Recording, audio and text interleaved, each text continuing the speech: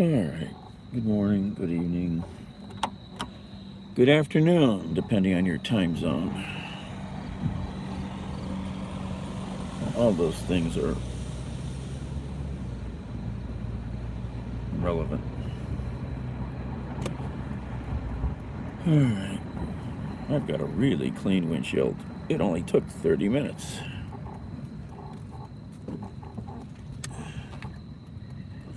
It's a elbow grease process.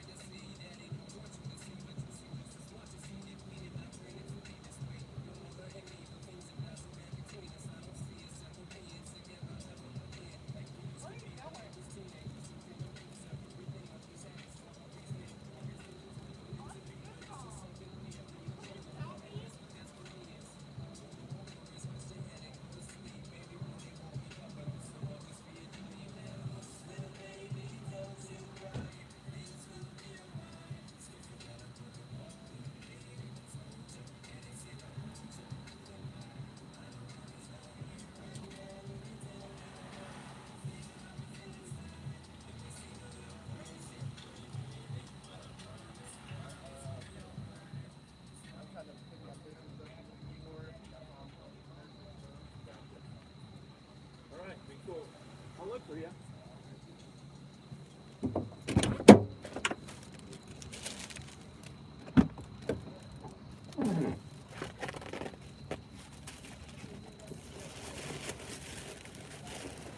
Oh.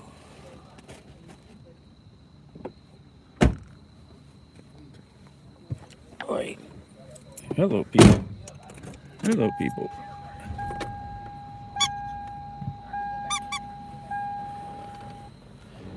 Fredo's so happy. Yeah, we can see out the window now.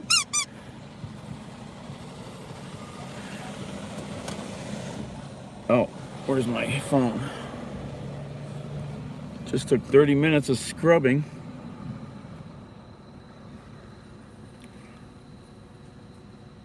All right. Where are we going? 1900.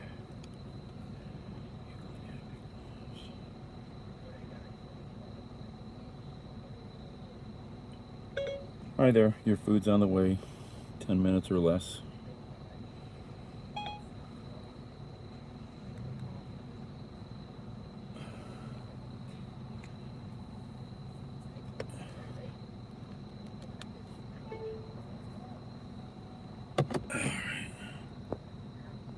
All right.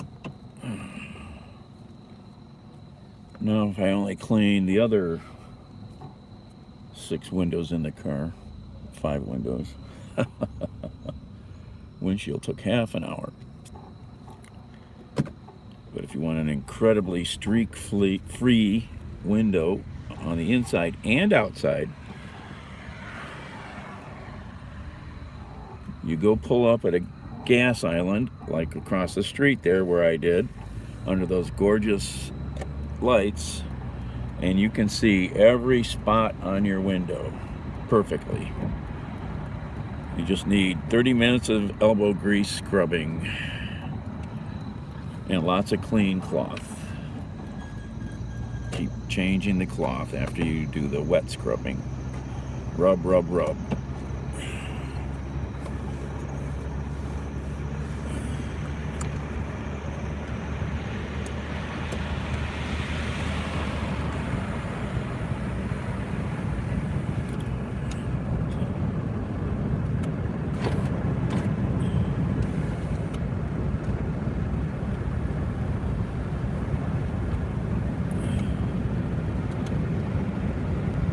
Oh, that's so clear. Oh my gosh. I don't know if you guys can tell.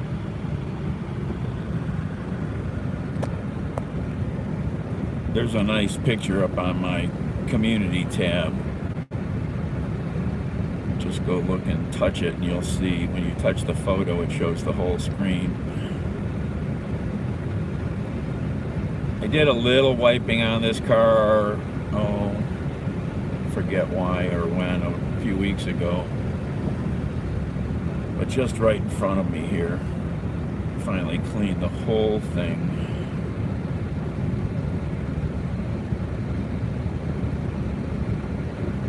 It's amazing how much of a difference it makes. But when you're breathing inside your car, you're exhaling stuff. You got windows open, which suck in road grime and junk, plus whatever gets slammed into your windshield on the outside.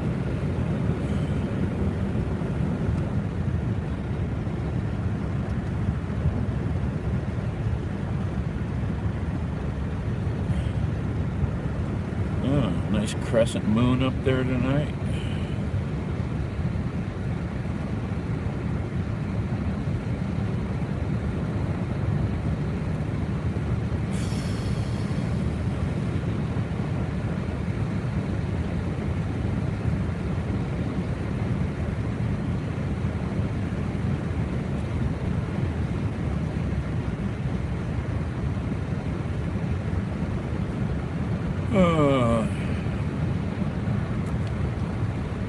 Let's give my foot a rest and just turn the cruise control on.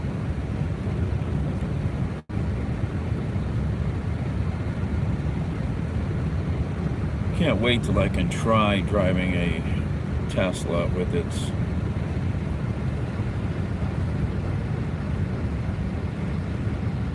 auto driving feature just to see what it's like.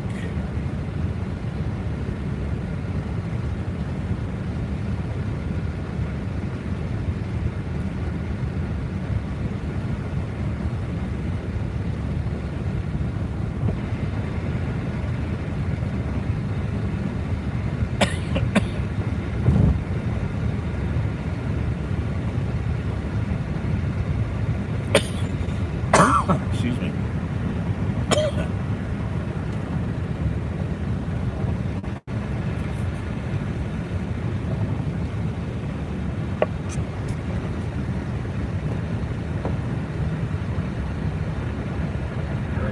I've seen a new territory, new areas where different clans are now organizing as to stand against Al-Shabaab. And Al-Shabaab, When you say, so just to kind of question, but when you say the clans are organising, why now? Is it that they feel the National Army... 2T.org.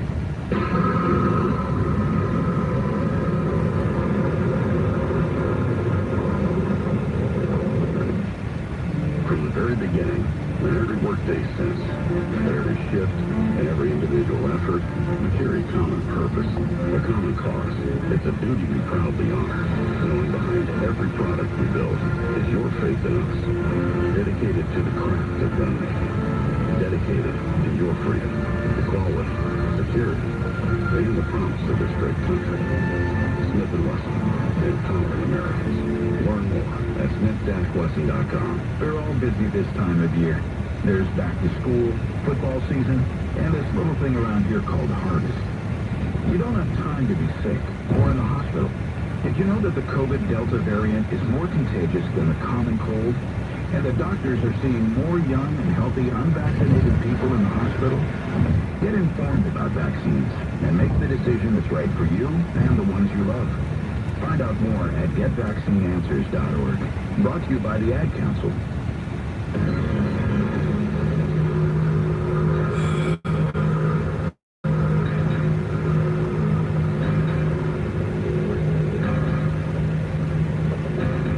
And we're back on Coast to Coast. George Norrie with Alex Epstein as we talk about his work, Fossil Future, and your final calls this segment.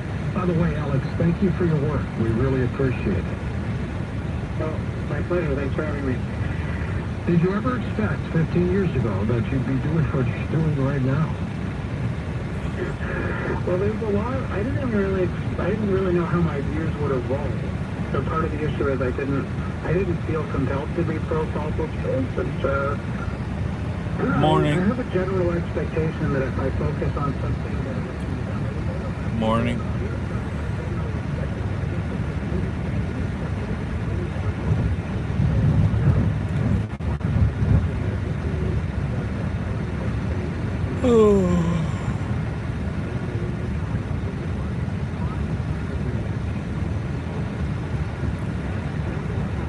Surprised me, although it now makes sense to me, is that when Moral Case fossil fuels came out, so an earlier version of my arguments came out, it was very positively received and sold very well, but the opponents just didn't engage it. It was really shocking because it was on the New York Times bestseller list and people didn't engage it.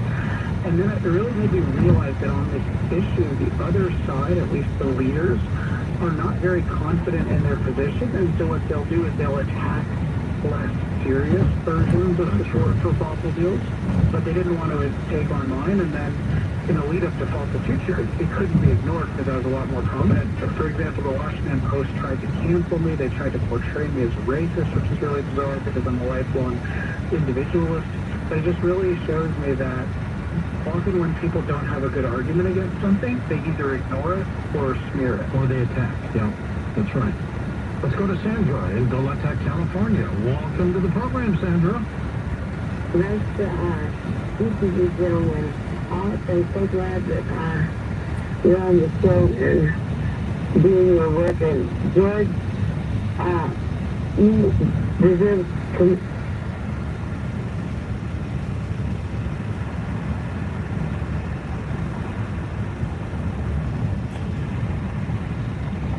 Oh yeah, that's Denny's, yep. Yeah, I said I wouldn't go there after waiting there the other night for a ridiculous amount of time, but I was across the street at the gas station eating leftovers from yesterday, getting a coffee, and then I spent 30 minutes scrubbing the windscreen. I now have an insanely clean window. Go to the community tab, you'll see the picture of the beautiful window. I don't know if you guys know, the community tab photos, you can tap them once and they'll get bigger. They'll show more of what the image is. They won't get bigger, they'll, show you the full picture. I don't know if a lot of people know that about the community tab photos. Oh, red and blue tonight. There she is. I better get over.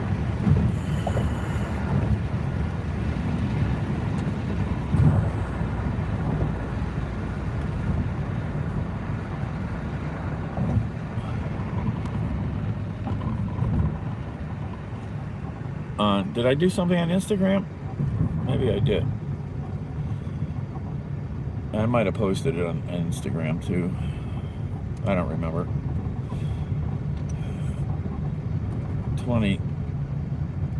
10 minutes ago was a blur already in my head. Let's see, we gotta go down here to Euclid.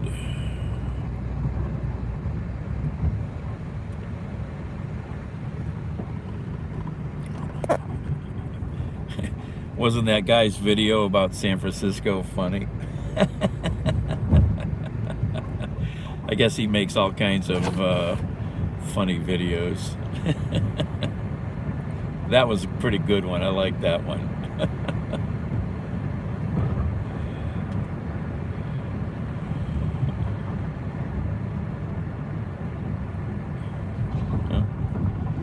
Miss those sewer lids and steam vents that make so much noise when you drive over them. There's 2 or 3 right through here that are just annoying. Oh my God. Oh, I mean, look at how clean that is. Ooh. It's got that new car smell to it even.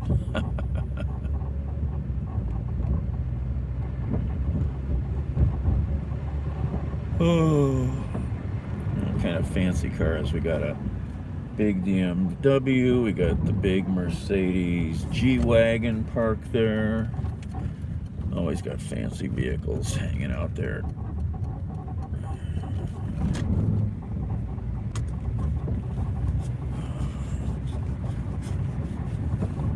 Go right through Playhouse Square.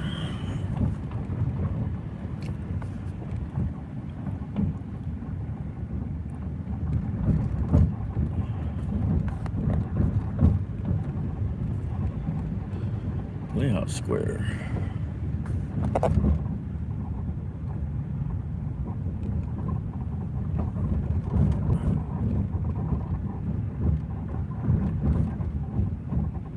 There's the chandelier.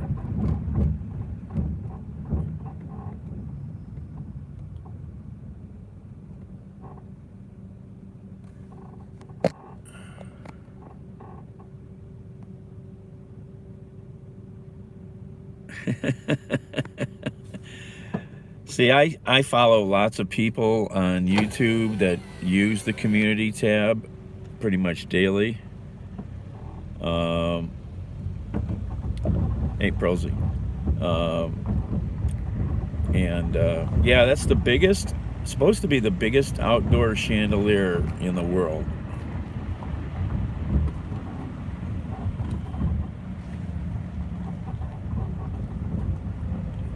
You know the weather's changing when you can start seeing the steam vents venting.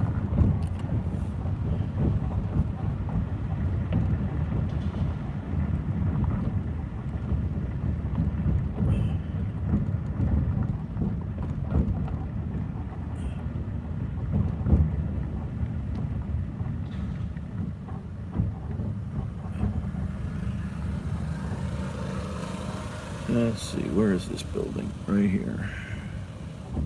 The customer requested you hand them the order. They added the following instructions. Hand it to me. Alright. Be right back.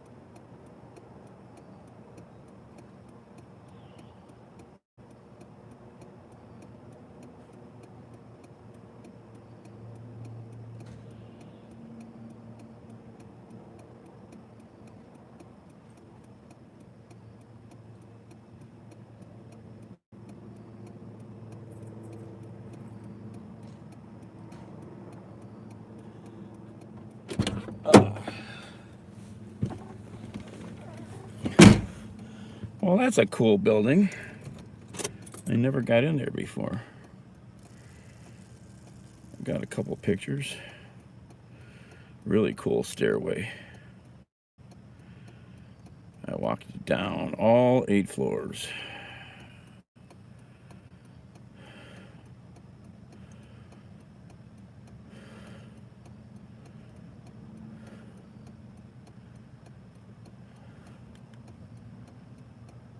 Let's see, where am I at? Well, let's change this.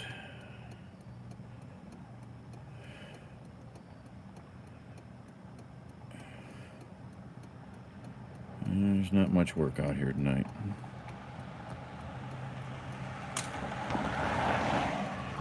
Pretty quiet.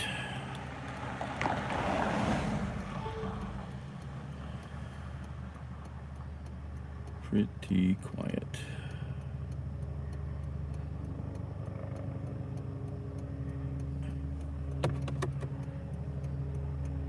Hey, John. Drew.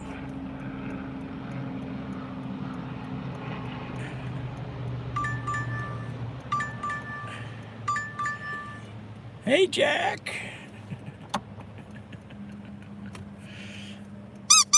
You found us. Oh, Jack is here. Oh. Oh, look at this stupid delivery. Jesus. 15 freaking miles. You got to be kidding. But I think we'll do it. The food will be ready by the time I get there. And it's all some pretty fast driving too, so. Hey, Kent.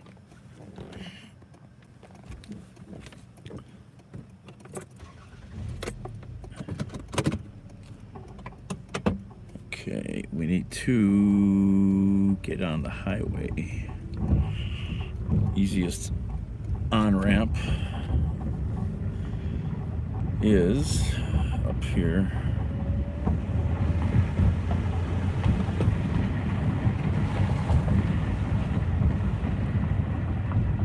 Or should we turn around? I hate this. I hate these streets here.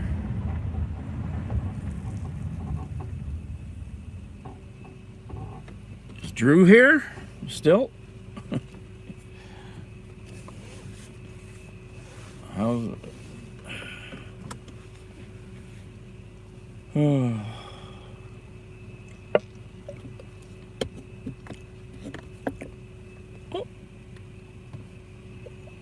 Hello. Oh, that's what that shit. There were all these weird marks on the inside of the window here, and they were really hard to scrub off. Fredo's dirty ears. That's what did it. Fredo needs a wash. Needs a good scrubbing. I'm like, after I got in the car the last time, I'm like, what is this row of specks? And then I put my finger up there and I can feel them. I'm like, what the heck is this stuff? It's like snot. These little weird specks.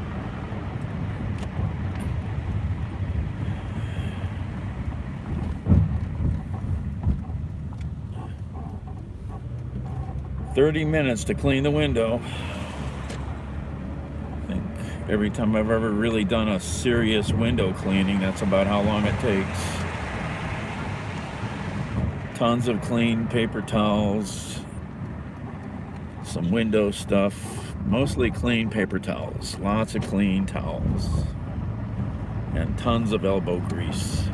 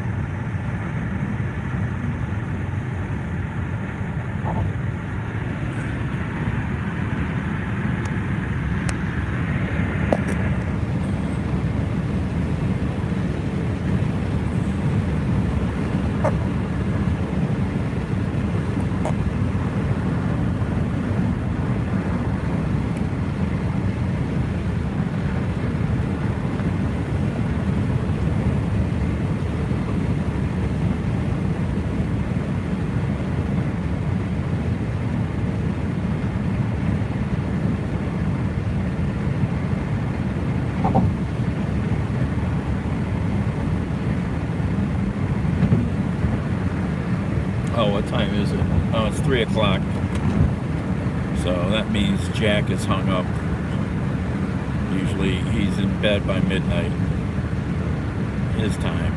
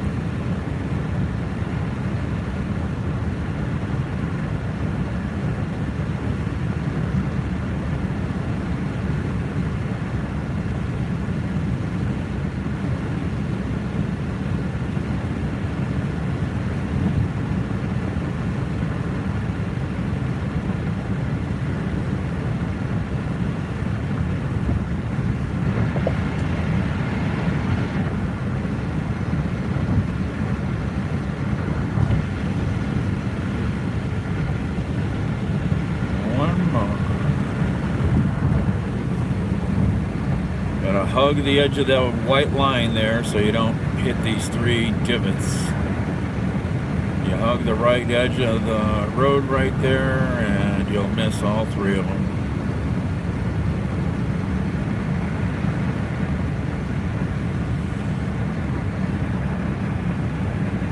Stop. Nah.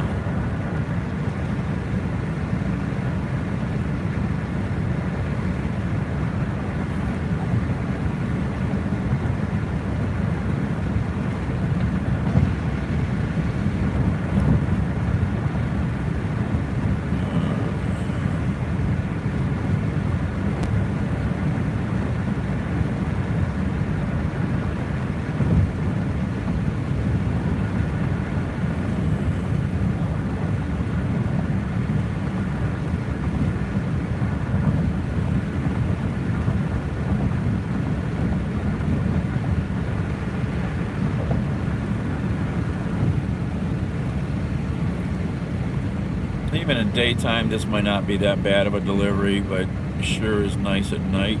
No traffic. Lots of highway driving on this one. So it makes it real efficient.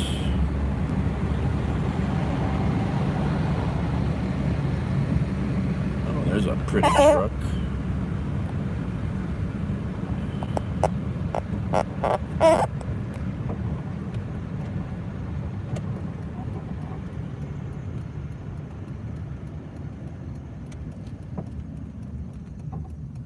Lots of good roads without bumpy.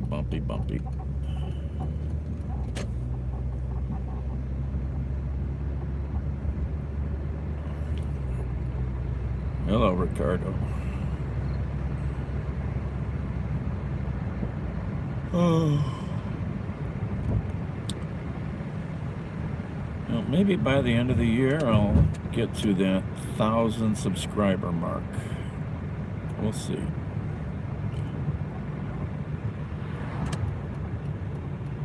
Numbers are climbing pretty good.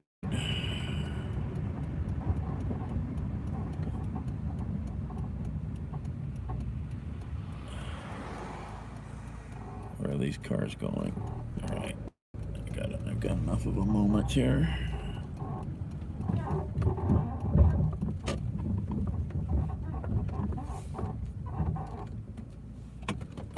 Be right back.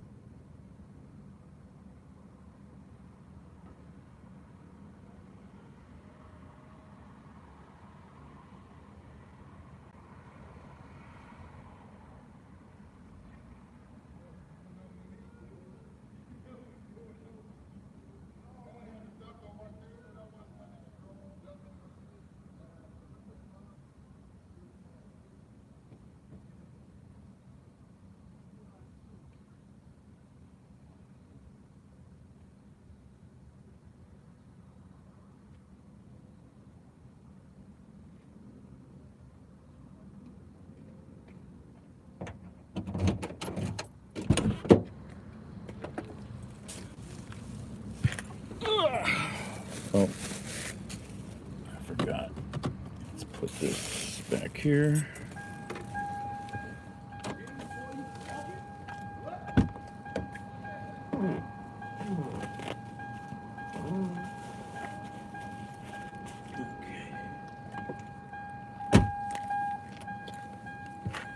All right.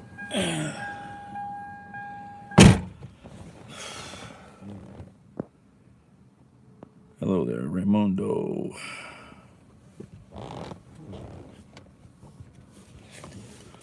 Good morning.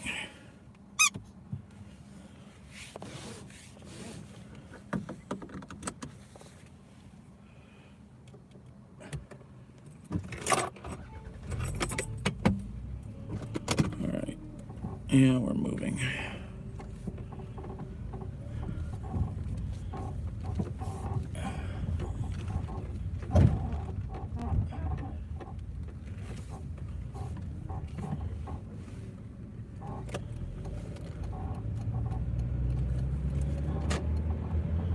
Actually, I probably should go the other way. Oh, too late. Never too late. It's probably better to go the other way. Just a tad quicker.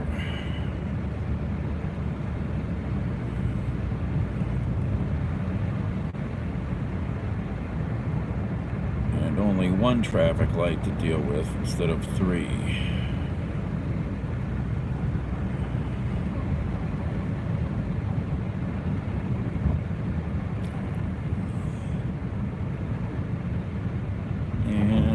Green light, okay.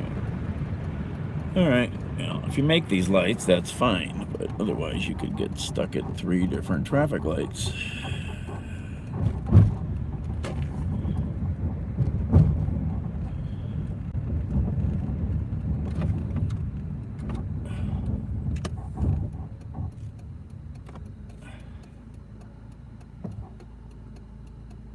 No response.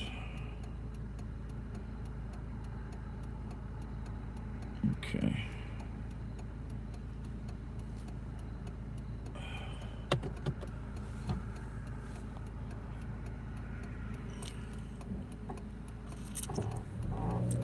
And we're off. To the east side.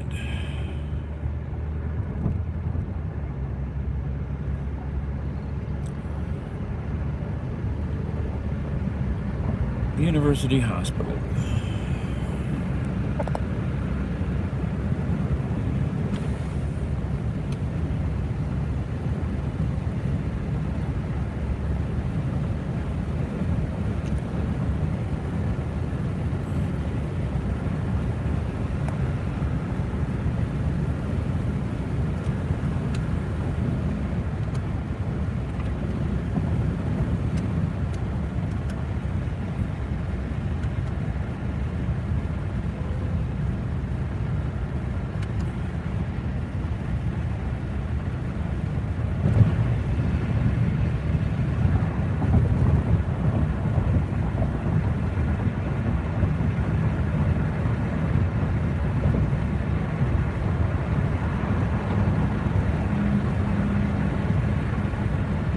That's what I forgot to do.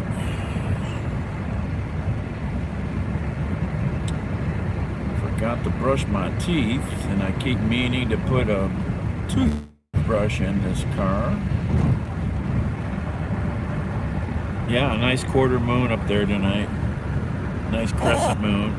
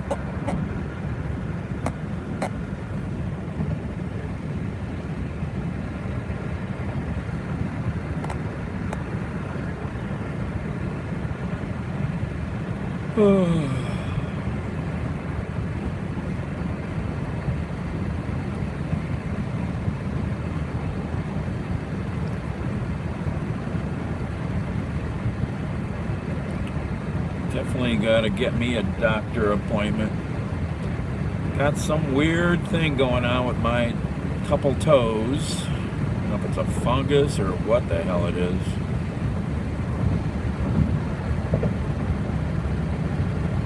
It's gotten a little better, but it's weird.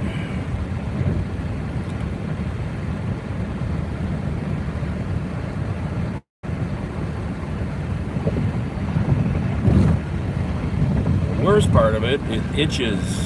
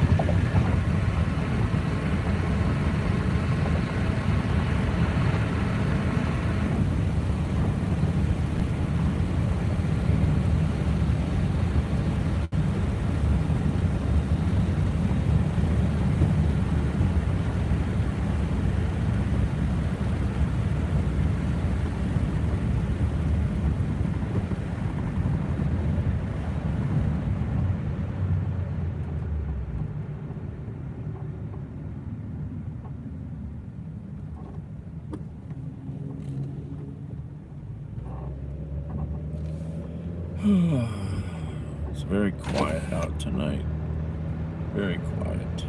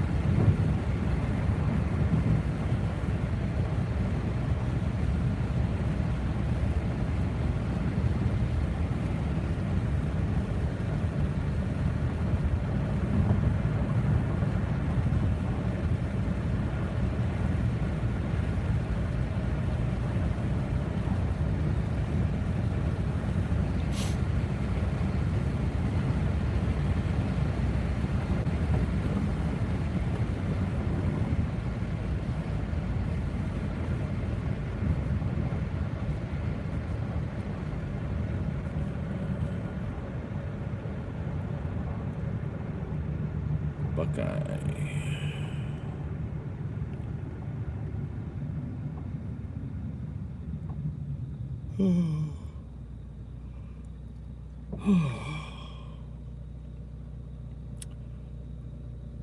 Guess I'm gonna have to buy gas tomorrow.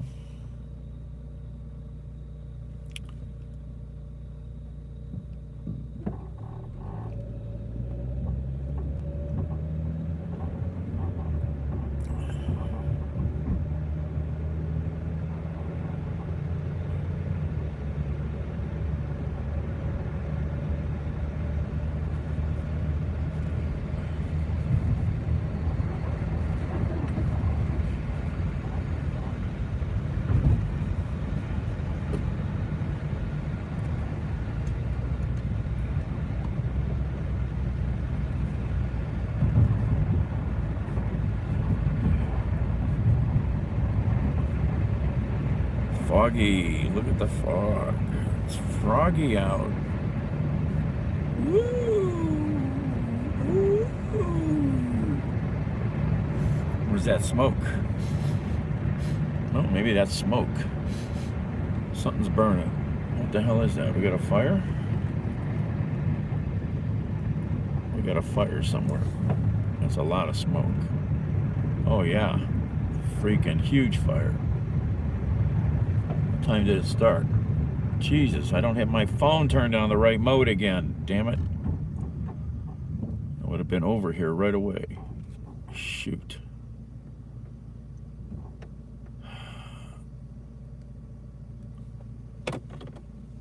Dang it.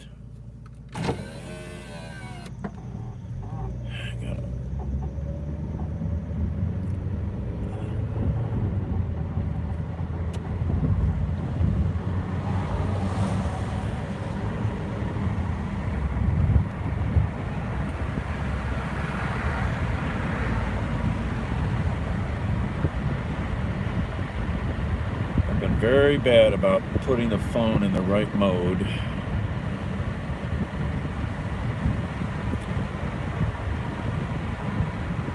Got to fix my brain. Green light, green light. Green light. Green light.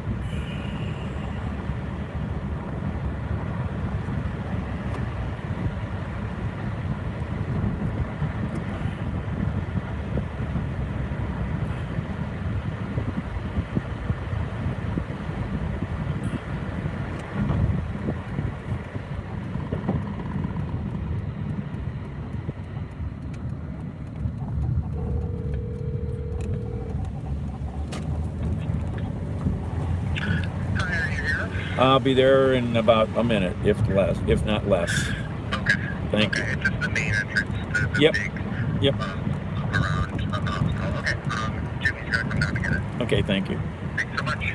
Bye.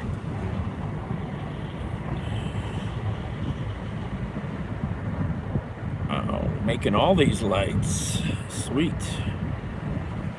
I hate stopping at lights that are 300 feet apart, one after the other. So annoying. There's a big fire over there. What? I'm trying to think of what that is. I don't know. Can't think right now. University Hospital's main entrance, main campus.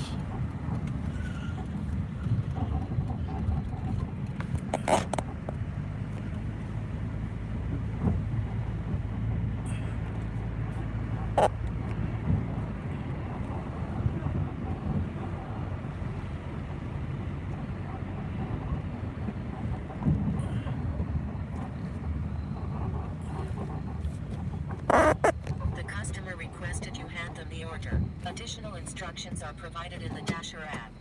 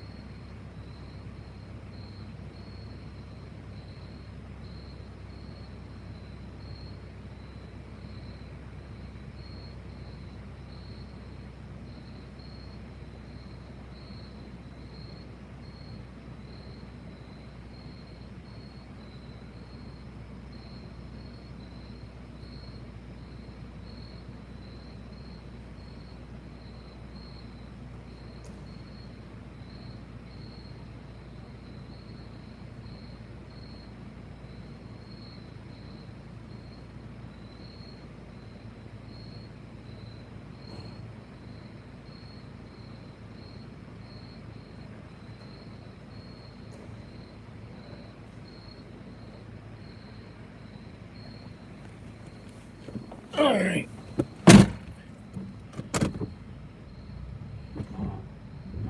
me foolish fingers.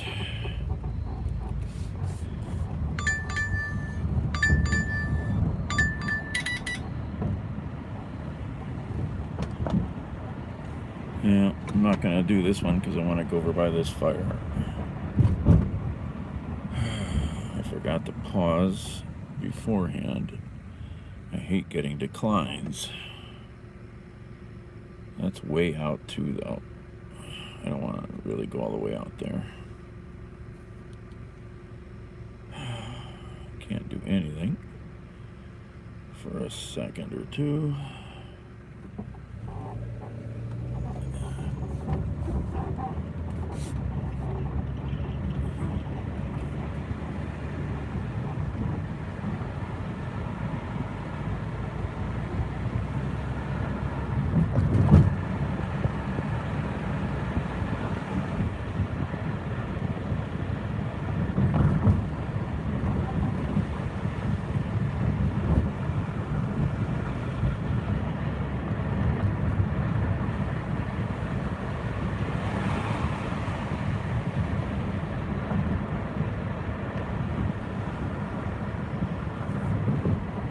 Let me think here.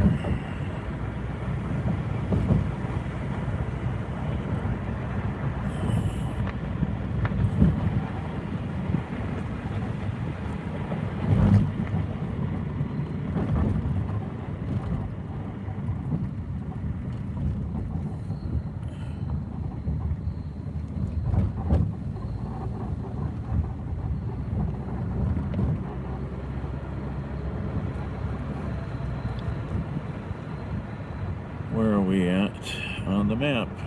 There we are. So the best way, yeah, Quincy, yep, okay.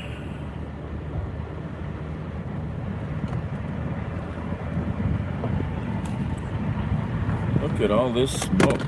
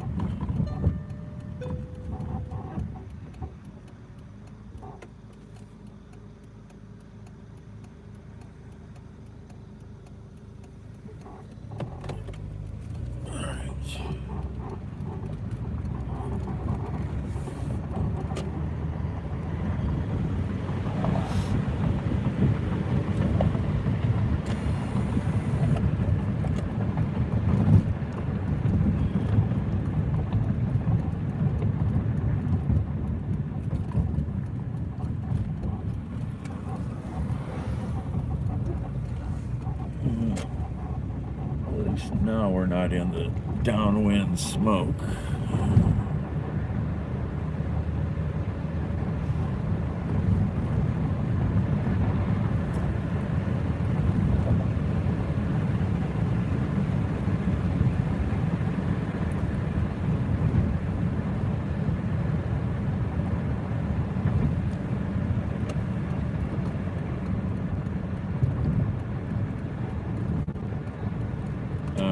Maybe they got the street blocked, probably.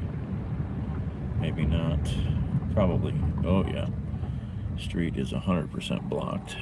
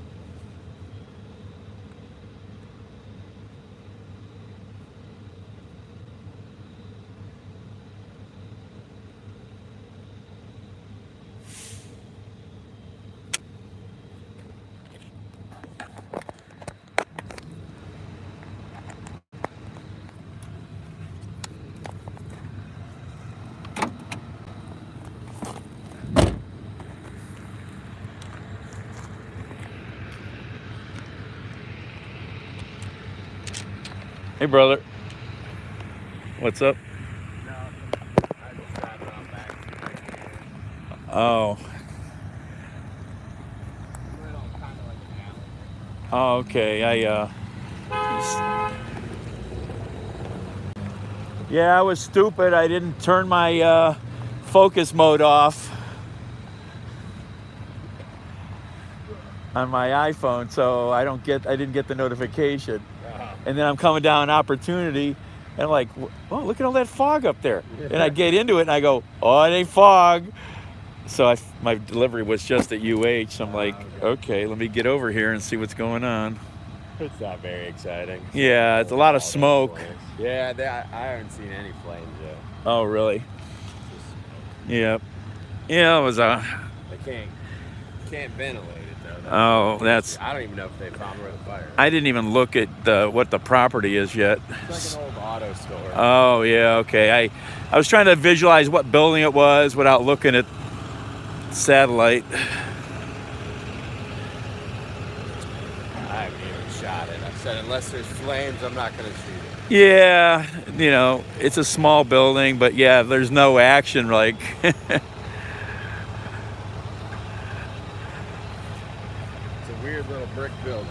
Oh, I think that was Dan that was over here. Yeah, Dan's I just saw him, but he moved.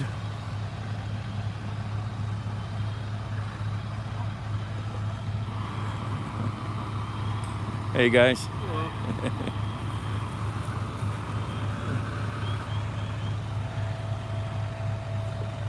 Yeah, I got out to that fatal last night.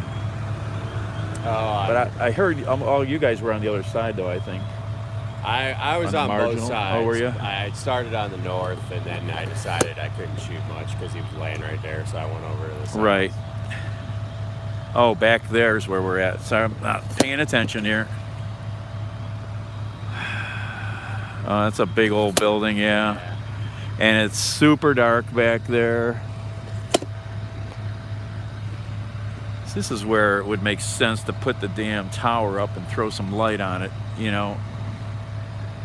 I mean, I watch enough other cities and how they do responses, and I've witnessed enough in others, out of state mostly, and, They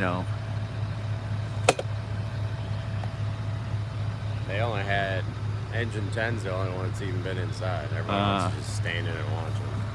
Well, it could be real dangerous, yeah. They're going to put a hole in the roof to ventilate. Yeah, there's a lot of smoke, man. It's like, you can see it pumping out there now, I think. Yeah, from the back, it was coming out good. This shitty-ass tripod. Yeah, you can't even see anything.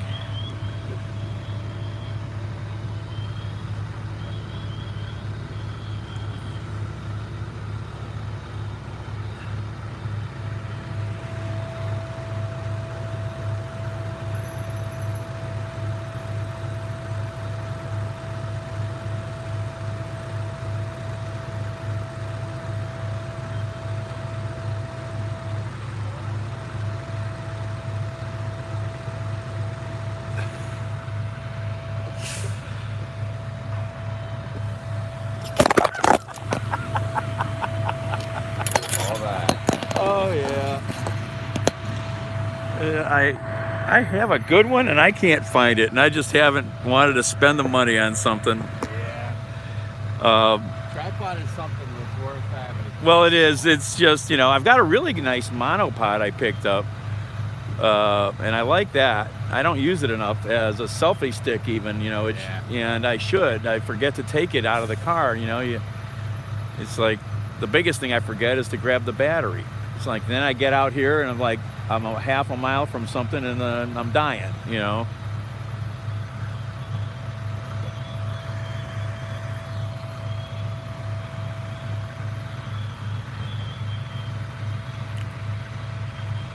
Yeah, it's driving me nuts. I'm gonna probably just have to buy a good tripod, you know, because tired of this stupidity. It's nice because it's super light. I found it. You don't need much with the phone, but no, yeah. But I want something stable, you know. I found that at my buddy's building I do work on. I'm like walking on the 4th floor where it's just mountains of shit just stored. I'm like, oh, I'm taking that. I've got this really cute ancient one from the 50s or early 60s. It's like telescopic antenna legs, like antennas, and it's really cute and functional. And it's only this big, folded up, fit in a pocket easy, you know. It's a little wobbly, but it also makes a nice little desktop or tabletop tripod to get it up in camera up in front of my face more. I couldn't. I put it somewhere at home. And I just found it again the other day. I was like, oh, there it is. Second level back there. Yeah. Sorry, but yeah.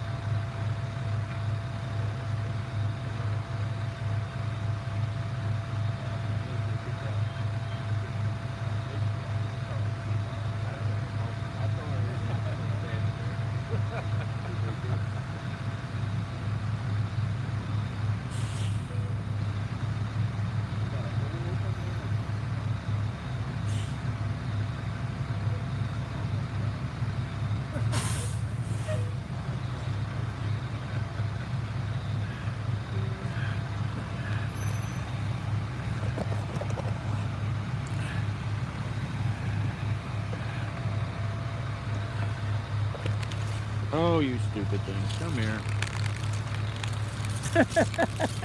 That's how I found this battery.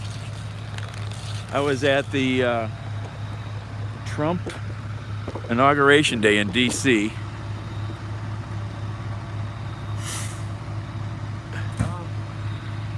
And oh yeah. All right, I'm gonna go get my camera. Yep.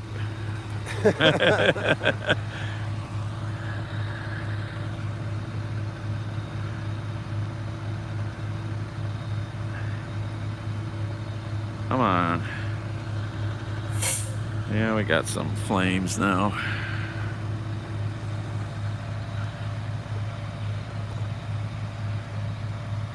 They're having a hard time. Hey, Dutchie. They're having a really hard time with this building, trying to find where this fire is. There's a second floor. It's a back building back here. Oh, back here is another building behind this front building, and this is 2 stories.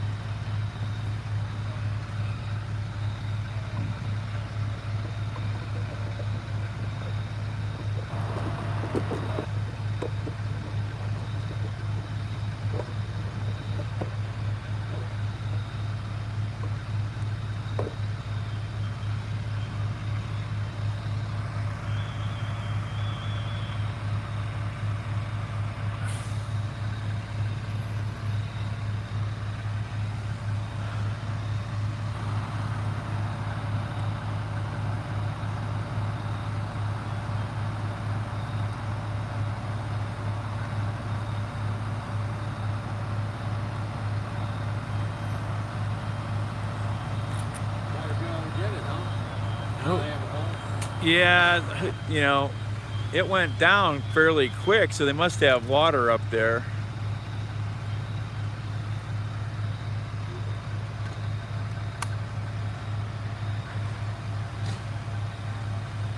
And they got this window open, a couple of them maybe up there.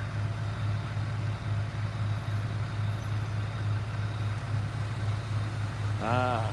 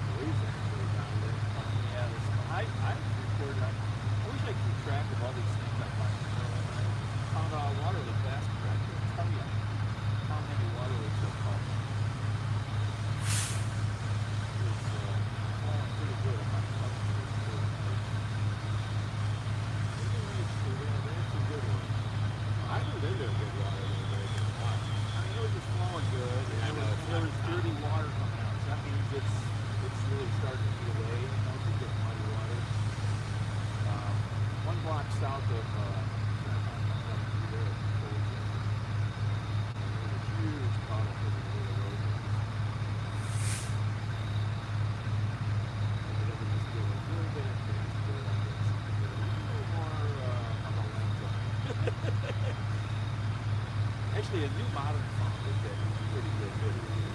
That phone's in. I just got 14. Kurt's, yeah, he's got. Yeah, that's good. I really like it.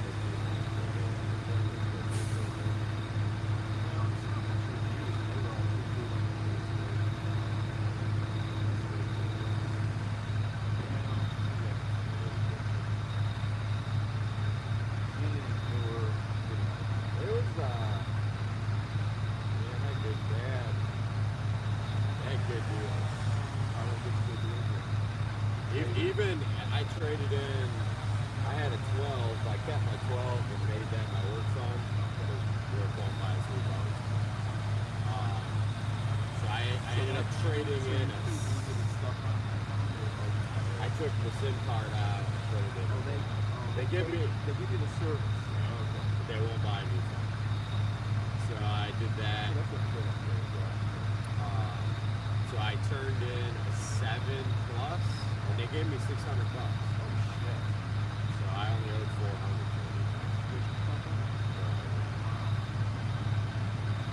You find good coverage with Verizon? Yeah, that's pretty good. Now that they have the 5.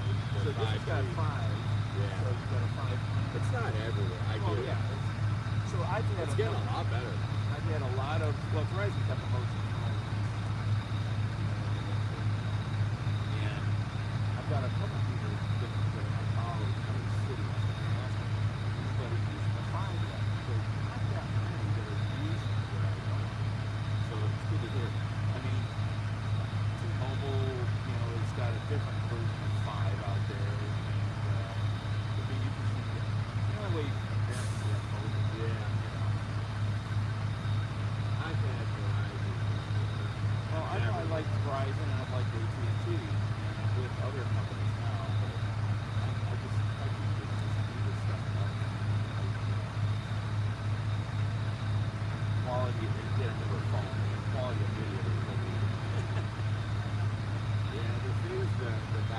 because we hook up to these. Which brands do you use? Chagrin. We just got all new ones that have the 5 years. And then, because I think they get some priority with that program. I'm always shocked how I think I'll be. Sometimes I'll have a hard time just sending video in from my laptop. Right. I turn that to 0 on. Well, I'm not a bunch of broadcaster.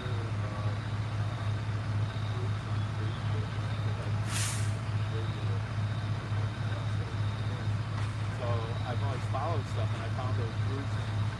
They have these kind of discussions a lot about this kind of technology and stuff. So that's the stuff that interests me more than the broadcast stuff a little bit. You know, so I learned little bits and pieces. But yeah, if you can afford to buy a digital.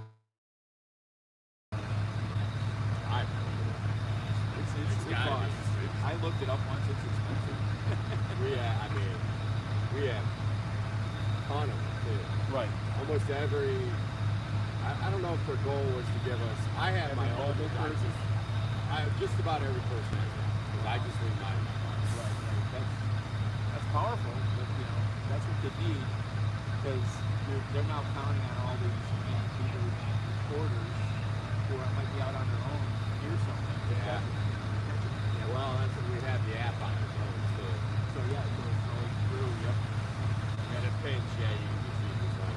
Yep. You know, and if you And the app's actually a tripod or a gyro, you got good. I have a gyro. I gotta get a gyro. My friend would text. Sometimes it's in a pinch, I'll just go right here. Oh yes, you can do that. Right. My light. Yep. Give you a nice stable platform. Yep. My friend was supposed to send me his old one from Texas, and I don't find it. He said he boxed it up and moved it. But I haven't really used it too much. I got a good deal. I mean, I walk a lot, so you would use it a ton. Yeah, right. I walk and I'm good. I think I'm really good at only walking. But to get rid of that motion from it would be just huge. Yeah, I mean, it creates such a much better product, you know. I can't remember. I got it on sale at last buy. It was under $100. Yeah, there's stuff out there for $100. Yep. I've been pretty impressed with it. I bought it. I went to France this summer. My friends are over there right now. We're doing a few countries. We just did France. We did Paris and Normandy and then wine country. And I bought it for that. It was great.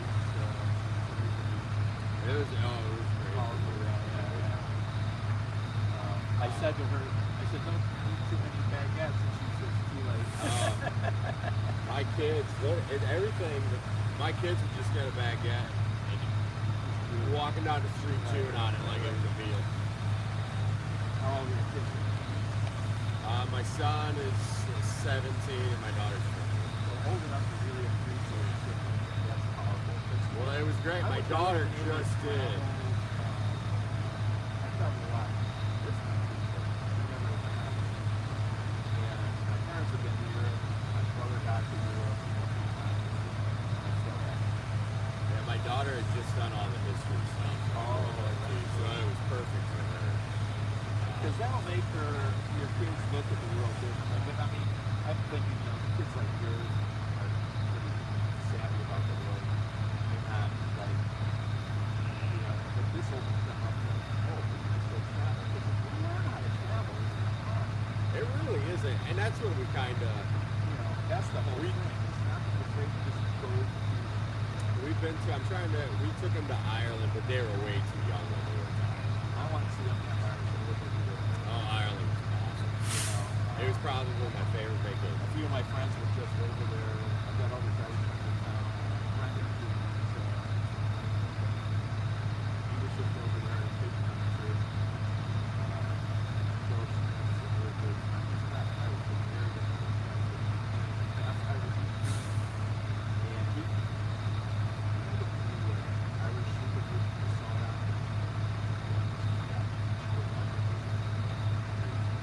So we started decades ago. Stuff with Israel.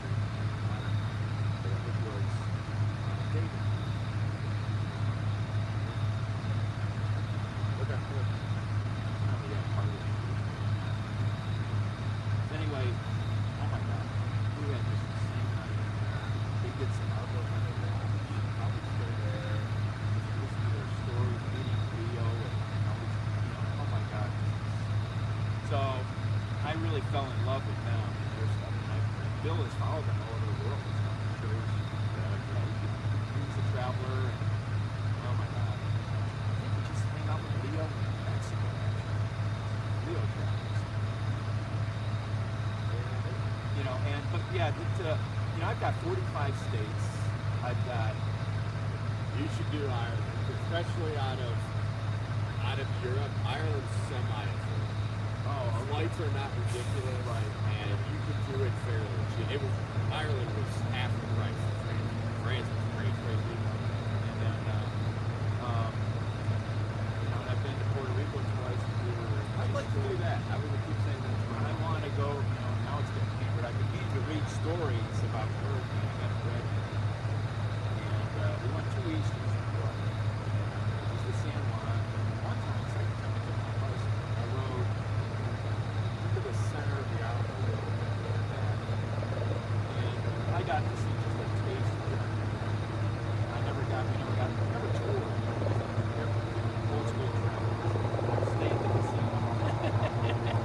You know. And we're going to, we dropped in the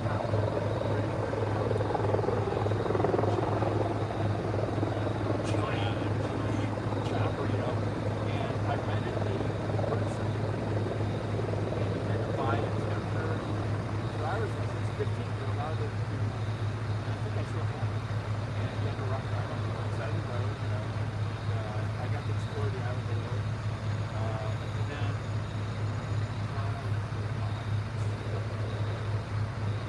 I've been on Vancouver Island for a month. BC. Close to a lot of and back when you could do it and be safe enough, you know.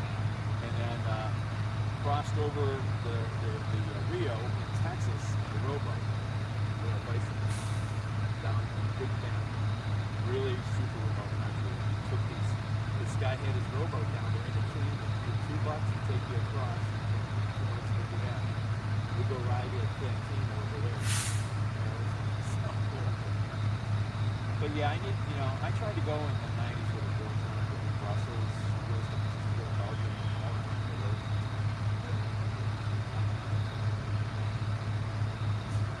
Well, you know, I mean, she was in the world of being younger, like her, you know, her concept of being cool or okay. There were times where she wouldn't even think I was wanted to go. You know, I wouldn't get it. I didn't get it. I didn't know how to react. Obviously, we're not together. Yeah, I'd like to, my next one is Italy. Italy, okay, yeah. My brother's done Italy a lot. It's done England, Ireland, He's done Italy, the Tuscan region a lot with some friends from Cincinnati. They did Ireland, they did Eastern UK, I'm not sure. We don't talk much. I like to do I like to go, so we have friends that go to Europe like 3 or 4 times a year, but they go to London and they stay in London for a while. I like to rent a car, and do as much of the See, like I used to fly, I've got friends in the West Coast, so I've been going to LA since about 80. Actually, my first time was 73, right after graduation. And that was crazy fast. I like drive fast, and I like to rent it. And this gal I knew from the pricing quite crazy. Said, I'm going to California. So, she had a gas, hot car, big motor. 73 was the year of the oil embargo. So gas stations in a lot of cities were closed. We still made San Diego $40. Oh yeah, this is good, man. We had to wait. Some out west, like in 2 places, we had to wait for a number of hours for the station to open. So we didn't think about getting gas and other things. So we could keep running. Yeah, I've driven across myself in 40 hours. That's pushing it. Yeah. Nowadays, you know, harder, I think, because of all the cops. There's cops everywhere now. But I've been going out west. I know the west really well. I've been to Area 51 boundary. I've been kind of times. And I wanted to go to DC over the weekend so bad for the air show here, Base Andrews. I just found out about it. I got Friday. And I didn't have my act together enough. And then Baba, who follows me in DC, he said they actually on Sunday they cut it off because they had some. You had to go to a FedEx field to catch a military a bus. You had to stand there, get on a bus, and you go to the base. So they cut it off. So I might not, unless I'd gotten there at 8 a.m., which I had to find I didn't have to get there later in the day. So maybe DC, I've kind of lived in DC, LA, and Philly, so I know DC really well. There were shows from everywhere. Twice a week. And that was a sweet deal. I got to stay at a really nice hotel, and I did DC. I love DC. I could live there. Oh, it's DC is my favorite. I think it is. It might not be anymore, but there's so much there to do. And just in the city, there's so much that, it would take a lifetime. It just used to be so much. I don't know. It used to be so much. Well, it's crowded. And Well, now they got. So after I hadn't been there in a couple of years, and when I went back last year, well, all kinds of houses now. Neighborhoods you would. I just think it's weird. I went to Portland in 18. My wife didn't even want to stop. She's like, let's go. Yeah, it's and Seattle wasn't awful. Portland's awful. This country, it's sad how we failed all these people after they closed everything. And now mental health is a giant problem. Homelessness in general, because of how people end up falling, they lose a job and all of a sudden they have nothing. Yeah, that's the only thing that bothers me about DC. I lived in DC from 12 to 15. Yeah, for maybe 14. I don't know. That was a good gig. I just did stuff for ABC News. Okay, it was a good gig. And I've been going there. I had a girlfriend back in the 80s there, so I was driving there all the time, hanging out. Actually, maybe before that. She was maybe it was around the 80s when I got my first book about 51. That's a long time ago in the world that knows about that now. And because I was always into stuff that the government, as I say, that's not on maps. But you have to kind of know where it is. And then I got the puzzle palace. And we talked all about that area. I really got into that agency. I visited the original library. And again, you can get parts of it. Now there's more of it. But I got to witness a lot of cool shit over there. And then I visited almost every location. Traveling around, I just take off. So I visited, 51 first time. Fort Huaca, that's a long drive to get down. And all these, Mount Weather outside of DC, where we have to relocate. I've been to those places, and Site R, errand, that's like Cheyenne Mountain East. I've been to all these places. I like to see them. I was in LA when Oklahoma City got I'm like, we were sitting there, my buddies made me shoot big ABC. So we had feeds from every, we got two satellite dishes. And we just like, just stuck in front of the TV for days. And I finally left this look at Oklahoma wouldn't be my normal route back, usually, I guess, going through. And I don't have to find the photos. I had my big beamer bag, drove around first, and counted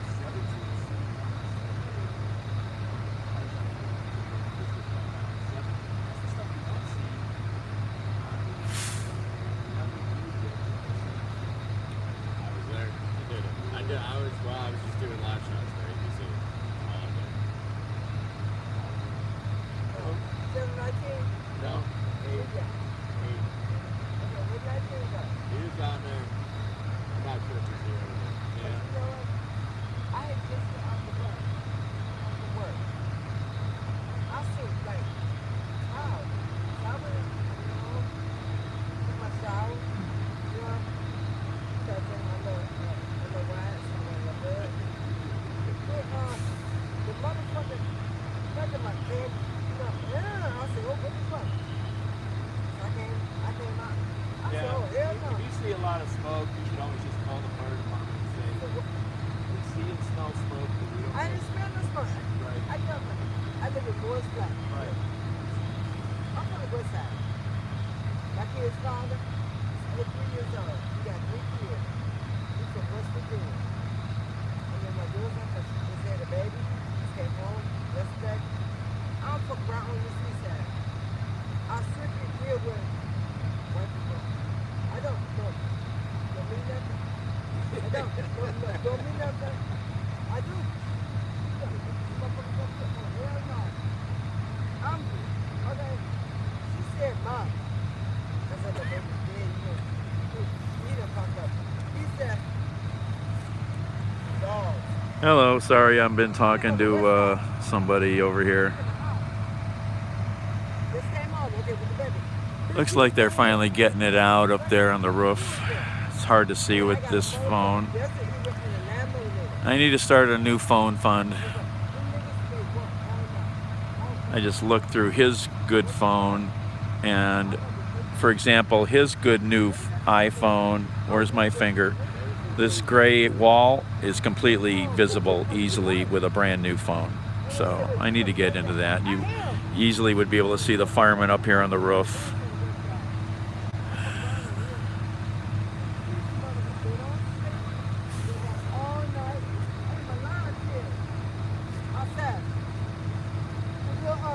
Door boy and the girlfriend, they just go grab a kid and take it to the parking lot. I said, excuse me, hello? He gonna pull out his 22. Okay, hold up. Hold up there. Hold up there. I call my dogs. It's Satan and Shiva. I go, this is boy, what's up? What's that? He said, damn, Pap. Chairs. I said, get my chairs. I said, okay. He said, get your dogs. Bitch and boy, get on it. I'm from down. I'm shooting my fucking heart. What the fuck? You get fucking in there and get down here.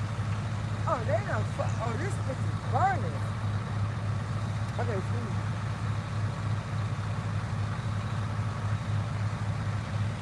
I can see pretty good, David, you know, versus what I see on the screen here. I'd have to watch the replay of this. Hey, I'm taking off. All right. Stay safe. Yep.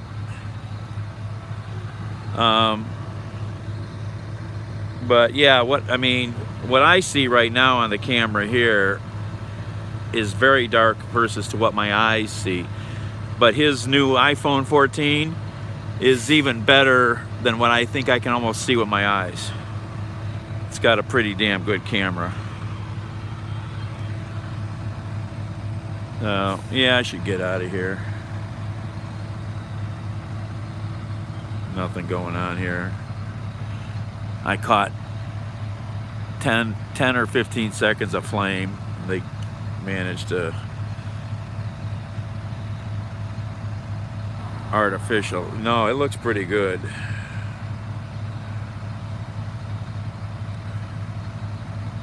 Time is it now?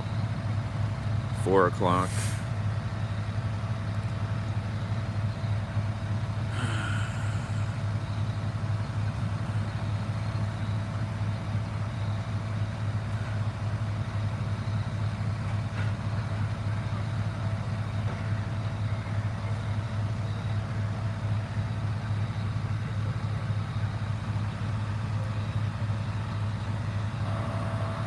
All right, I'm gonna get out of here. Also,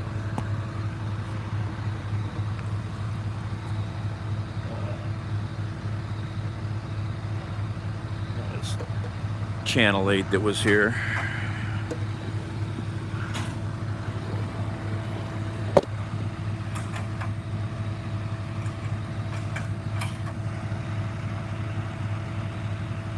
Run that hose. Yeah. They're starting to put some gear away. Still got a bunch of lines up there. Bringing back the K12 saws and the Sawzall. All right.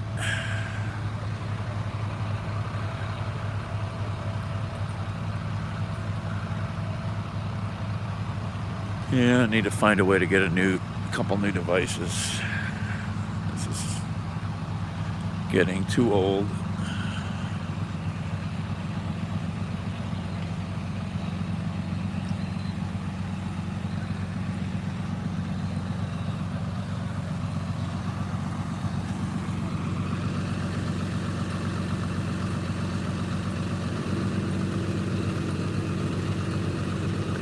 And then you look through the lens of his mini camera, and you know, it's like daylight.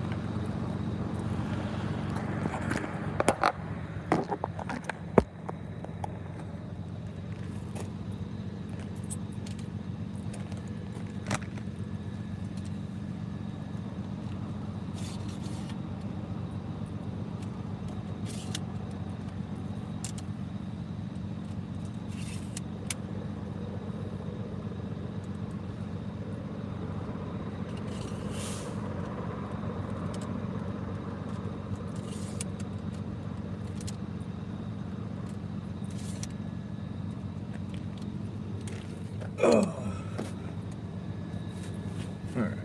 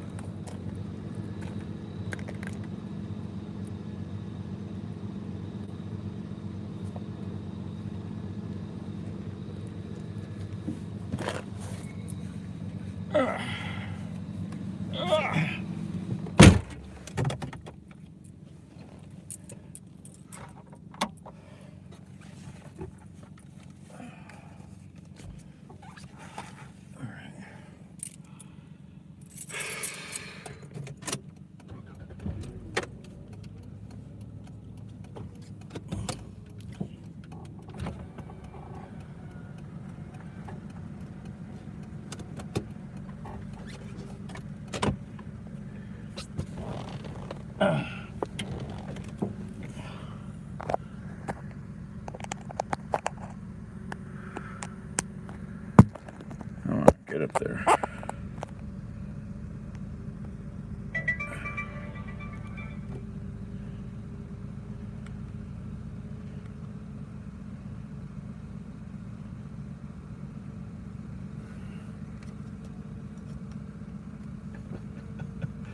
She was hilarious. Classic. You know, I'd like to have audio of some of those random things. It's so original and classic, you know. She had some, if she just got home, man, she went straight to the booth. Oh, I know. I finally caught, yes. That's okay, you know. I mean, Oh, no. she was cool. I liked her. I mean, No, she was fun. yeah, she was definitely interesting. I hate the ones that are just too weird. Oh, yeah, she was entertaining. Oh, yeah. All right. See ya.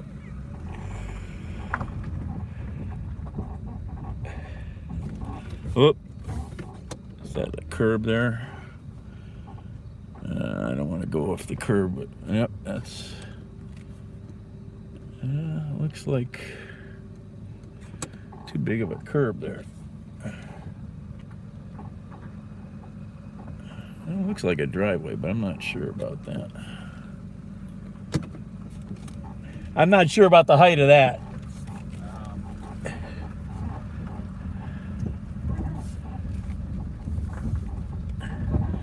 this car don't have great ground clearance, so going over really big bumps is not fun. I get, yeah, that's kind of high. That's like a full curb there.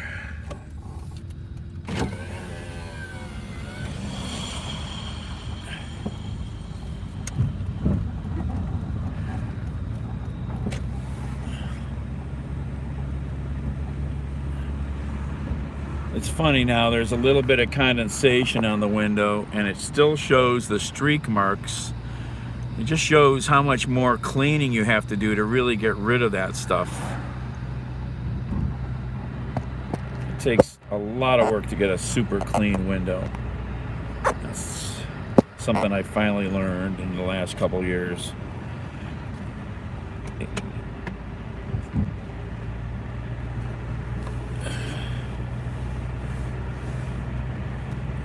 Time is it?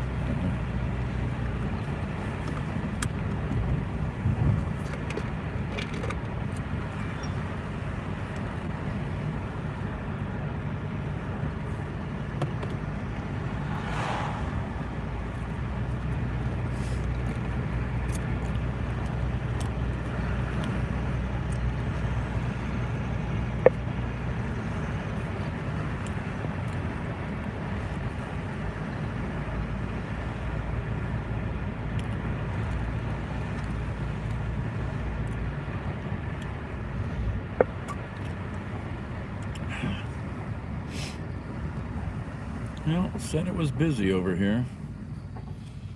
Let's see if we get a beep. It'd only be from one place, really.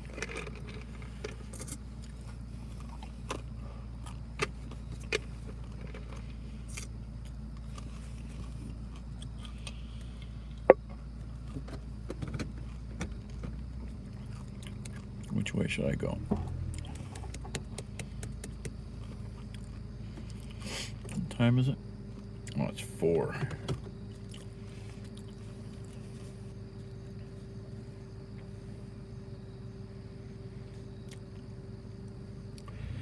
Yeah, newsprint is definitely supposed to be good. I've never used it enough. I've done it.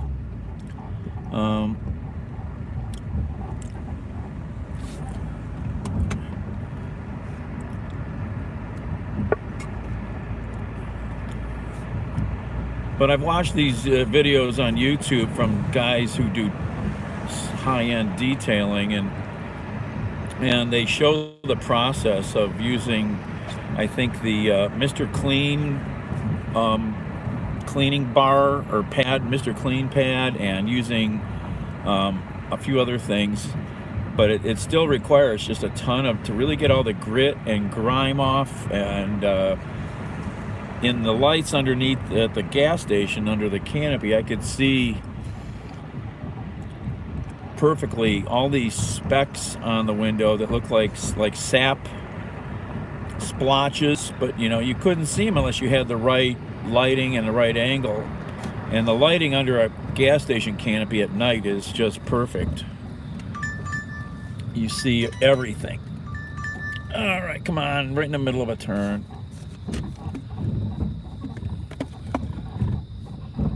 Come on. Of course, what's a night delivering without going to East Cleveland? Where are we at? No. Yep. All right. Best steak and gyros.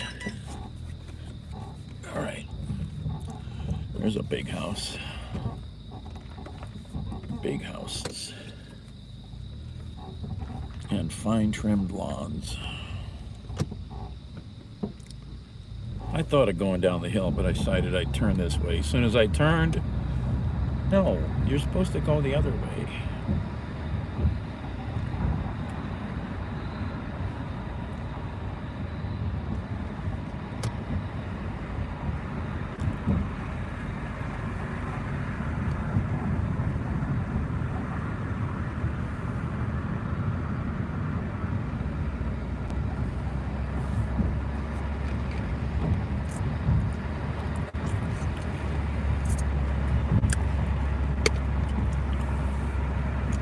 I like hanging out with Eric. He's a cool guy to talk with about stuff at these scenes.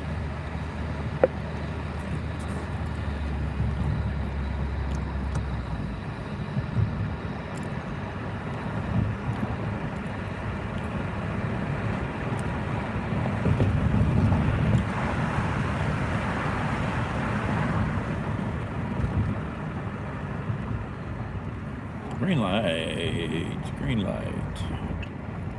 And another green light? Look at that.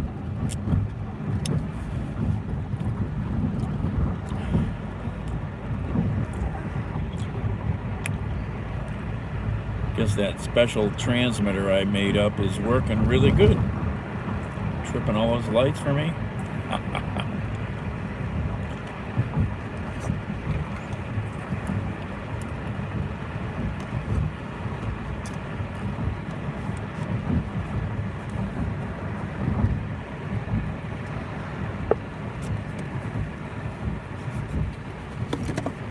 Light number 4 is green.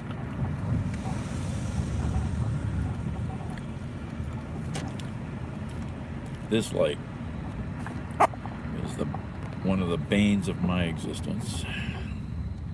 It's always red.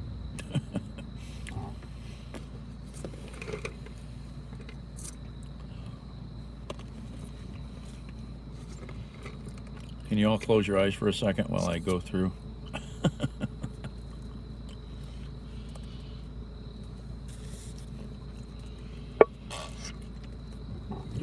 I mean, there's no traffic. I came to a stop, I looked, I go.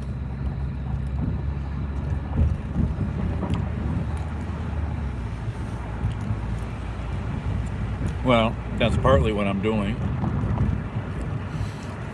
Sometimes you have to just figure out that you know, you don't race from light to light. You idle, even just idle along the road here.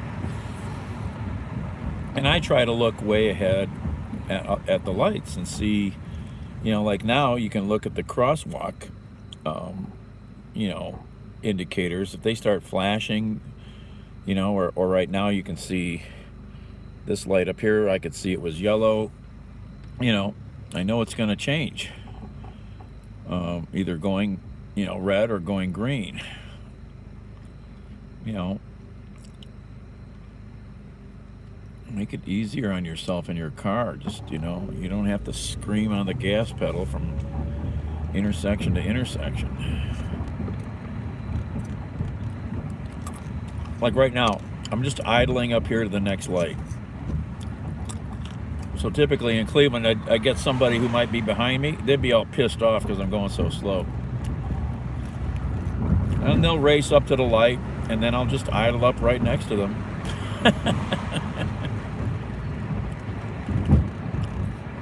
And I just look over at them like, you dummy.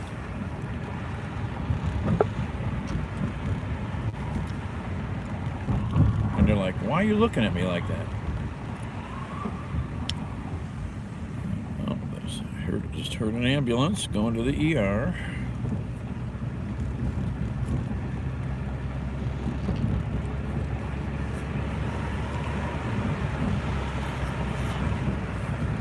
That was pretty good coffee tonight from the gas station.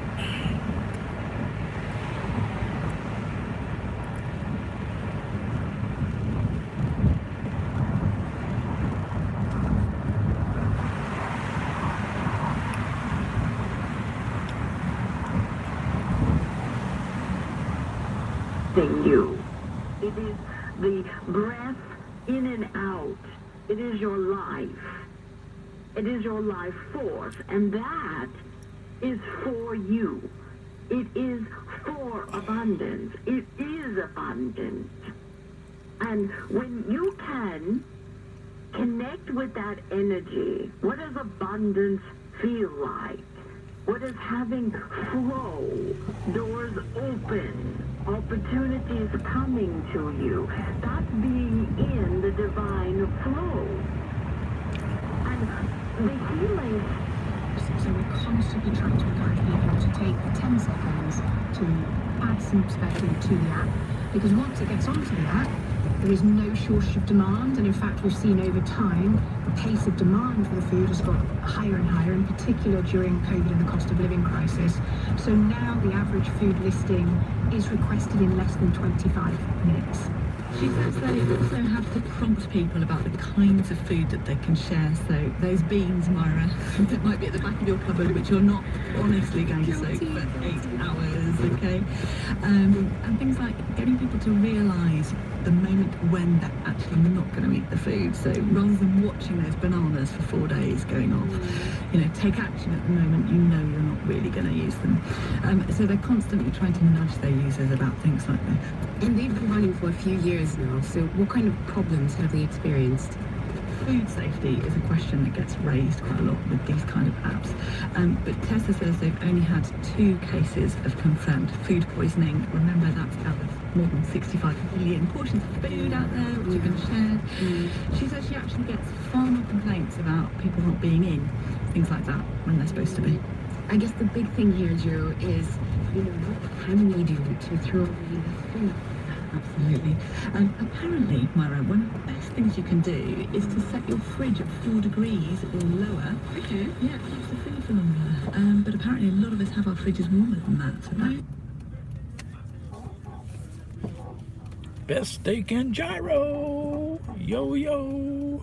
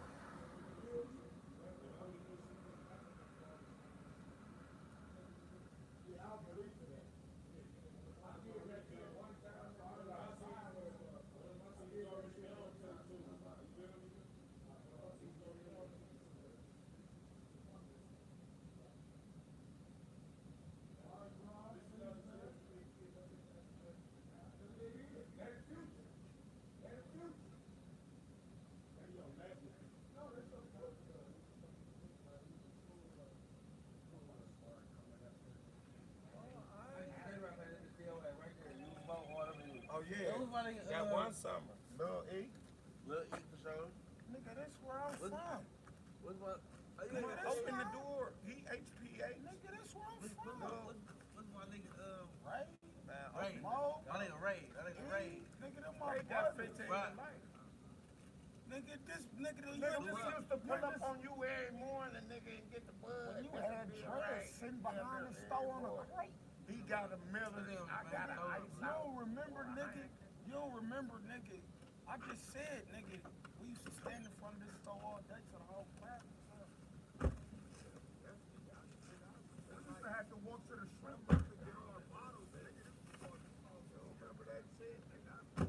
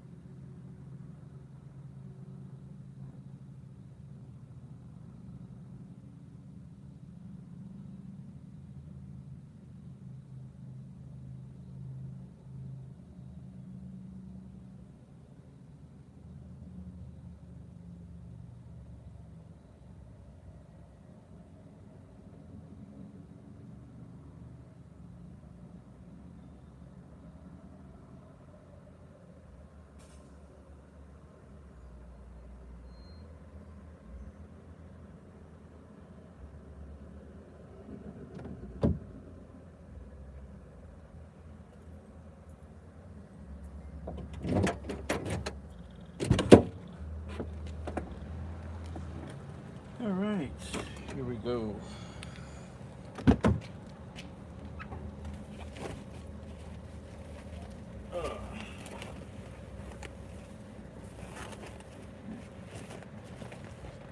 Food. All right. Food is sequestered. Oh.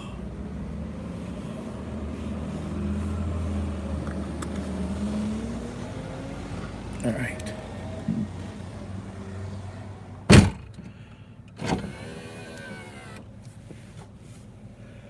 Oh, I'm a silly human being. I'm a bad human being. Let's make a deal, Jim. Next time when it's nights like this, right? I'm a bad human being.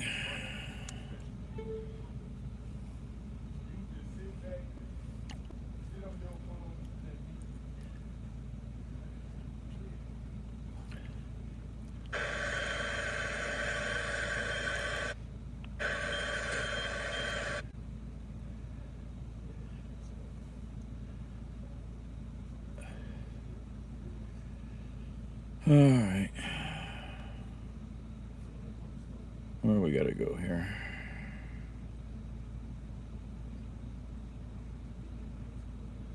Let's see here. What's the best way?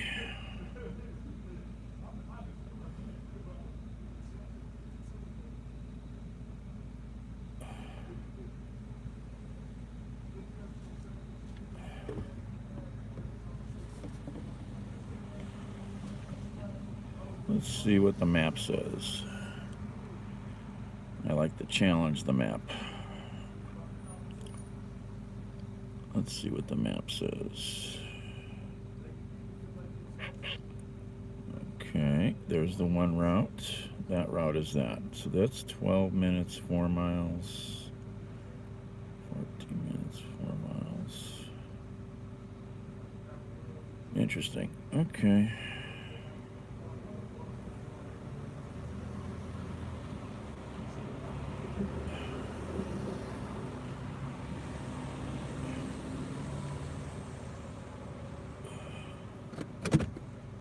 Head southwest.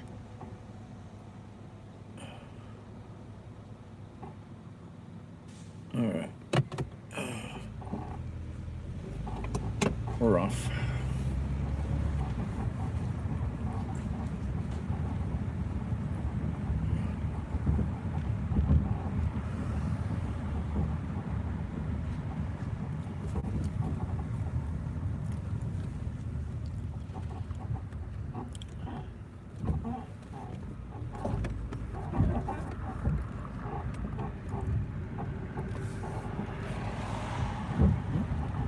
Don't hit that freaking hole. That's a car killer.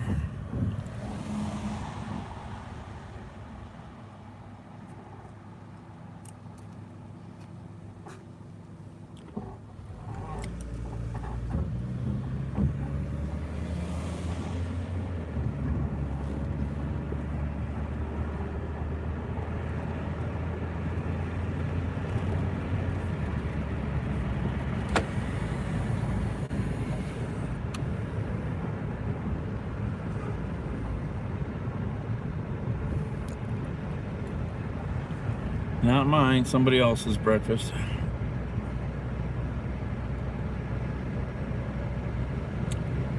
I finished my leftovers from there just a few hours ago.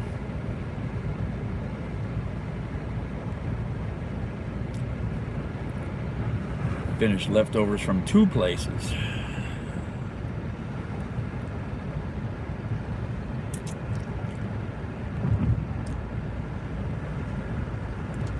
Well, I caught up with my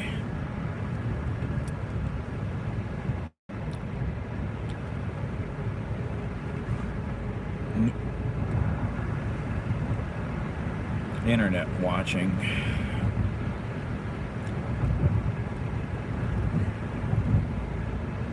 Looking at all the people condemning Trump's rally in Youngstown the other day.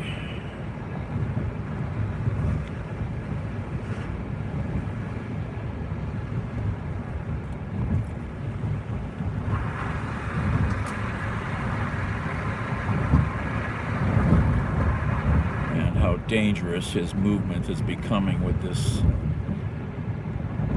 bizarre bananas madness, calling him the Messiah, the Son of Man.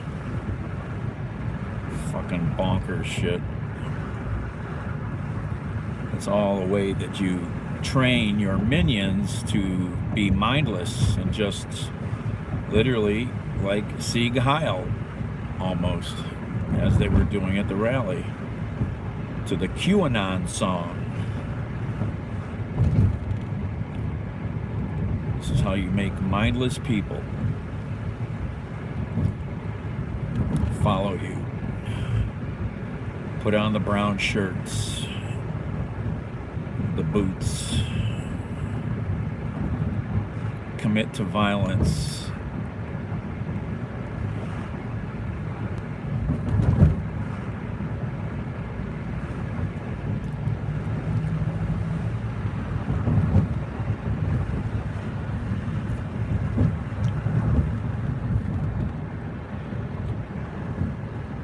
Oh, I watch them a lot. Oh yes. Oh yeah. They picked a dude who has a conscience and morals. They thought they had some dude who would be friendly. And boy, are they clueless. Yep.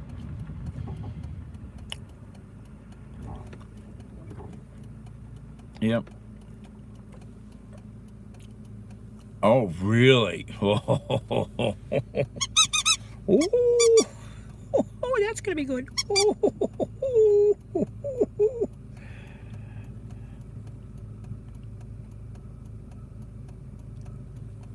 Nice.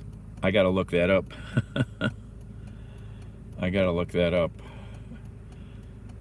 Or send me a link on Twitter.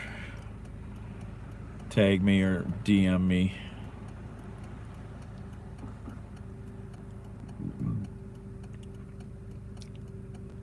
Yeah, that's gonna be a full house watching that.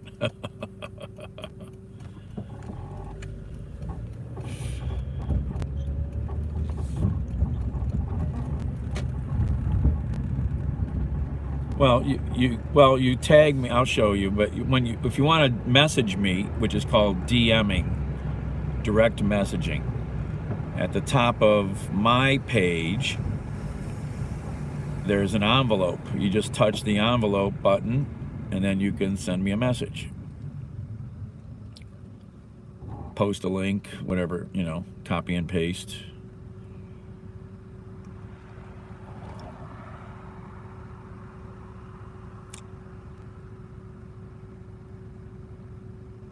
And if you were going to tag me, no, on Twitter.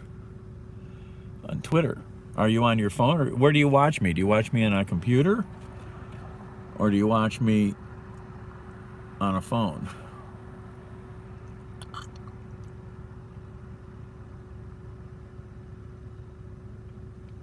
Computer. So you can do so you do Twitter on your desktop? Just send me the link on Twitter. Same thing, go to my page on Twitter.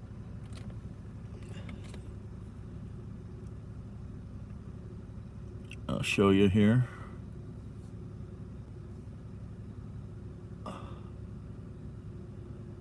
Wait a minute, what's going on here?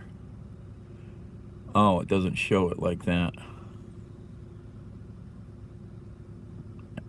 It's hard for me to show because I'm already on Twitter. I can't. Let's see here. I just thought of that.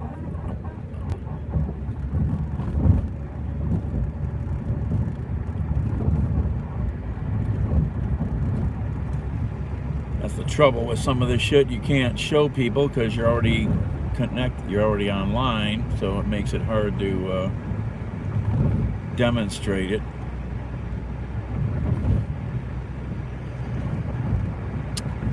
Let's see.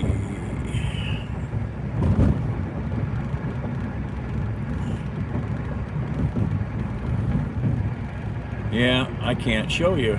That's a pain in the ass. But if you look at some other Twitter faces, you'll see an envelope in the right corner up there, and that means you can message them. That means that their messaging is open if they have a public button. A lot of people don't allow messaging at all. So the only thing you could do would be to tag them. So when you tag somebody, you would just type out their Twitter handle by typing @ like shocking guy. And that tags me, and I'll get a notification.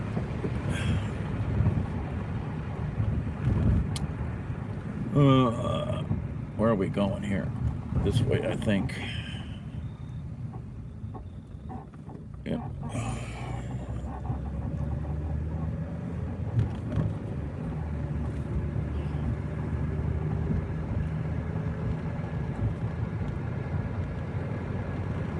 Oh, he's back in that neighborhood.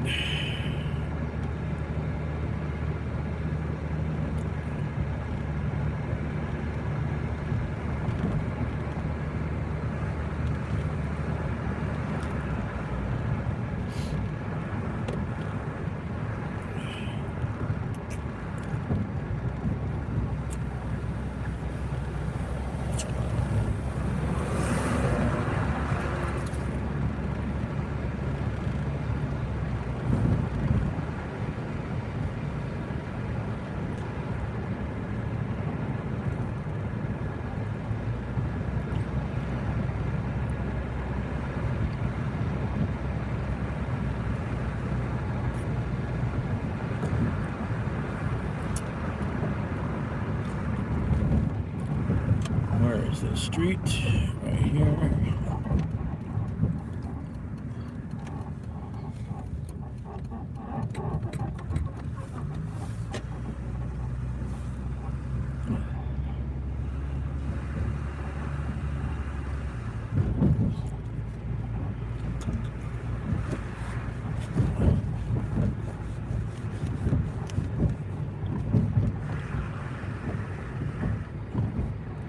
Oh, stop that.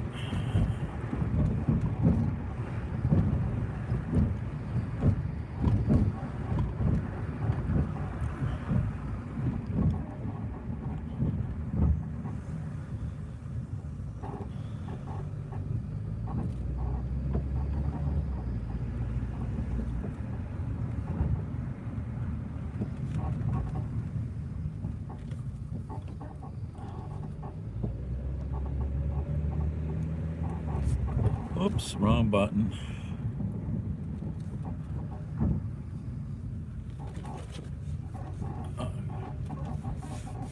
Come on, phone.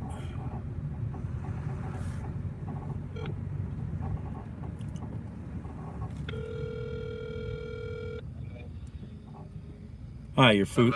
Yeah, I'm arriving with your food.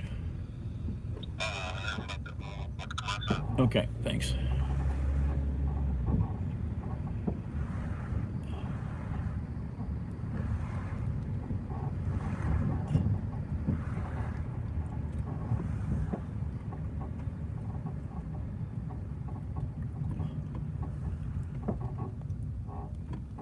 The customer requested you leave the order at their door. They added the following instructions. Leave at my door. Call upon arrival.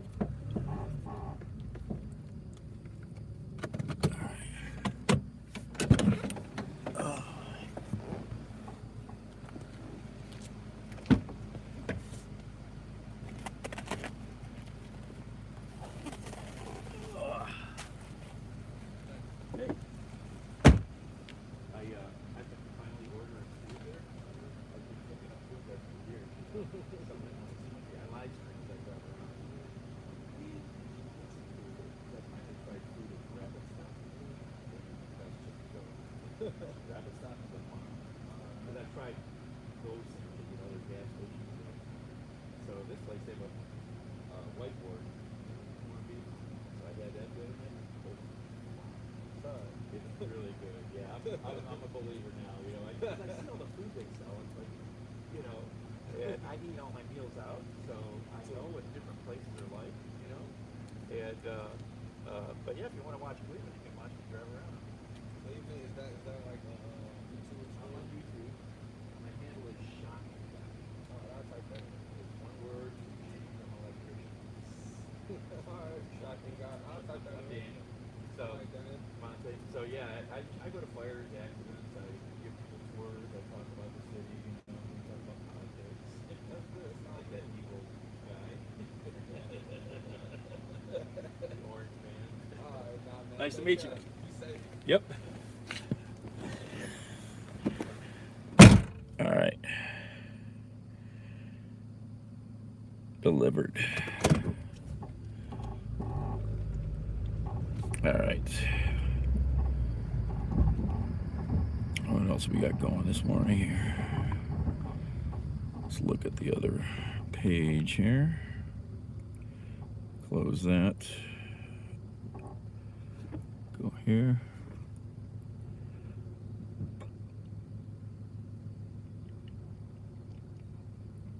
Nothing. Still too early.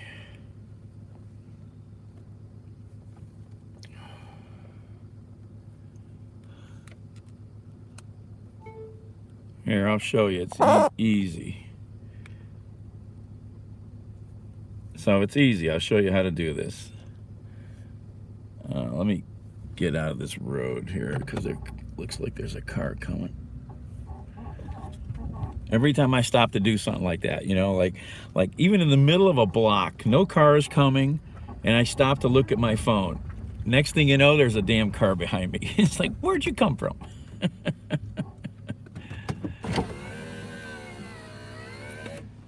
Okay, I'm going to give you a lesson here. All right, so, for example, on Twitter. Okay, so, say you want to share something from YouTube, right?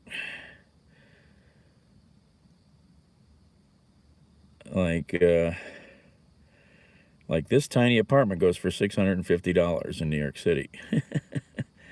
So you open it, you touch share.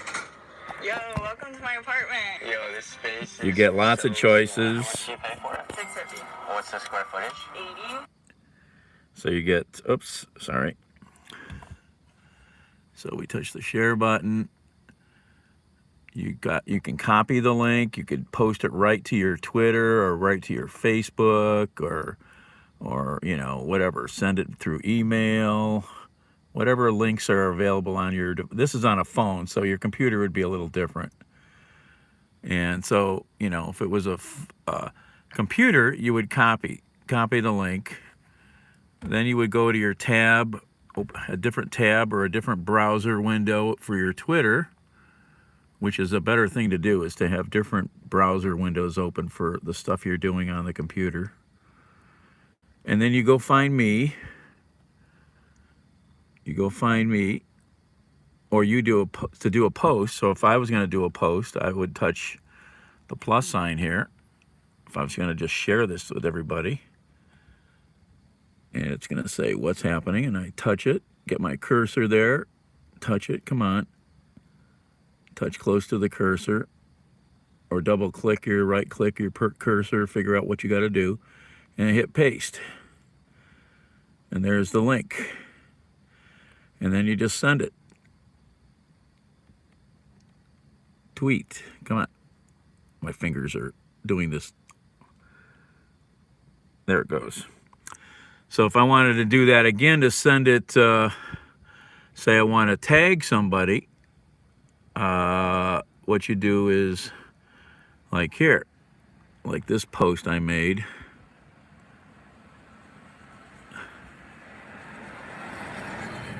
You would go to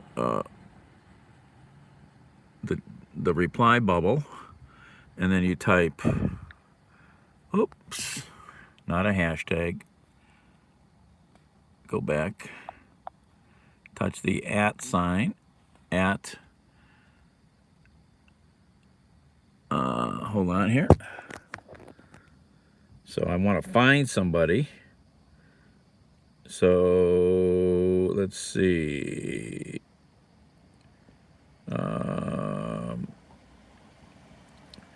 these are people that I follow a lot, so that's why they're here right now. But say I wanted to send this to the GOP. I want to blast at them, GOP. And, you could come down here. Sometimes it'll show up, and then you just, to make sure that's the one, you would just touch it. And now it's there, and you could just say reply. So they'll get a message, a notification that somebody tagged them. And if you just want to, if something's popular on the internet, on Twitter, you want to hashtag it, which will allow other people to be able to find this message, possibly. You could tap some of the popular things like Queen's, hashtag Queen's funeral, some Arabic stuff that's, GTA 6, the game, Trudeau must go, or you just put your own hashtag up of, whatever, and you send it. That's all there is to some of that. Cancel. Come on, phone. Cancel. Delete.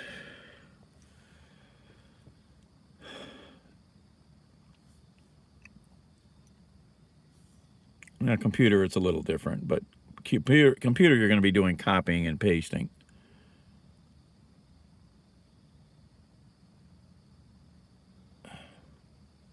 And like I said, and a computer, you would go to okay, let's see here, let me find somebody here. Oh yeah, here's an example. The Rooster from Columbus. This guy covers and posts a lot of Ohio news issues. He's pretty good to follow. So you see, there's the envelope. That's what you would touch to send a private message. If it's available, it's available. If it's not, your only way to get somebody's attention is to hashtag them or at them with their Twitter handle. And then the bell means, with the check mark, means I'm getting all of their messages that are posted. And then that is a dollar bill, means you can send tip money through Twitter. Those are all the features.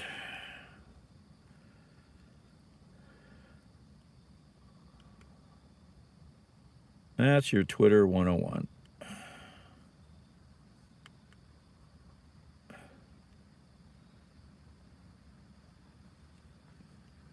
What was I looking at? Did I close that window? Why did I close that?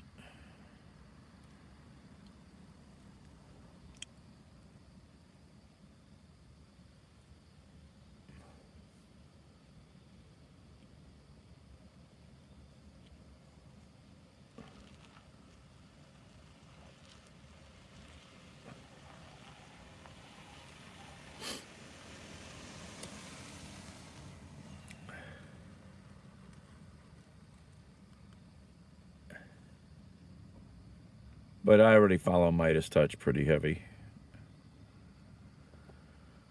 Oh, yep.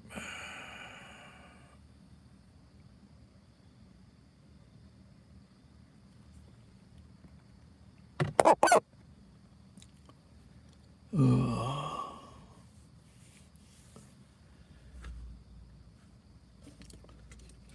out of coffee.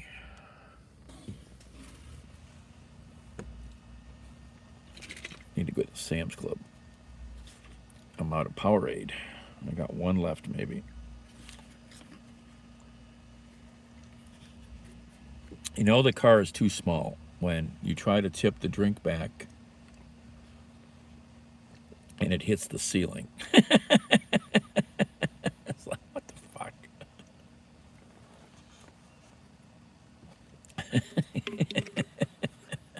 Am I in a clown car?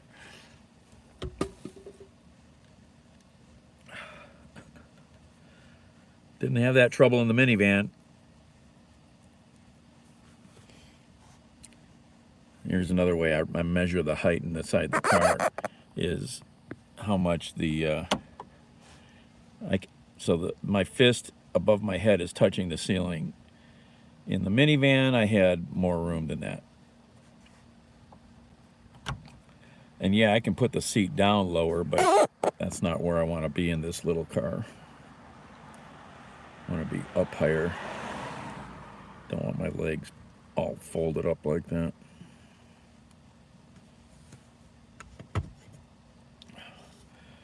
Oh, we're way out here, aren't we?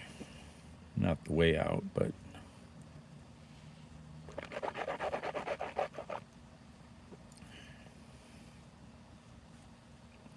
anytime. You can go find videos for stuff like that on YouTube, you know, how to do a certain thing if you're not familiar with how to do a certain thing.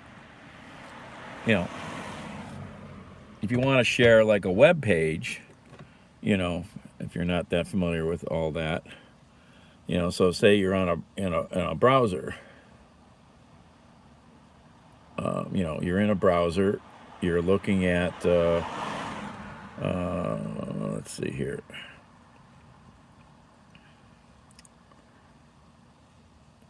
This article, and I'm sure he was.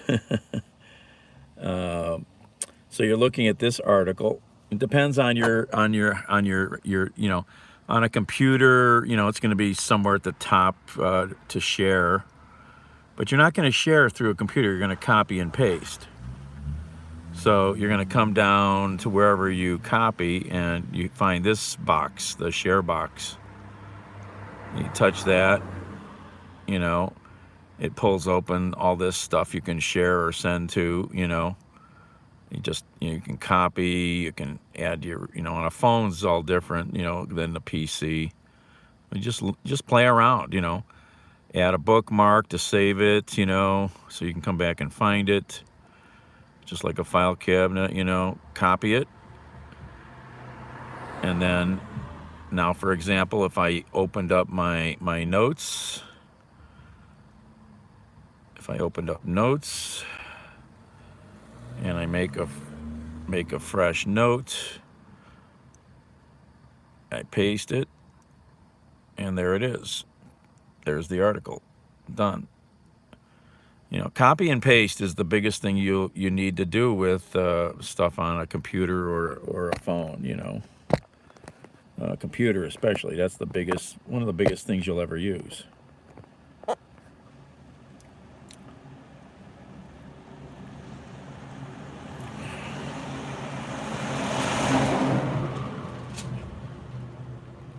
Oh, the morning garbage trucks are out, making their rounds.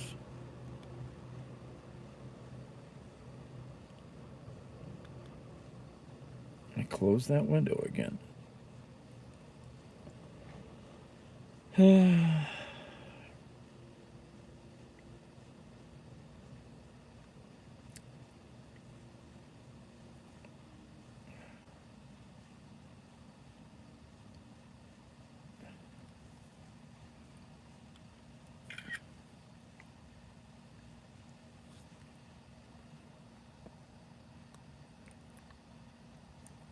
Get on YouTube. Oh my. I mean, well, a phone is a computer, you know, and you know, it's just a small computer, you know. So on a phone, you have, and you know, come on, fingers. So on a phone, you have apps mostly. On a computer, you may have apps. You may have a quick icon you've saved on the desktop or somewhere. But on a phone, they're all, you know, pretty much like that. I mean, you can go on a browser and go to YouTube or go to your email, but most of those things all have mobile apps that you would use on a phone or a tablet. So yeah. I mean, I have an insane amount of apps. You know, that's 1 page, 2 pages, 3 pages, 4 pages, 5 pages, 6 pages, 7 pages, 8 pages. And then on the phone, you can make folders, you know. You know, my friend just got a flip phone 2 years ago. I still have a couple. So then you can make folders, you know, you can That's what this phone is here. This is an iPhone 6s Plus. These are old, you know, but so this folder is called delivery gigs, you know, and, you know, you can have folders with, like, see, this one, it even has 2 pages in the folder, you know, but you see the dots at the bottom shows you that you got 2 pages, you know. You just make things like a file cabinet. You just learn where you want them, and especially what you want on the home screen, the one you're going to use the most. You know. And this isn't, these are iPhone, well, yeah, so yeah, this is an iPhone. These are different than Androids, but yeah, it's all basically the same. I just need to get into some new phones badly.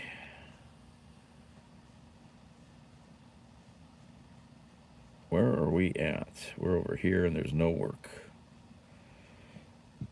Too far to go do any work right now. It's going to get busier, but got to sit and wait a little.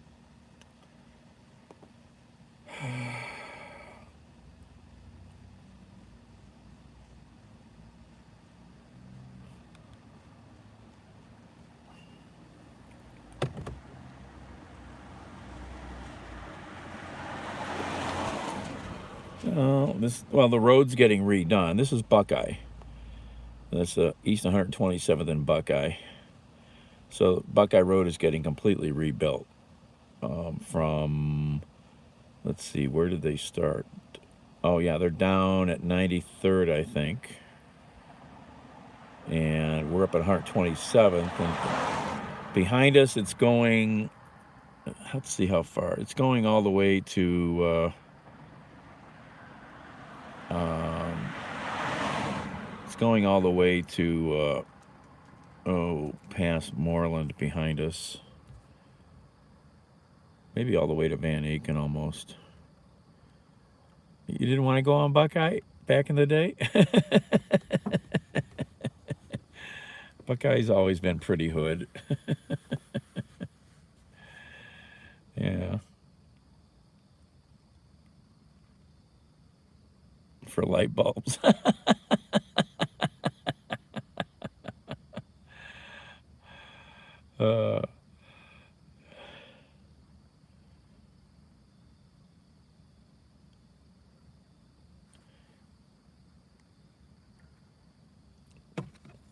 So yeah, so the channel he works for does not give him a work phone. All they give him is a SIM card. They pay for the service.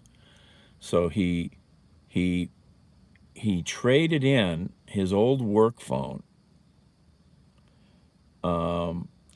which was a 7, good 7 plus or whatever, 7. He traded that in at Verizon. They gave him $400 or $600 for the phone, a credit. So he only had to put out $400 to get an iPhone 14.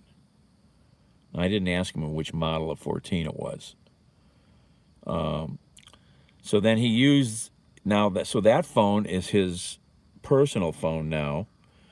He took his iPhone 12 and moved that to the SIM card for work. So now he's got much newer devices for both phones. I've seen, up and down reviews about the 14, but why would you go to the 13 if you could get the 14 for that kind of money? I mean, that's like a no-brainer. And that's with Verizon. He said he's been with Verizon forever and he gets really good signal.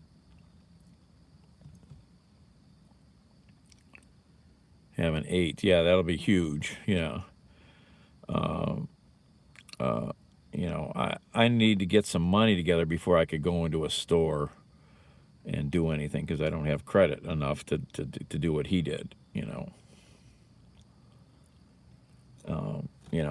I'd like to get back with a major carrier, but, I could afford the major carrier monthly bills. I just need to get a new phone, especially. That's the big thing. I really need to start Oh, that pays a nice dividend. Really, that's good to know. I guess I got stock in nothing. Yeah, I wish I'd have gotten into the stock market a little bit. Never did. Yeah, I did. I missed that boat pretty hard.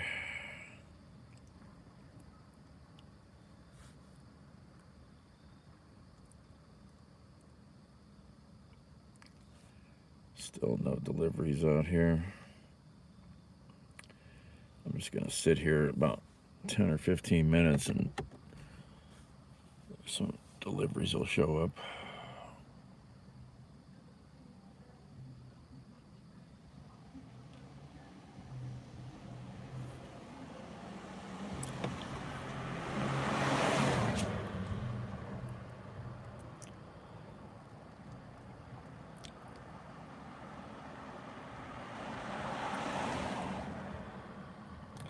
Yeah, David, do you know what the DeGero services are?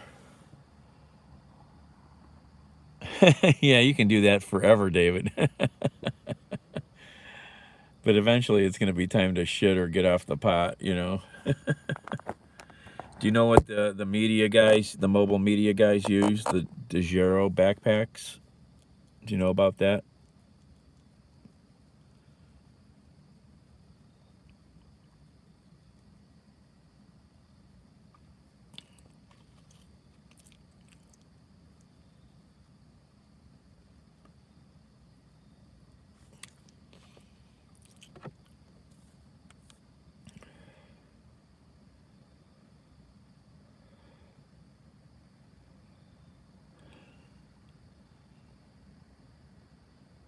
Well, I mean, you'll get a lot better camera. I could get this camera here replaced. It's only 59 bucks at Apple to replace this camera.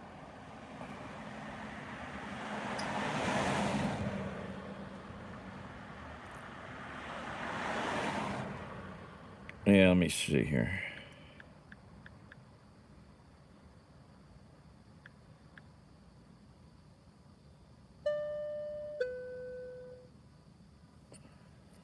I got the name wrong here.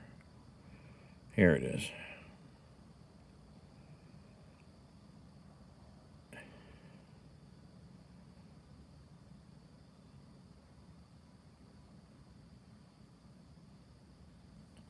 This is the company, DeGero. Okay, they make all kinds of products.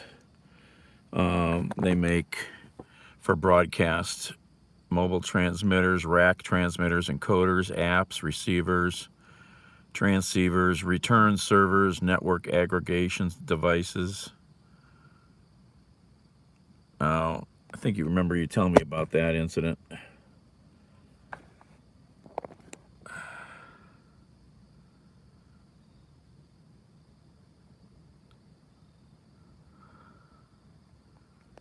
What's this thing doing here? Come on.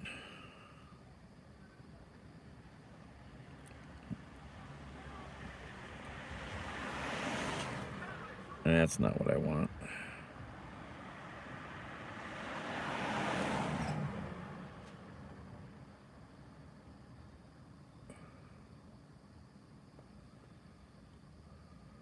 No, that's not what we want. Come on, show us these things. Where's the search bar?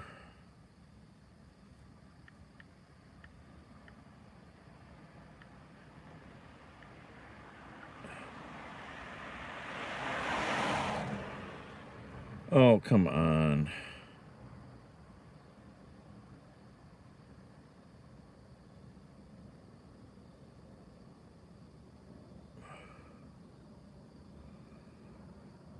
No.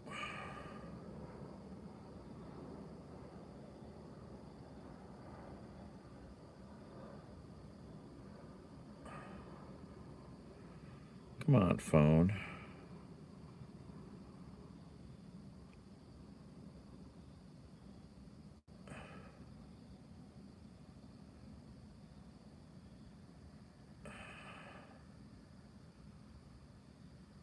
we showing the product? Oh.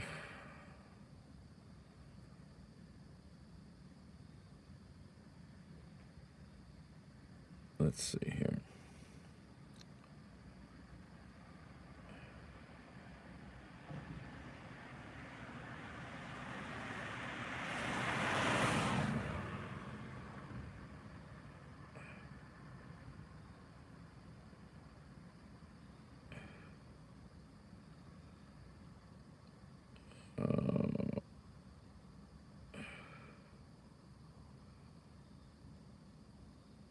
Oh, I hate they make it really tough to find answers sometimes on some of these websites.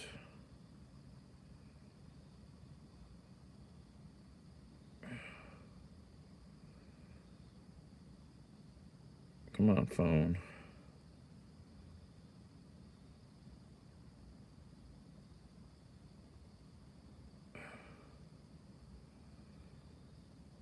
That's not it. No, this is not it either. Come on.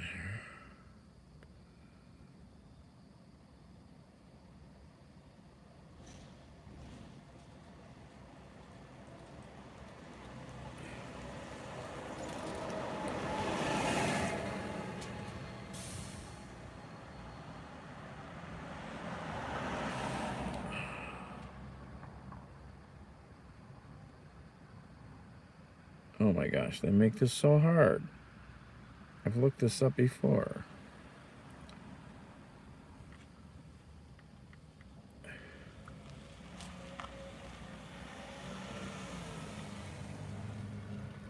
Why is it so hard on their website to find?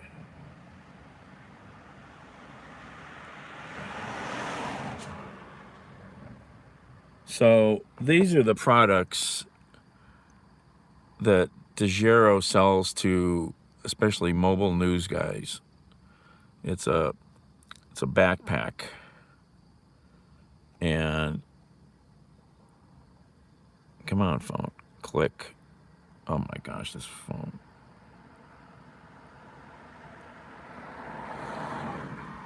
LTE mobile transmitter and internet gateway. Okay, it fits in a backpack. This is not showing it properly, but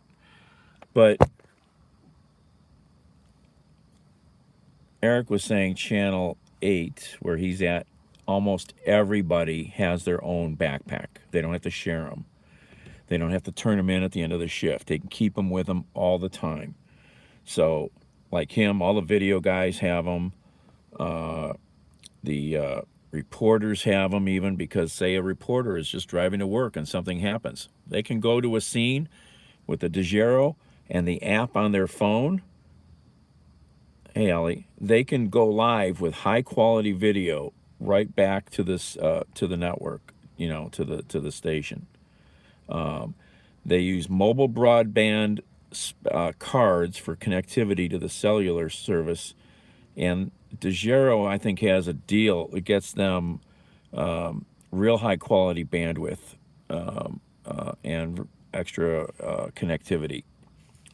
So if you had money, even as a single guy, you could do this, but you need money. If you were a stringer or a guy who does, freelance camera work and stuff, and you wanted to do some really good stuff, you would buy a DeGiro backpack, and the app. But it's money. It's money. And pay for their services that you have to pay for, I think, on the web to use it, in their cloud. But that's what all the network, that's what most everybody uses. There's a couple other products on the market. I can't remember the names.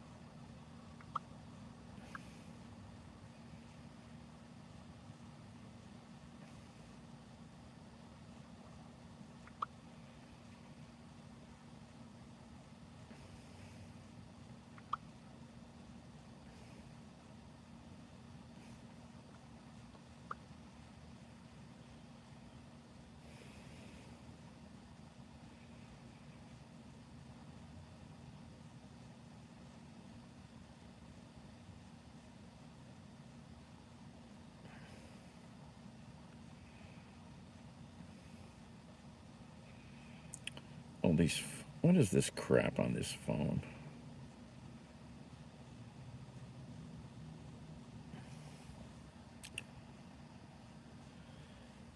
Good day, Ali. Good day.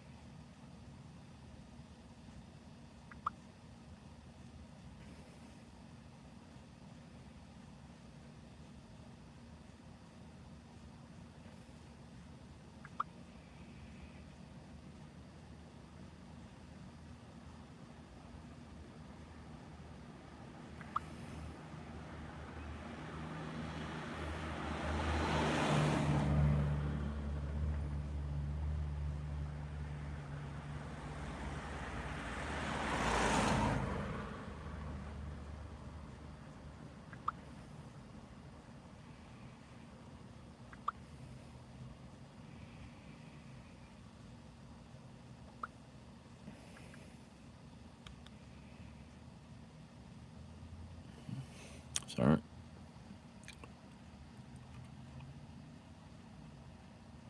Yes, iPhone and haps, exactly. You know, Periscope haps were so functional, you know. I haven't really looked into all the other apps out there. I really should look and see what else is out there. And maybe see if there's a way to multicast it to YouTube. Because I don't want to slow down this YouTube thing. I really need to just get on a computer and look at a lot of this stuff.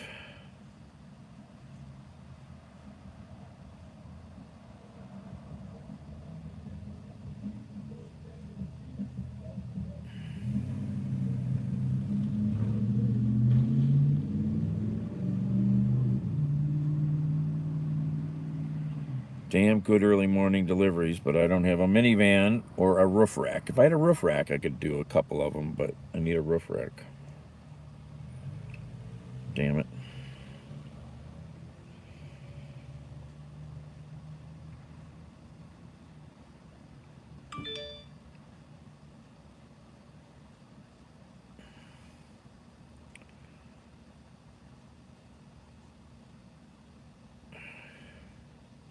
This app is so stupid. Yeah, I can't do that. I can't do that one. This app is really stupid.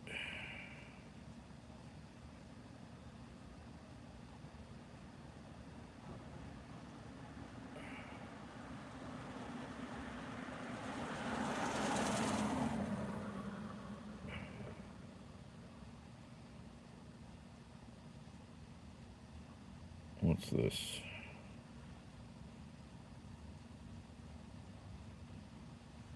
I could pick that up, maybe.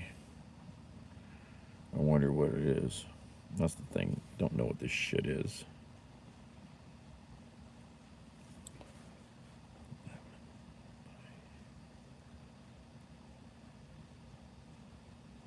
Maybe this is a cabinet.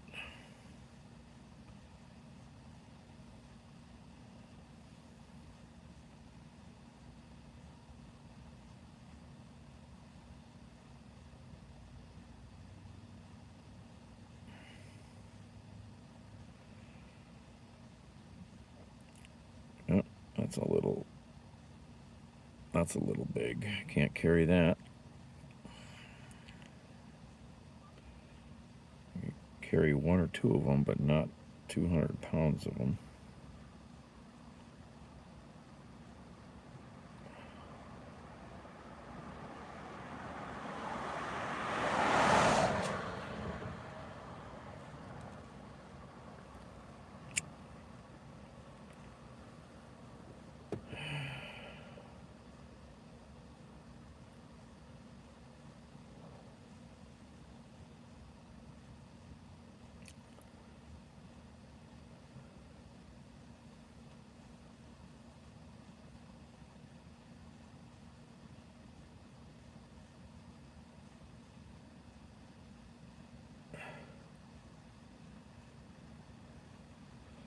Well, let's try for that.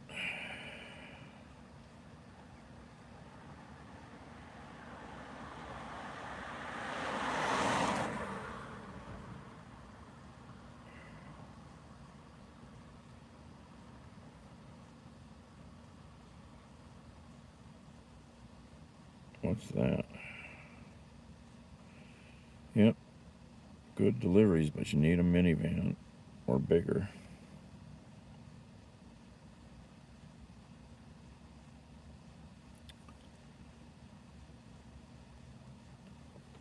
I'm gonna head that way.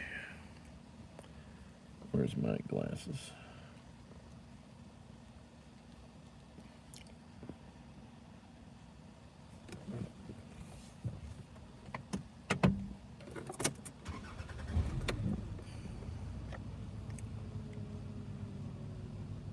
All right, where am I thinking of going here? How come it doesn't show that street?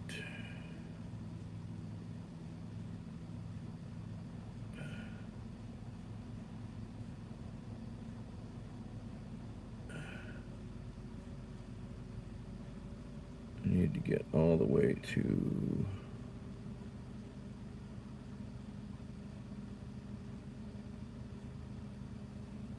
All right, gotta go south.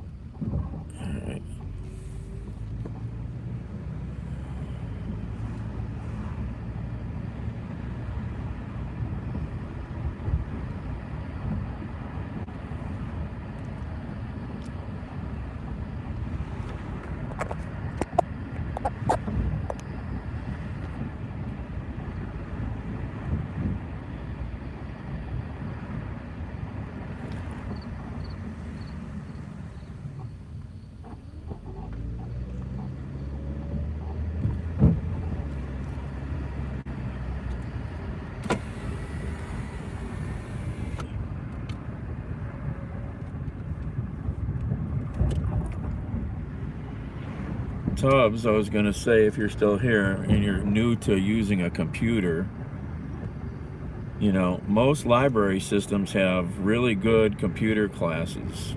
If you've got the time, you should go and take some. You know, you get to meet some people and you'll learn, you know, a lot more on how stuff works.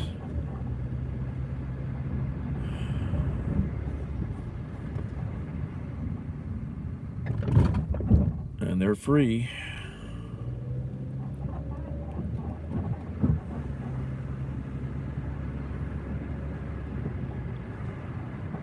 Whoop, look at that big old raccoon. Look at that big old raccoon. I see you.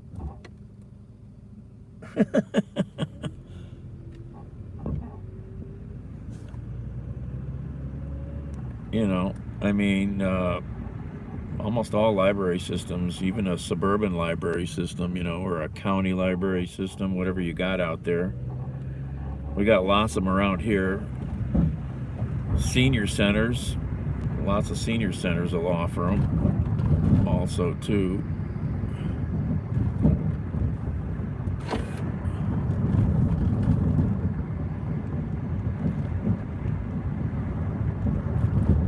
This is a pretty good street. This is a good choice to drive across the grain. Not bumpy at all.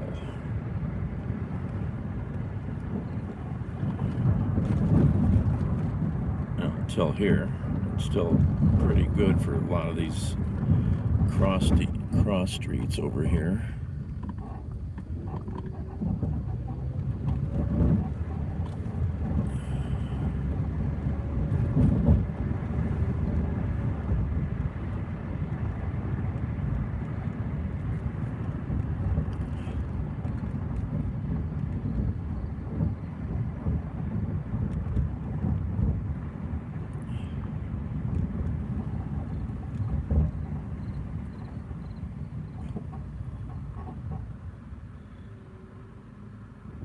Where are we at? This is Kinsman. Kinsman to Warrensville, miles. Oh, see, that person's impatient.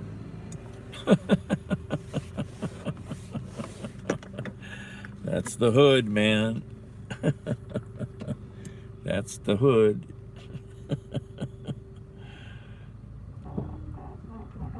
I mean, there's no cars. There's not a car in sight. You know, I think we should be adults, come to a stop, look both ways, and then go, like a stop sign. It's ridiculous. It's such a waste of time and fuel.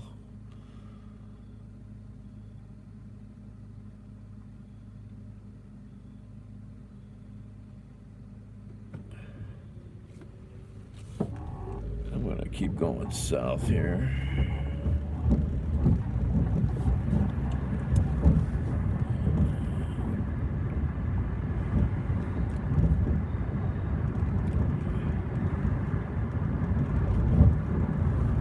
I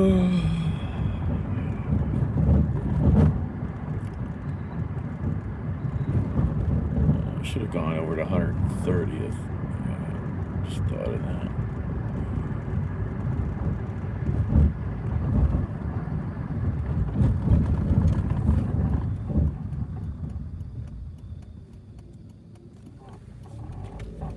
Yeah.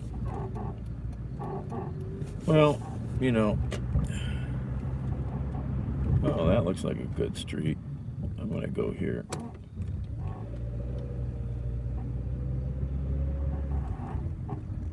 I'm gonna go this way. This looks like a good street.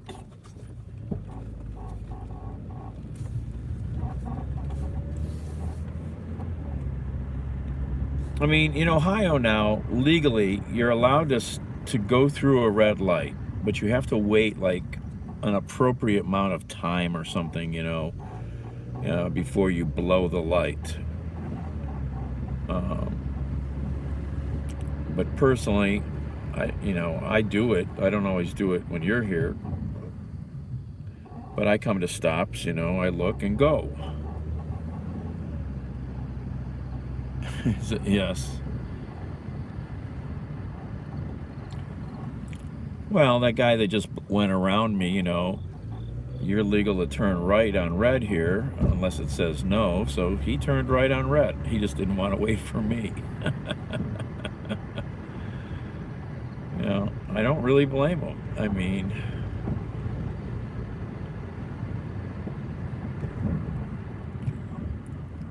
and there's definitely moments at intersections or neighborhoods where I don't stop at all.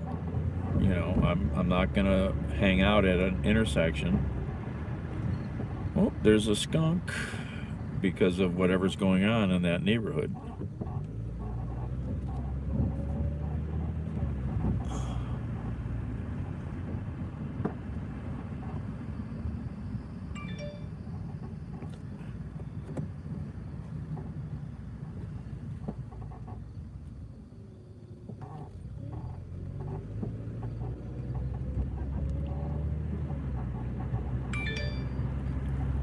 Oh, looks like I got this offer. Cool. Okay, now I got to get a damn picture. All right, let's get this. How do we do this, Daniel? I need light. Come on, give me some light.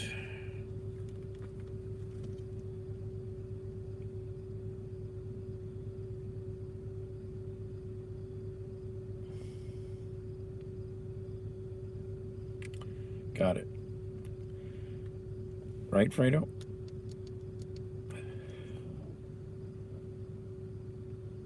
All right. What time is it? Oh, shit. I can't even pick this up yet. Store doesn't open. So you can also go find my reviews on YouTube, on Google Maps. 8,000 plus views. People love my reviews. See my reviews.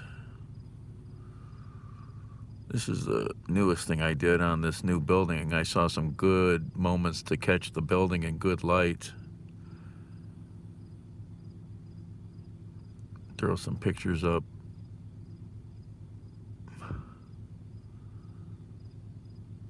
Of course, breakfast. 90 views.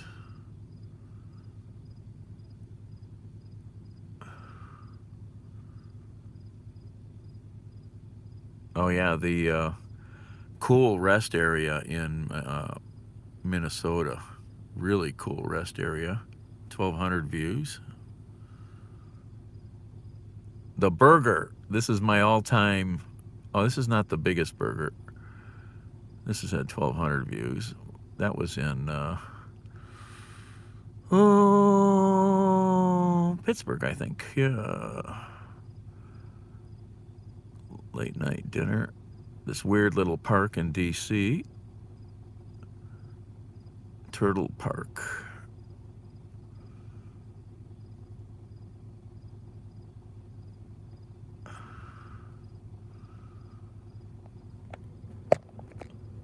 I've got one picture up there that's had 50,000 views. One burger.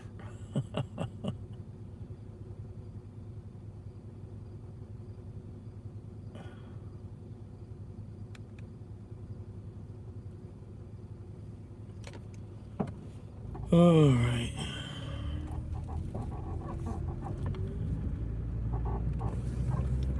What street is this? I don't even know.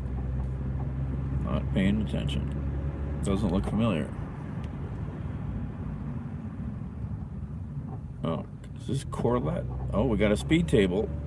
These are one of the new speed tables in Cleveland. Up and over. It's like the third one I've found. Yeah, this is Corlett. I don't drive down this street much. I realize that because it just doesn't look familiar. It's a cool looking street.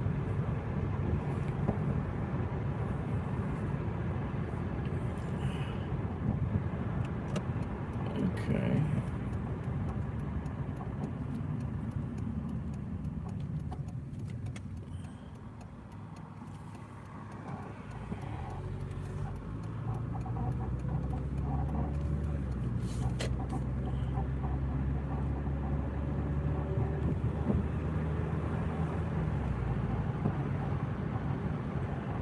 Oh, well, a bump is a bump. It's just, you know, maybe a foot and a half wide. The table is actually like a table.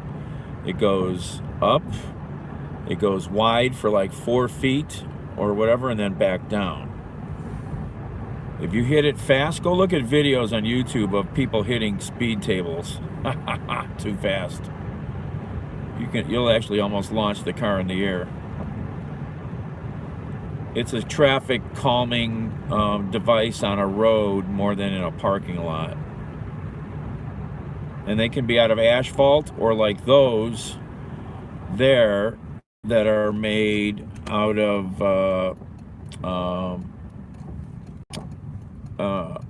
look like some sort of plastic.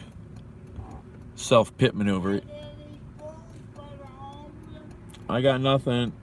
Sorry. So, yeah, Cleveland finally has adopted using those.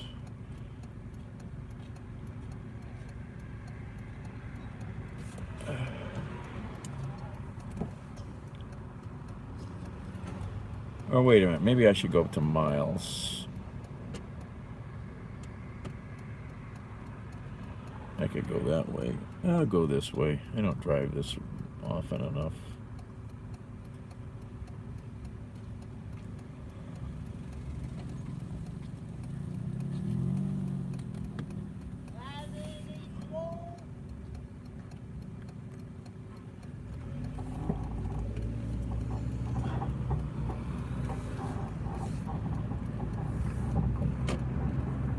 I mean, you should have speed tables out there in California, I would expect.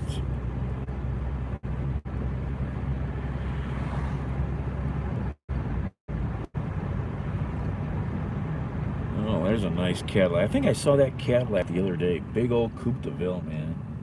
Oh, that's gorgeous. Big old Coupe de Ville. Here's another guy. Can't wait. See? Look at this guy. Let's pass on the double yellow lines and through a red light all at once. Yep.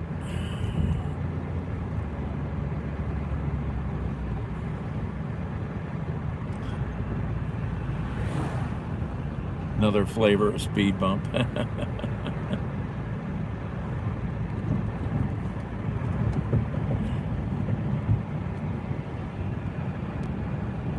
No, we don't. Not in Cleveland. Some suburbs do. Cleveland removed them all.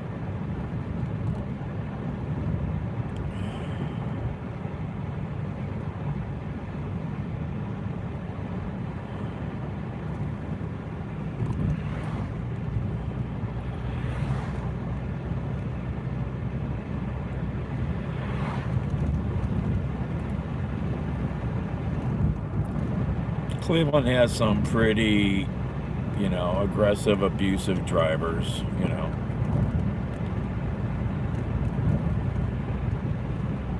They don't give a damn about much anything.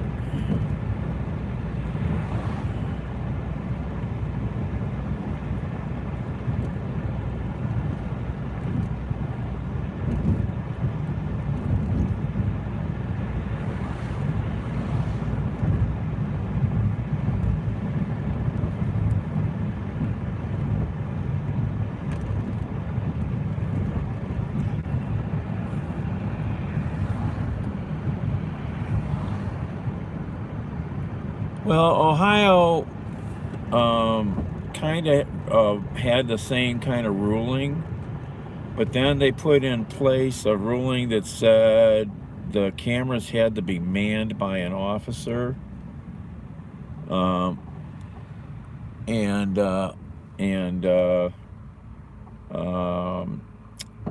then like the little village right by me, Lindale, they had cameras, and then they put in a little booth where an officer could sit, and now they don't even do that. Apparently the courts have, I think, ruled that they don't have to have anybody present to witness the events, because like East Cleveland has some red light cameras and some speed cameras.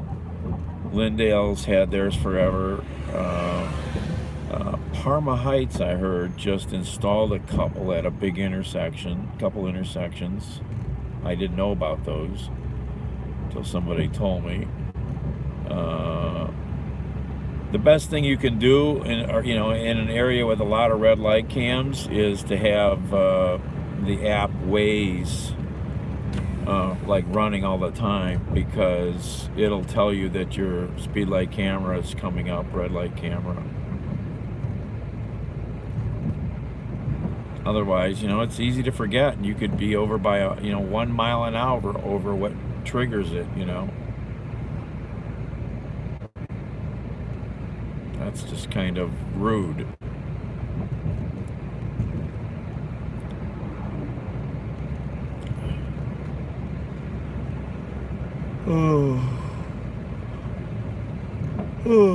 Or a good GPS device that's up to date and has all that kind of warning shit built into it.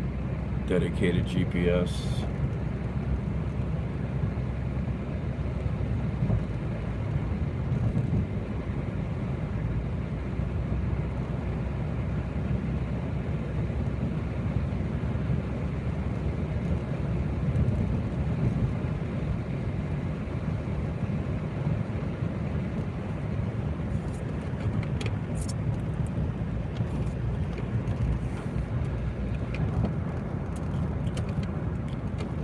This is a brand new road here.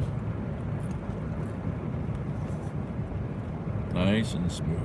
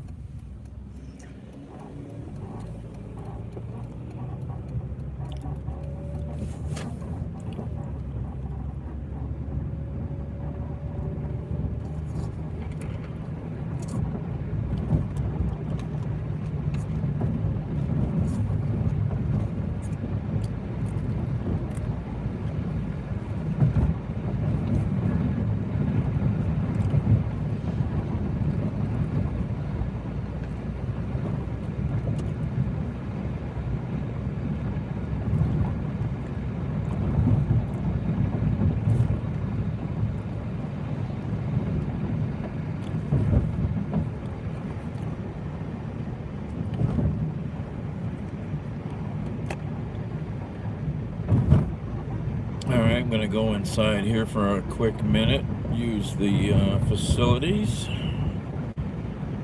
and then I'll be right on time to go pick up this delivery, which should fit in my vehicle. I measured. My tape measure says it should fit.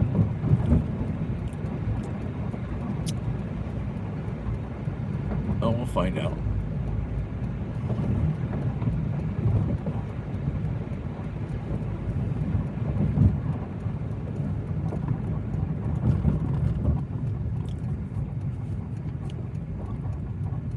Nice hotels and casinos always have the best bathrooms.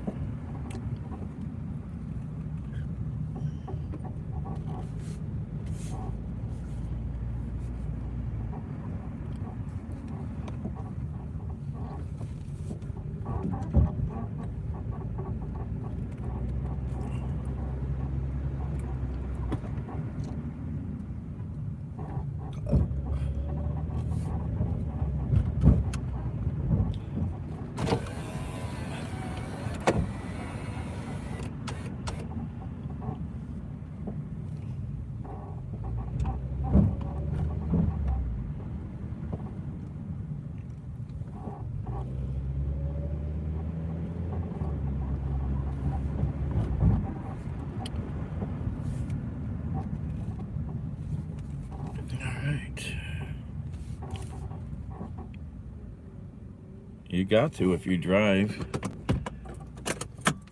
You got to.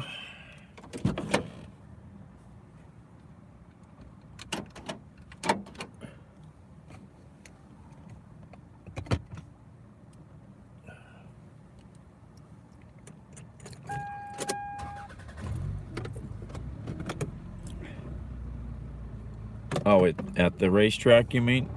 Before it was a casino?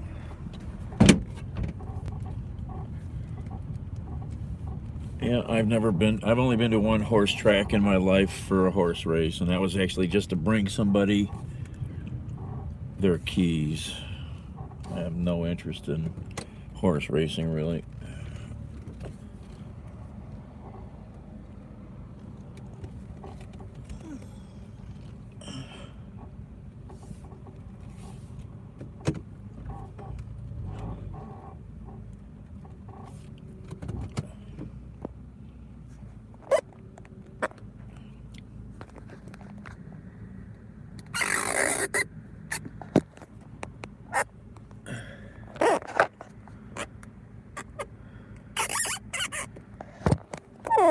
Oh, look at that. There you go. I'll be right back.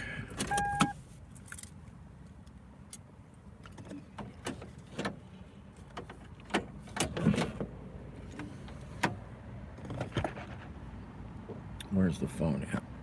All right.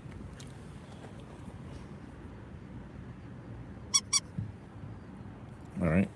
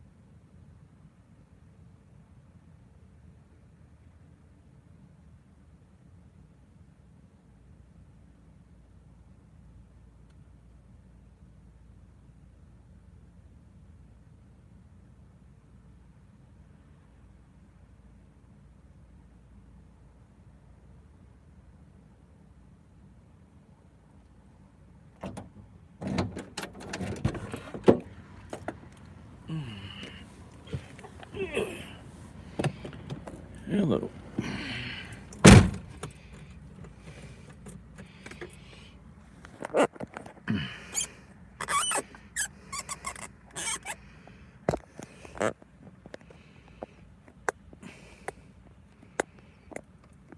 It's not the right way.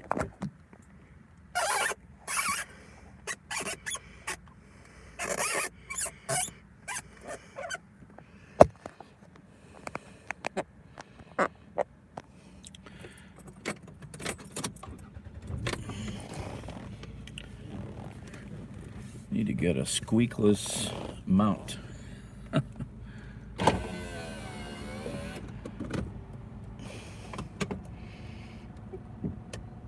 Okay, how do we get out of here?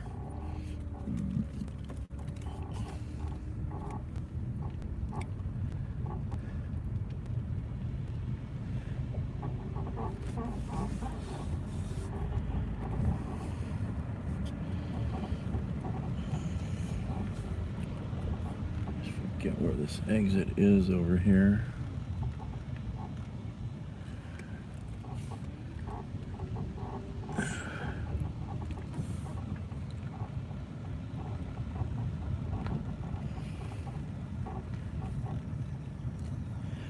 I smell horses.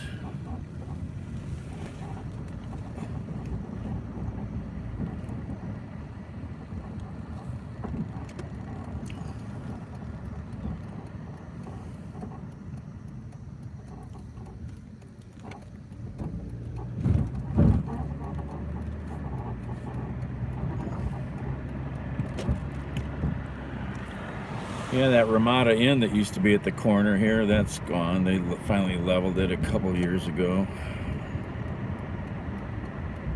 It's sitting empty for a long time.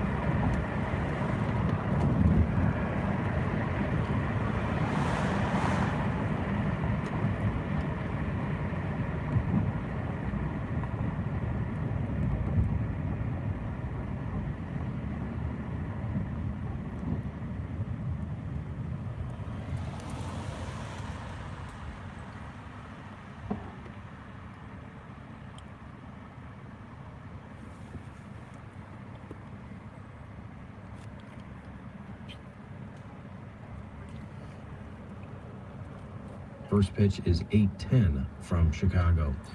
Traffic is coming up next.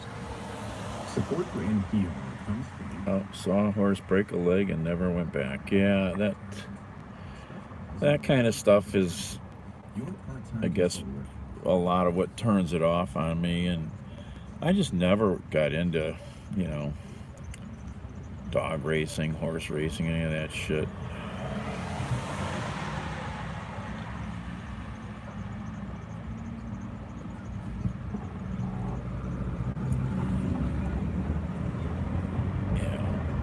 Taking advantage of animals for our pleasure, you know.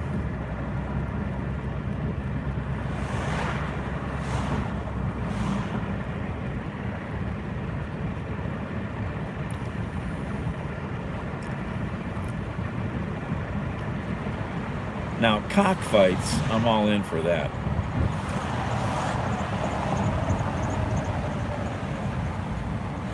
Just kidding.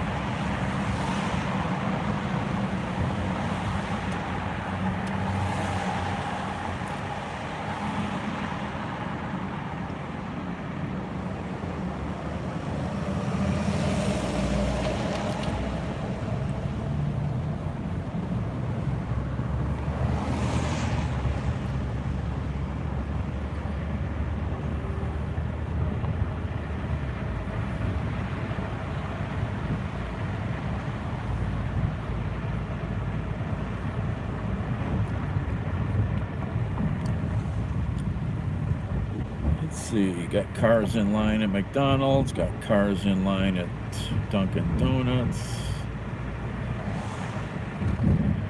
Gyro George has got a few cars in there for breakfast.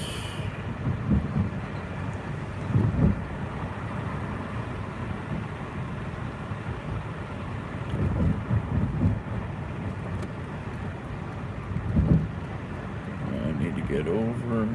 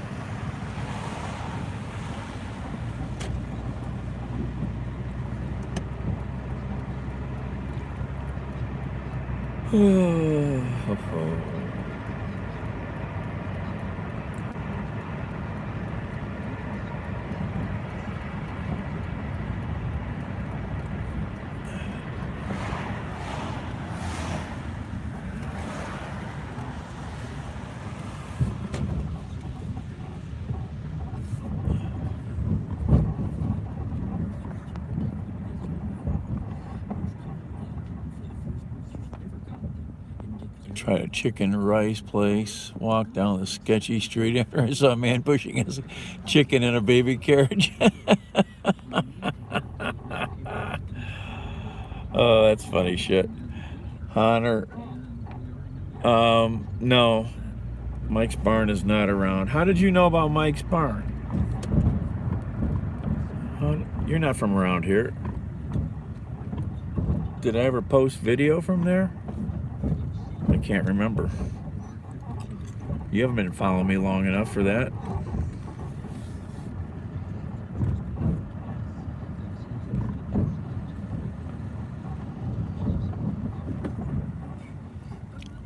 Oh, okay. Yeah, I don't know, but I forget about all the shit I have up there. Oh, look at the kitty cat. Weird little kitty cat. Hanging out here. Yeah, that place was amazing. I've got more video. I got a lot more video from that place. I really should try to get it put on YouTube. Be right back.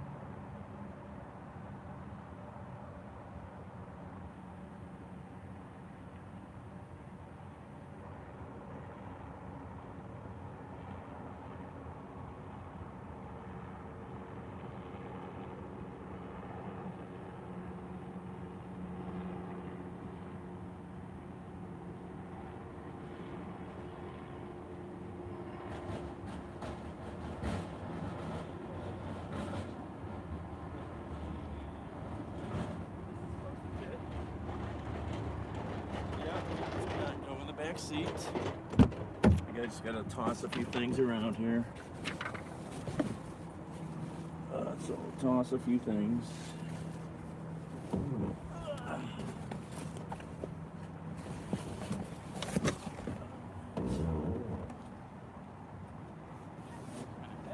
Yeah, said it was 65 pounds.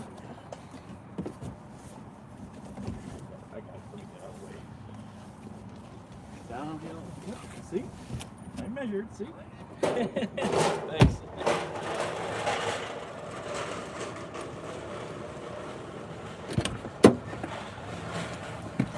All right. And we're off. And nobody's expecting a delivery at 6 a.m. I can tell you that.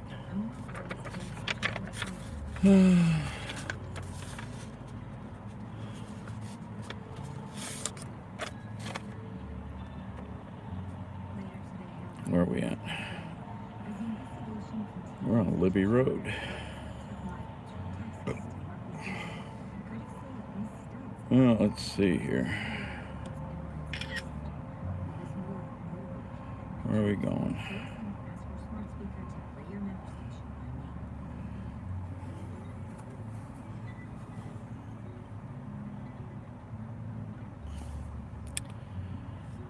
To the Bedford Auto Mile. Okay.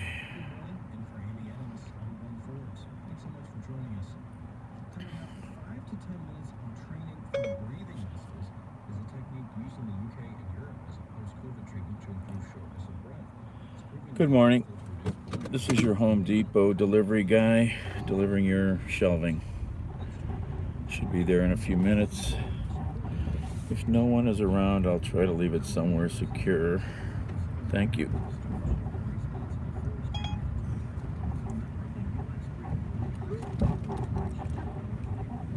Or better yet, tell me I can't deliver it and I get paid twice. I'll take that money. All right, where are we going? Which way? Go back to the map. All right.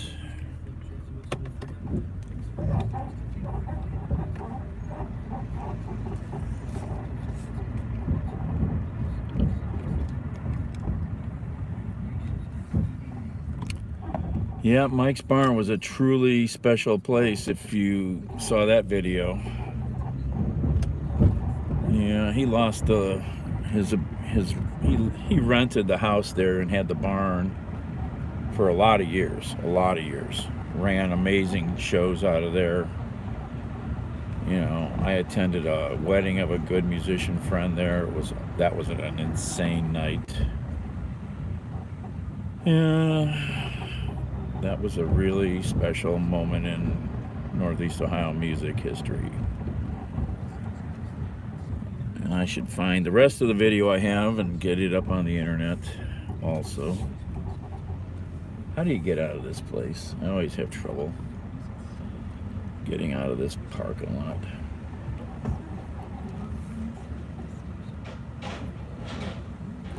When I go this way. There's a traffic light over here.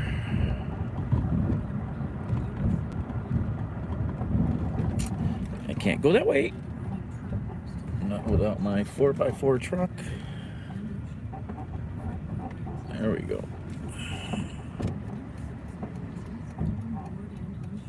What are all those little vans?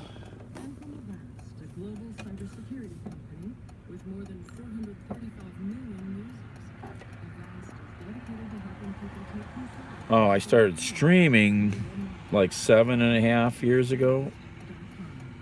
Right after, if you could look up the history of the app Periscope, I got onto Periscope just a few months after it started. And sometime after it was created, Twitter bought it, Periscope, and then 6 years later they closed it. Then I went to the app Haps, which allowed you to multicast, so I could use Haps and it would show up on YouTube and Twitter and every other location that I had. If you had those accounts. And then they killed Haps. And the car stalled again. And this is the Bedford Auto Mile. There's so many dealerships over here. You can't count them all. Well, this isn't actually the Auto Mile here. This is just on the edges of it. But we've already passed 1, 2, 3, 4 dealerships.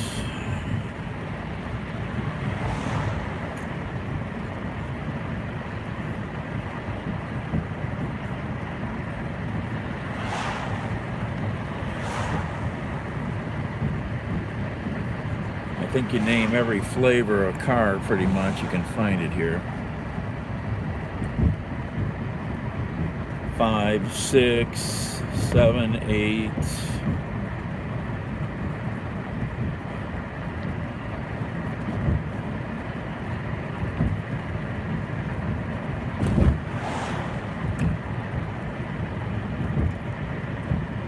Nine, 10 right here that we just passed.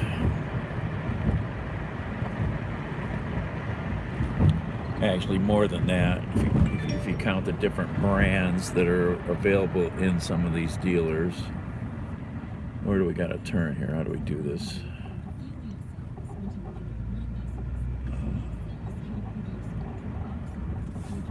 It's over here somewhere.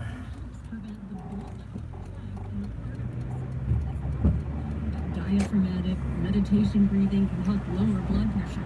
And Craighead says the benefits of this technique, he refers to as IMST, is that it takes less time to get the benefit. What we found was that 6 weeks of IMST will increase endothelial function by about 45%. So that suggests that in the long term... Oh, there's a little diner. Cardiovascular disease risk. The Bedford Auto Mile. Determine how long the effects hold up. And physician Bar and Grill and Mayo Clinic says the results the Broadway are promising Diner. so far. I think promising for several reasons. I think it's promising because of the simplicity of the technique and also the magnitude of the effects. If you start seeing reductions in blood pressure of 5 millimeters or 5 points, or 6 or 7 or 8, that's the type of reduction we'll see with a drug, anti-blood pressure drug. Breathing training may not replace blood pressure medications for people at high risk, nor is it a replacement for exercise, which has many other benefits. But it is a technique that, if added as a daily habit, could help to reduce the risk of heart disease. That's the way 61-year-old Teresa Hernandez, who has high blood pressure in her family, sees it.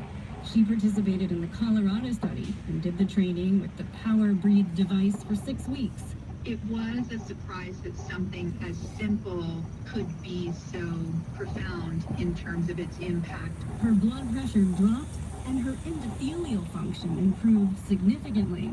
Now the researchers want to explore potential benefits for endurance athletes, such as cyclists and long-distance runners, who want to improve their performance.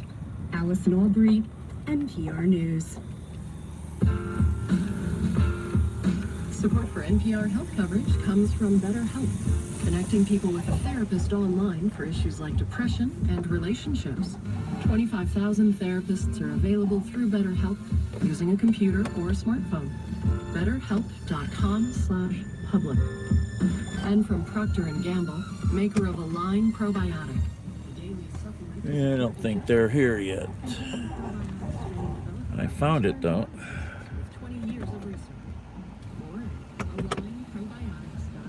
I found it. An artist who has lived on both sides of the U.S.-Mexico border put together an exhibition that reaches across that line. Carla Garcia grew up in both El Paso, Texas, and Ciudad Juarez, Mexico. Let's see here. Garcia's exhibition is titled La Línea Imaginada, or the Imaginary Line,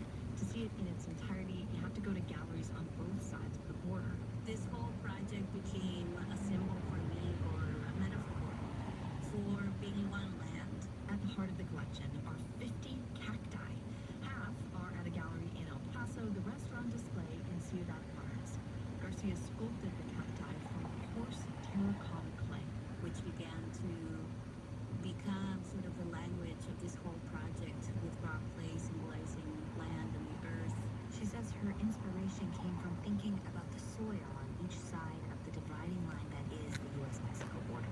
It's the same soil, the same root systems below, the same plants that grow.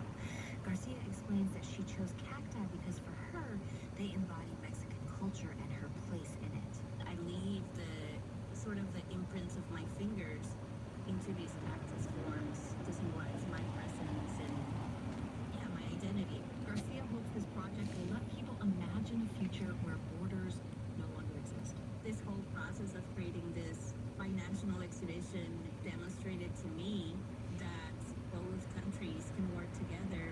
So it's about hope and it's about resilience and acknowledging that. Ceramic artist Carlos Garcia's La Línea Imaginaria, the imaginary line, will remain on view until November 30th.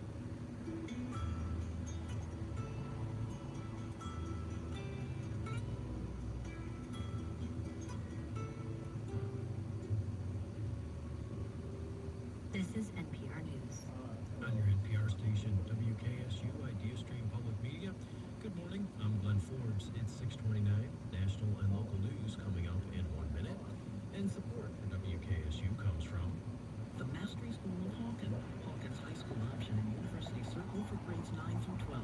Organized around real-world problem solving and mastery, not memorization. Parent visit is Thursday, September 22nd. More at hawken.edu. Chagrin Partnership, integrating spiritual care and wellness programs into healthcare institutions, delivering a relational and collaborative approach towards staff well-being while addressing the spiritual and emotional needs of patients. ChagrinPartnership.org. Well, it could be an interesting day in Columbus for the state school board as they prepare to hear public testimony on 2 resolutions related to student meal programs. Part of this has an LGBTQ angle as well. Those stories in 90 seconds. Live from NPR News in Washington, I'm Dave Valentine. Hurricane Fiona is bearing down on the Turks and Caicos Islands as a Category 3 storm with top sustained winds of 115 miles per hour.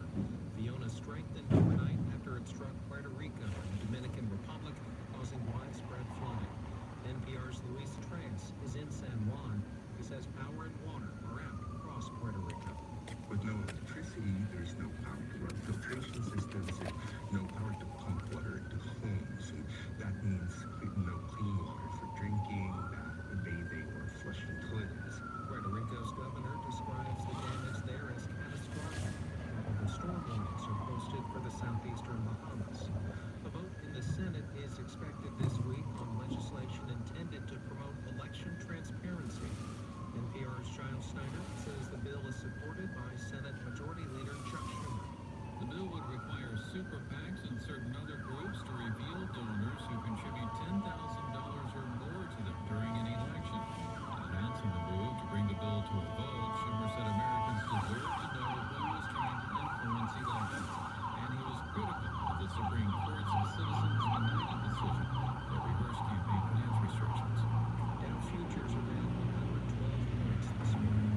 This is NPR News from Washington. Local news now from WKSU Idea Stream Public Media. Forbes. Congress State School Board is preparing public testimony on 2 resolutions related to student meal programs funded by the federal government. One resolution would object to new protections against LGBTQ discrimination and the other would advocate for universal free meals.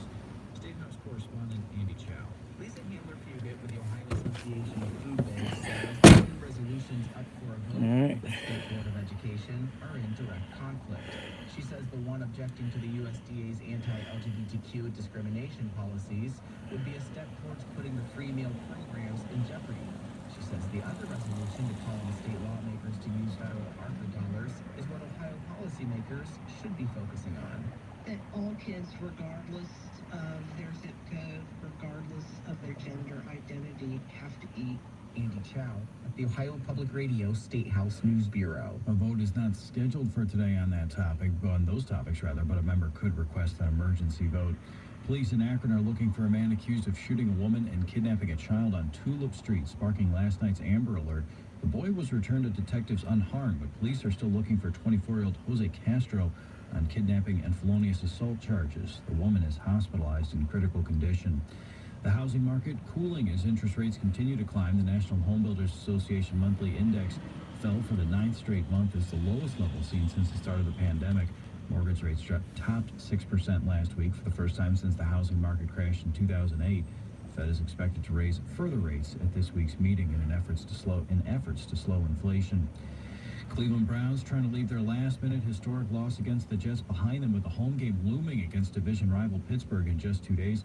Offensive lineman Joel Bitonio had a different take than defensive end Myles Garrett, who said after the game he was disappointed in the fans for booing the collapse. I've been here 9 years now. I've been booed at least once every year as a team. They put their hard-earned money in support of the team, and they were frustrated and they were disappointed, just like we were frustrated and disappointed.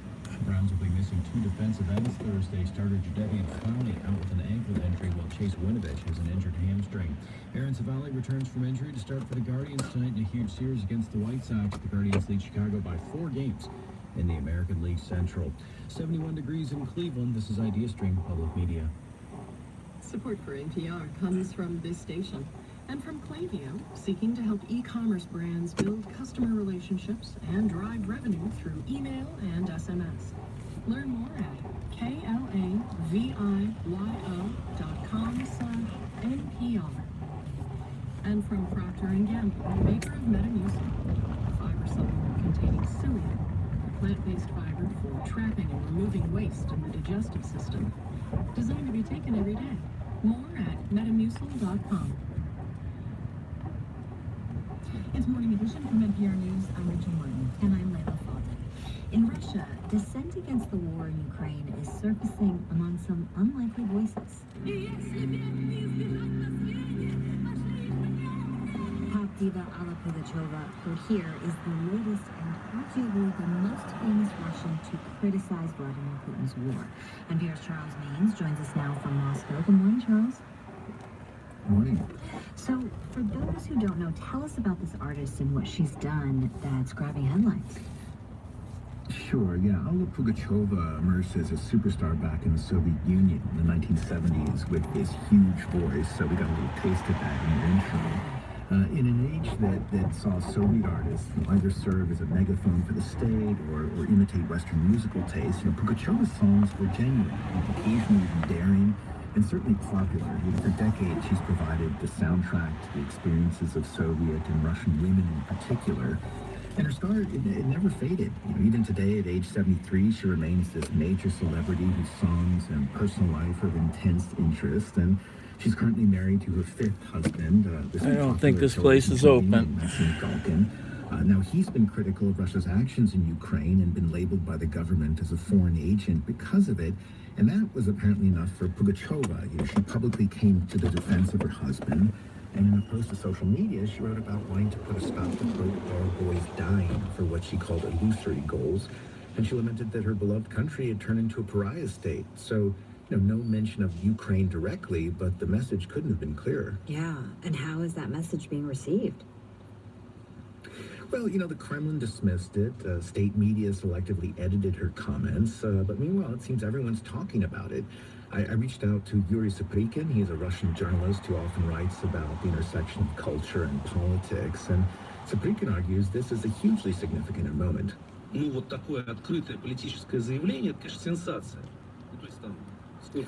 here Saprikin says it's a sensation that Pugacheva has weighed in on politics, really for the first time in her long, storied career.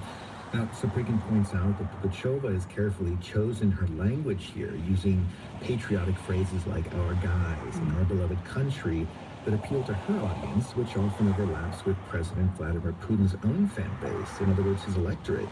And that, Saprikin argues, gives everyone really a license to discuss and debate events in Ukraine in ways that they haven't so far, but also in ways that the government hasn't wanted them to. And this isn't the only criticism the Russian president has faced in recent days, right? Yeah, that's right. He's now facing criticism from nationalists who question his military strategy in Ukraine, arguing that the Kremlin hasn't done enough to achieve its goals. Meanwhile, Russian liberals in the opposition, of course, never had much. Yeah, it's closed. It's going maybe to open under new management, it looks like. Not only defending her looks like they're putting a new sidewalk in. To her vast audience, her displeasure with the direction of the country. Changing the name. It used to be Chris's Family Restaurant.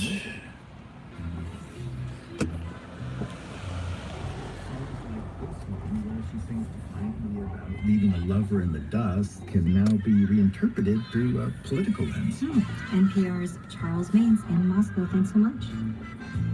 Thank you.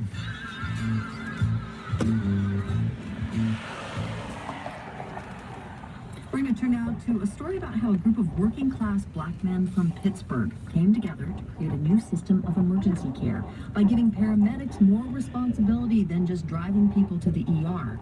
Here's Bill O'Driscoll of member station WESA. This particular area right here is where I had my very first heroin overdose. John Moon is driving around Pittsburgh's historic Hill District, recalling his days as a paramedic for Freedom House ambulance service some 50 years ago. He wore a white uniform and rode in an ambulance like a big white station wagon. It was in the basement of the structure itself. There was no lighting there. There were people there lying around with candles lit. There were no utilities in the building at all. And we had to go in and actually treat individuals that had overdosed on heroin. Moon is matter-of-fact about his accomplishments, but experts say what several dozen Freedom House employees did in Pittsburgh starting in 1967 was historic. Dr. Ronald Stewart is former medical director for Pittsburgh's Public Safety Department. They actually were the first paramedic units in the United States doing what we now know as paramedic work.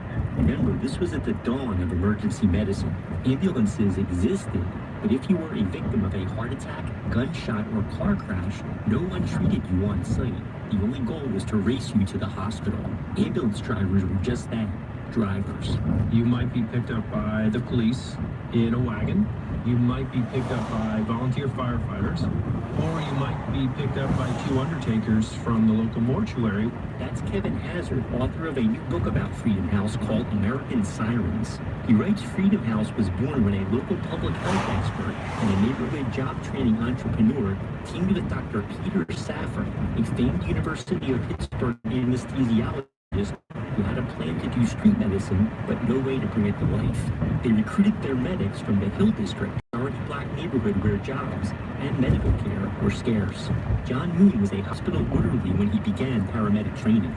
We were considered the least likely to succeed by society standards.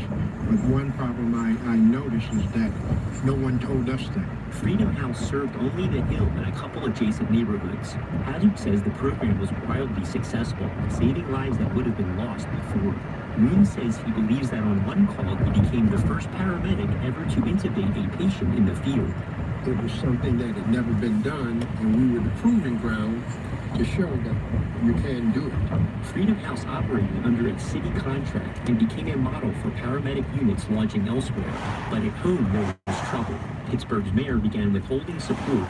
Hazard says the mostly black Freedom House medics were seen as invading the turf of the mostly white police force. There are many within Freedom House who eventually came to the conclusion that the problems that we're having with City Hall are not what we're doing, but rather who's doing it. In 1975, Freedom House was absorbed into a new citywide EMS bureau. Freedom House medics say they were treated badly there, their years of experience discounted, and many left. Moon persisted. He retired in 2009 as assistant chief. But today, standing on the streets he once patrolled, he fears Freedom House's story has been swept under the rug. Unfortunately, even today, there are probably people that live here that have never heard Freedom House Ambulance Service. But Moon knows what he and his colleagues did. And that's the beauty of what we were able to accomplish, primarily because no one thought we could do what we did but us. Their legacy survives in any ambulance siren you hear today. For NPR News, I'm Bill O'Driscoll. Wow, I never heard about them. I mean,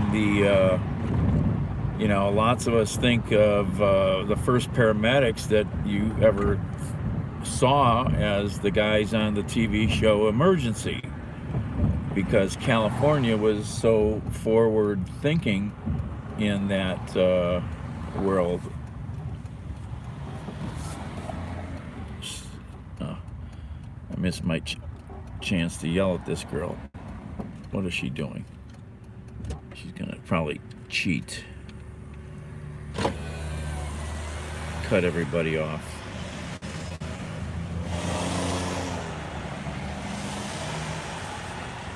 Yeah, when I blew myself up at age 5, which would have been before this story in 67,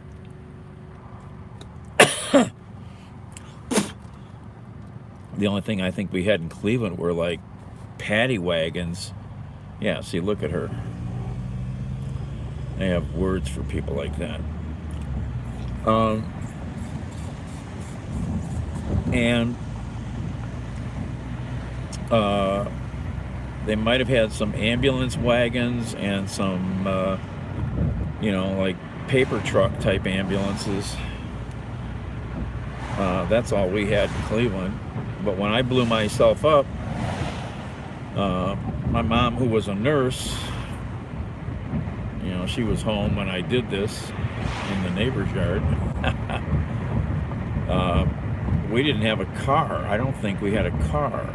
If we did, my father had it at work. And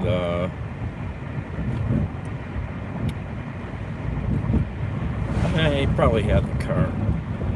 And she didn't drive yet. We didn't have 2 cars. So she called a cab. I went to the hospital in a cab. I remember the cab driver carrying me in.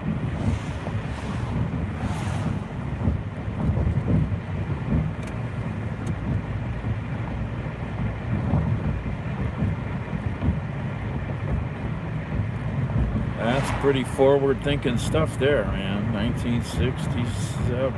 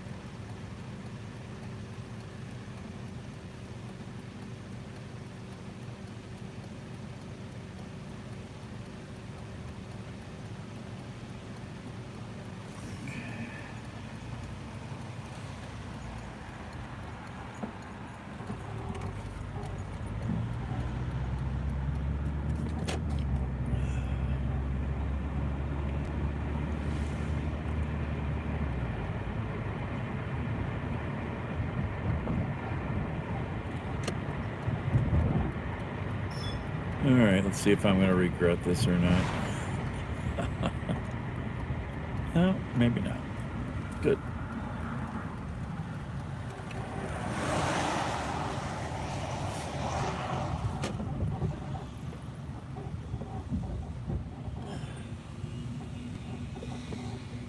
Yeah, a couple cars.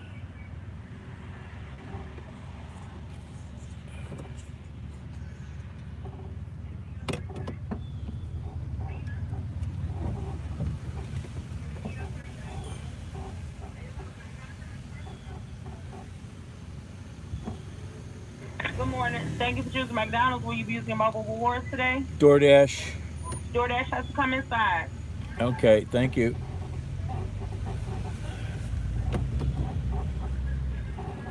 Well, who would ever think about that?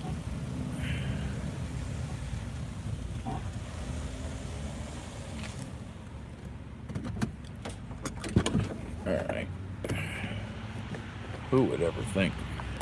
Look at that sunrise.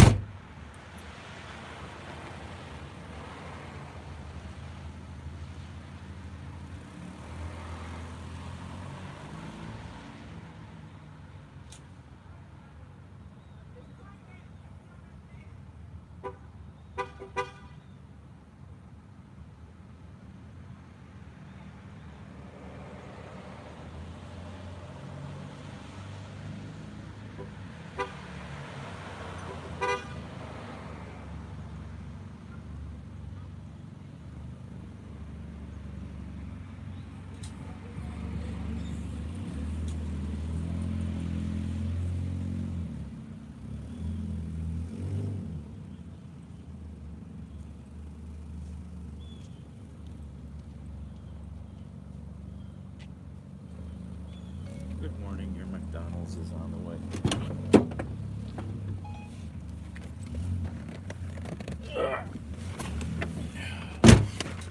Oh, I got stuff in the way.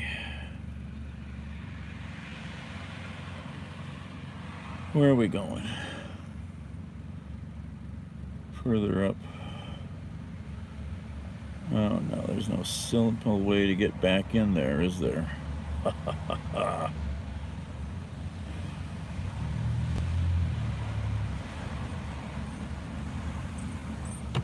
don't think we'll go the long way because it'll just be simpler than a million turns. All right. Got stuff in the way here. Go back in the back seat where you belong. Put that there. Backing. What's that beep?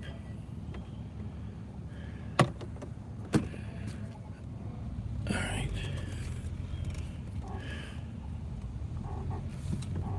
This place is organized. I like it. They got a crew in there. They got good management, obviously. That was fast.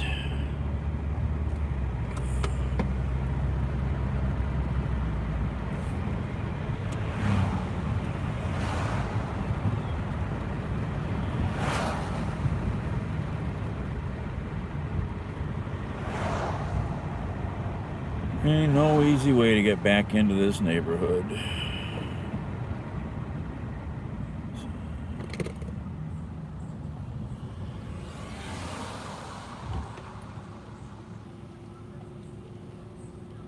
Yeah, that's no good either.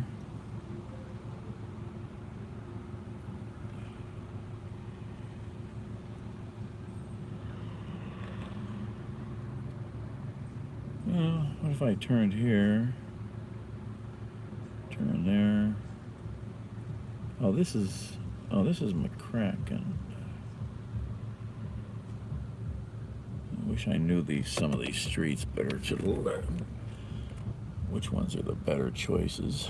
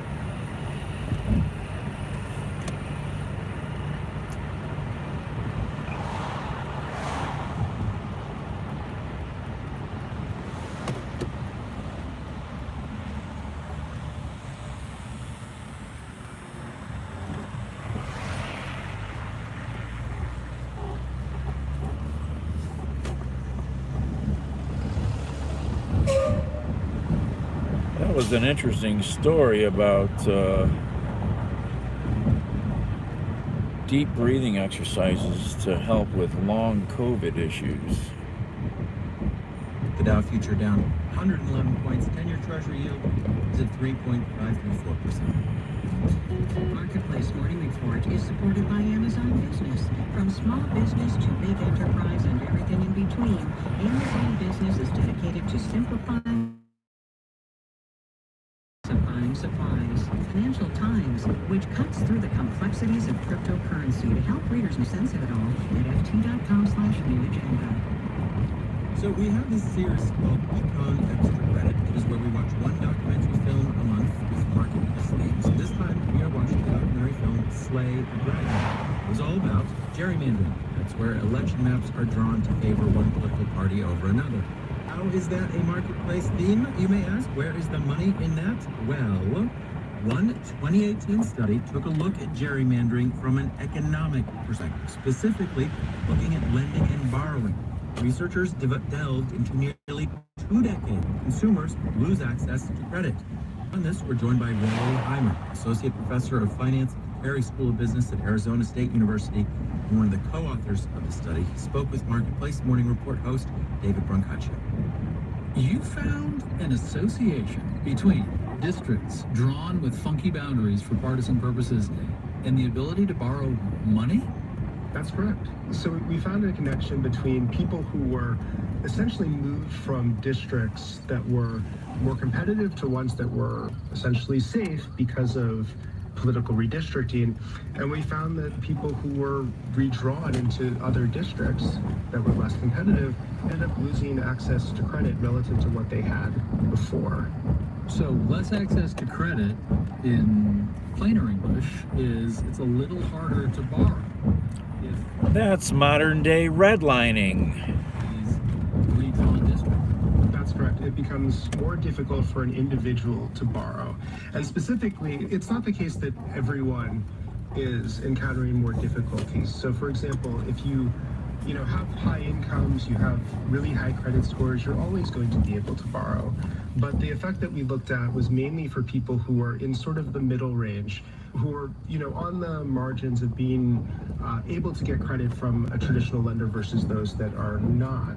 And so it's these people who are in the middle who really lose out in this because of no longer having the benefits of being in districts that are more competitive. What are some of the theories as to what the mechanism of this might be?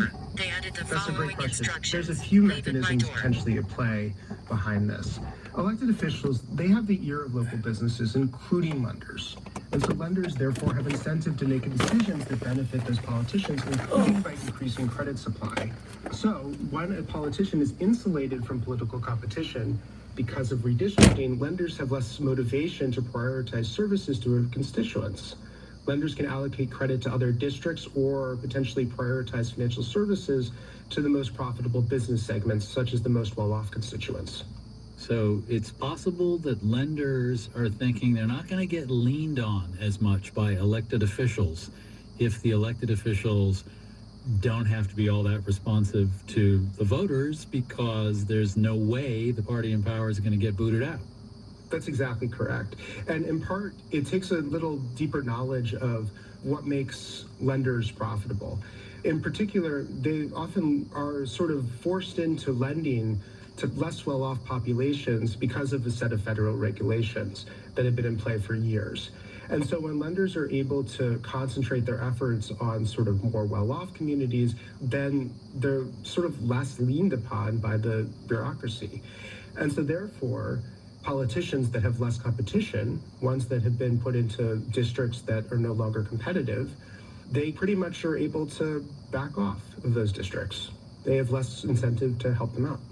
Raleigh Heimer is an associate professor of finance at the W.P. Carey School of Business at Arizona State, who co-authored the paper titled Pushing Boundaries, Political Redistricting and Consumer Credit. Thank you very much. Thank you very much for taking an interest in our work.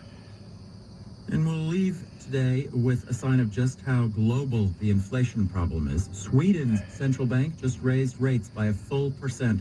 The one major economy on the planet where inflation was not an issue, Japan, that's changed. Japan's inflation rate jumped in August to 3%, the highest level since 1991. I didn't really call it out as we went by, but there's a house being torn down behind us here, a little house that had a fire.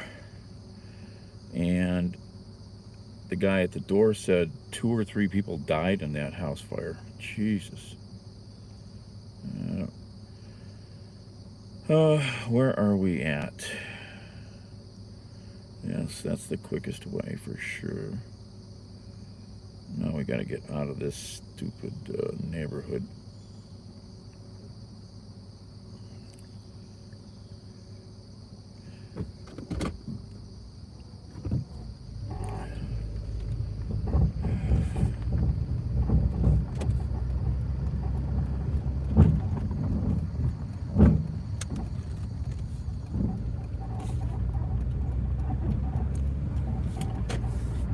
Going on a crazy shop. Oh, I'm going the wrong way. Oh no, that's the right way. Don't tell me I'm going the wrong way.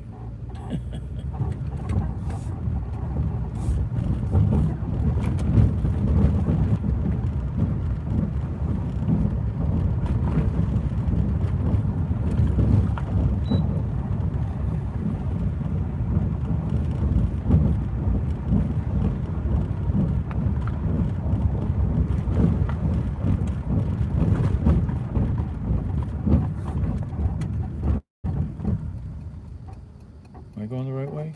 Wait a minute. No, that's a dead end. This is where this neighborhood always gets me. You gotta go.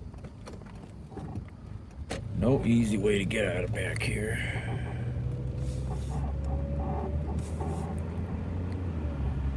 Going on a crazy shopping trip. But it's real simple, so I'll do it. I'm getting paid for driving, so that's what we do, right?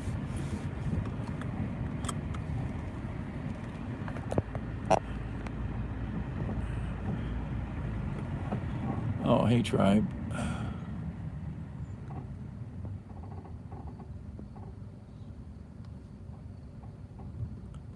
Really, tribe? Did you hear this story about the deep breathing exercises? You really should look into that. I mean, that sounds very smart, because I've got a few friends who've had issues with losing their sense of smell for really long periods, sense of taste.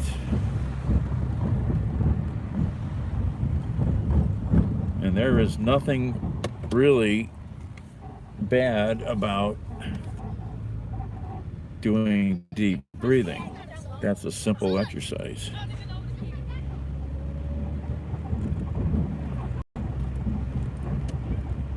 You should go find that story on, I think it was probably on Marketplace. Yeah, Marketplace. NPR.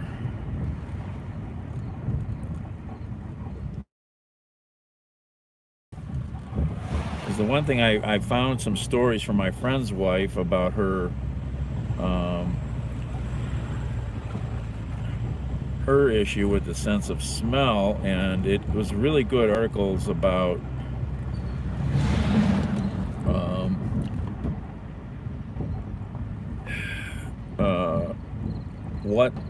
what gets damaged up in your nose, what are the things, the mechanisms in your system that are being damaged. Okay, here's McCracken. Okay, and how they regenerate and how long it can take for them to come back. And this is the same sort of thing here. It's helping those special cells regenerate better.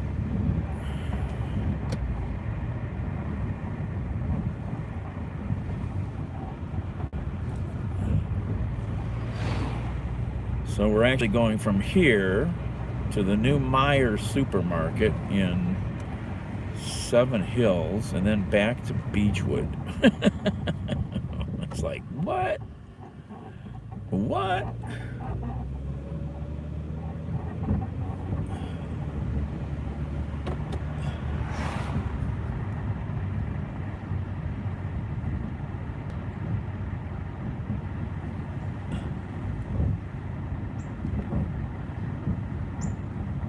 Oh my gosh, yes, tribe. Go look at this article. I mean, I'd go find the research on this and really delve into it. I mean, this is a, non-drug, non-invasive treatment. The big thing with, breathing exercises is you have to be really diligent about how you do them. I've studied in deep breathing exercises. I've read about it for decades and how it's used for different things.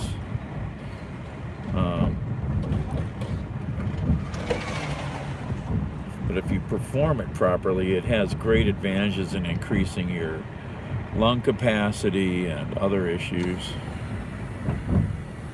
I gotta be in the left lane here.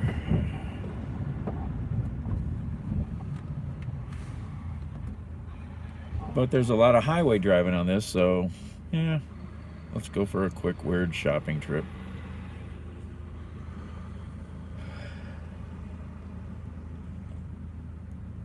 It's paying really good, so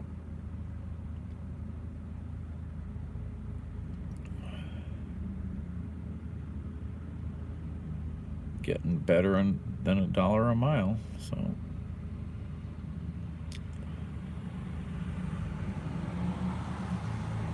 Time is it? 7. Just got to deal with crazy morning rush hour traffic on the highway, that's all. And I'm stepping into the busiest stretch of highway in the state of Ohio. Interstate 480.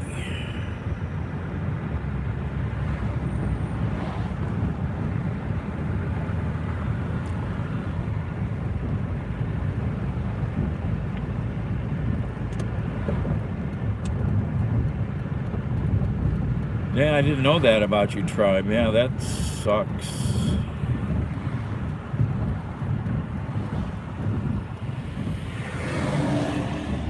Sorry to hear that.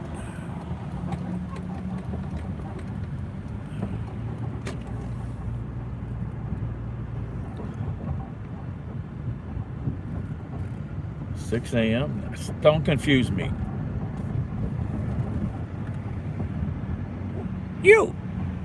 You in Illinois, shush.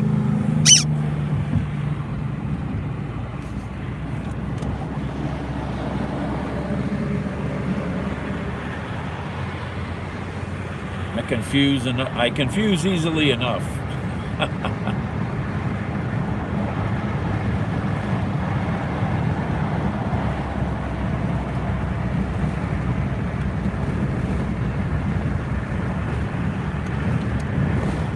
Ooh, we're on the new bridge. We got the new bridge open. The newly surfaced westbound bridge is open for business.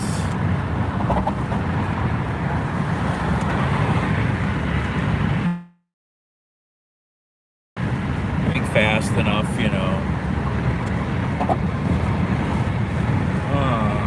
finally back on the right bridges. Nice. Traffic will flow better. Awesome. Nice and smooth.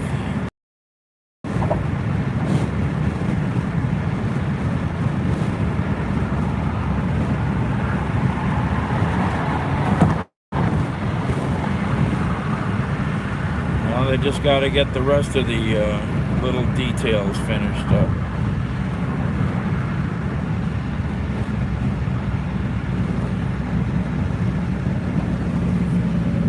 I haven't driven this ramp in forever. I never come from that way and go this way.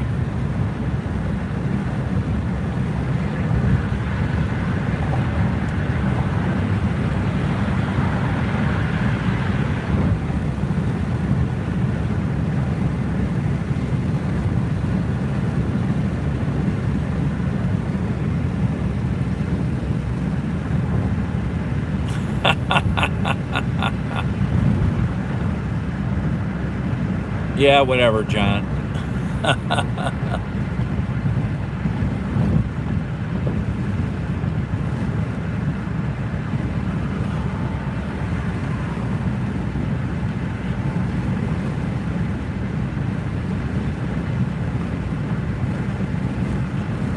Nobody gets hurt, yeah.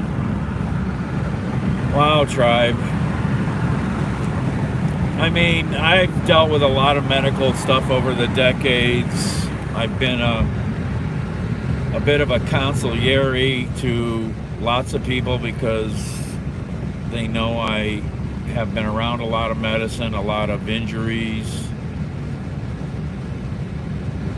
and dealing with it with other people, helping them negotiate it.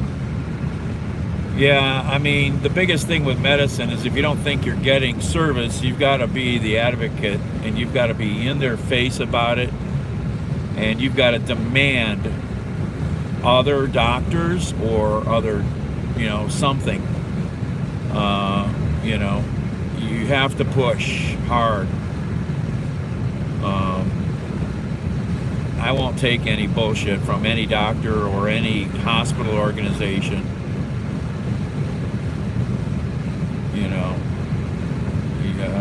They can be overwhelmed. You can get a bad doctor, just like a bad lawyer.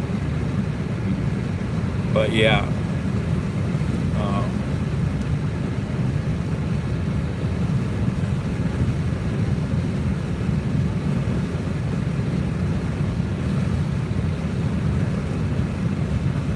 And I'm lucky. I know a few specialists, so I have people I can even just call who I really trust, who are really good surgeons or specialists, and I can ask them a question and get, a good, clear answer about something that help point you in the right directions.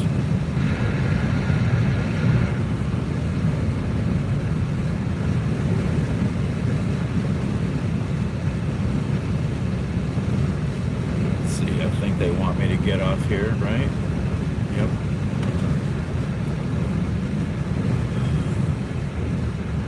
Yeah, I've not seen this new Meijer store since it's been finished.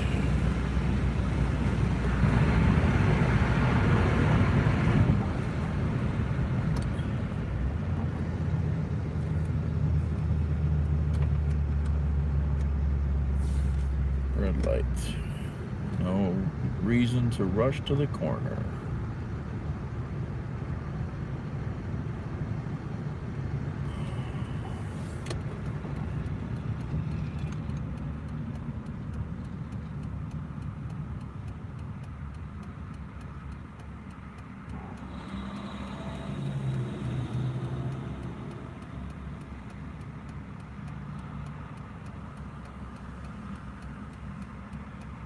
I think any hospital system has its issues, right or wrong.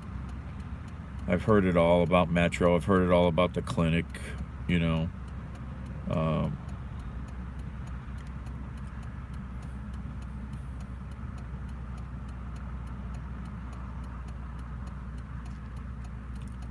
It's not a perfect system, that's for sure.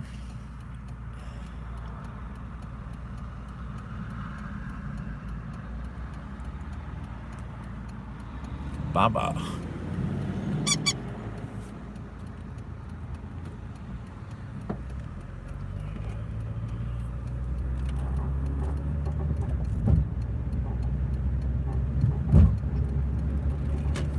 Oh, I gotta come back in this traffic. Look at that.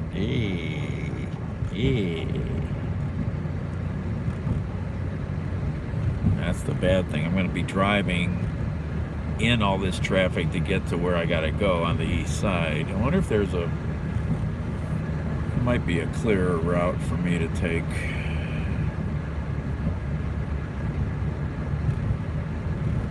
The highway might be the simplest.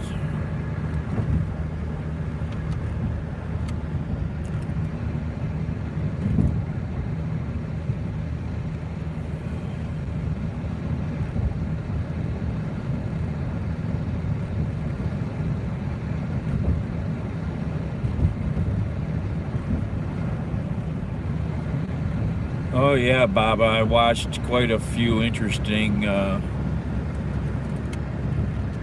news stories last night. It was really interesting different people were covering the wackadoodle Youngstown rally and the crazy statements and stuff that was going on there, and how dangerous the Trump clan is becoming with their religious fervor.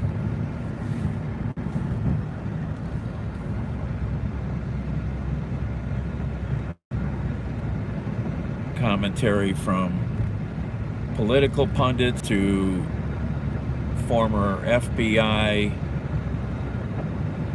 special agents who understand cults. Some dangerous ass shit going on with these people. Dangerous, stupid, ignorant, but all mostly dangerous. People willing to commit acts of violence for what? You know, for what? Because now Trump is being claimed as the Messiah by these people. They're starting a religion around Trump. He's the Messiah, the Son of Man. What in the cock fucking hell is that shit mean? It's all baloney. And these idiots are believing this crap. This is how you brainwash people and bring them into a cult. You get them to believe the grift. It's madness. Then they will do anything for you.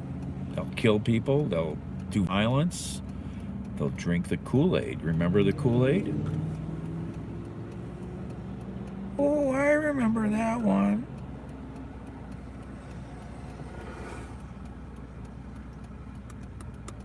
All of those things are possible.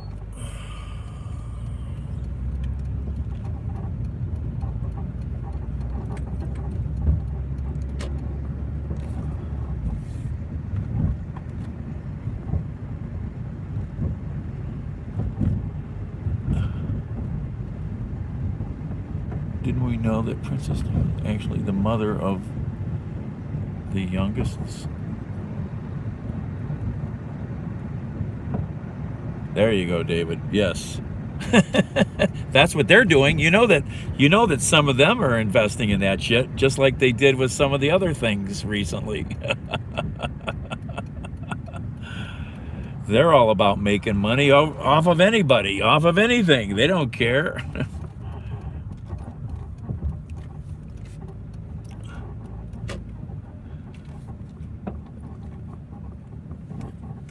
Oh, here's the new Meijer store. This is a good supermarket chain. Privately owned, one of the biggest privately owned companies out there.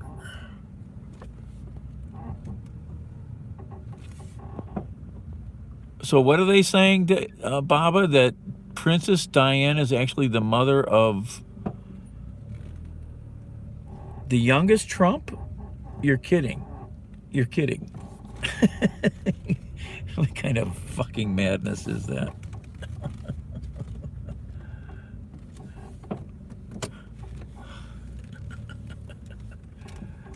I've not heard that.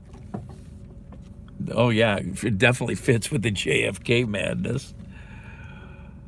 Oh, these people have some crazy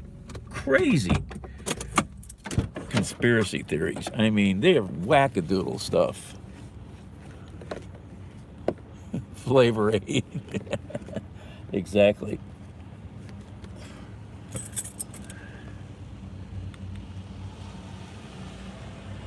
What am I doing?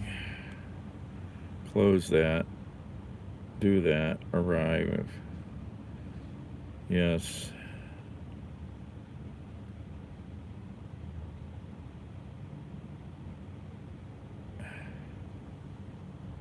That's interesting.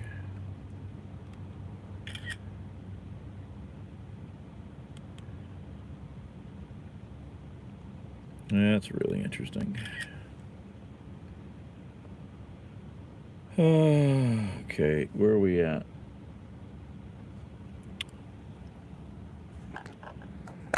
Yeah, I doubt that ever happened. Jesus, she couldn't stand Charles. Couldn't even imagine what she would think of Trump.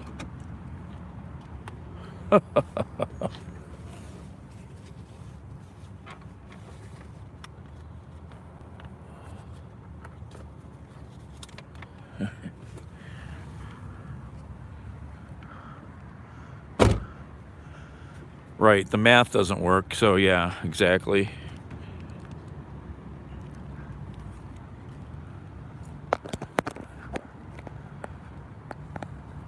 He be Prince Trump. Don't give them any ideas. Don't give them any ideas.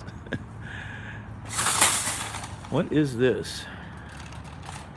Oh, I see. That's interesting. We got shopping carts with drink holders. Look at that. We got cup holders. Look at that. Fancy stuff, man.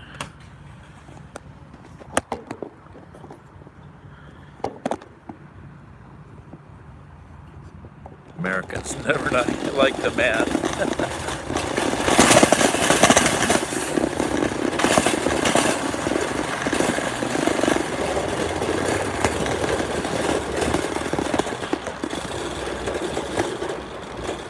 Oh, first time. I'm a virgin. In this store. I've been in a few of them, quite a few. Yep, it's a DoorDash shopping trip. Where is... Oh, this is ridiculous. Somebody is desperate for it. Thank you. I gotta take these to Beechwood.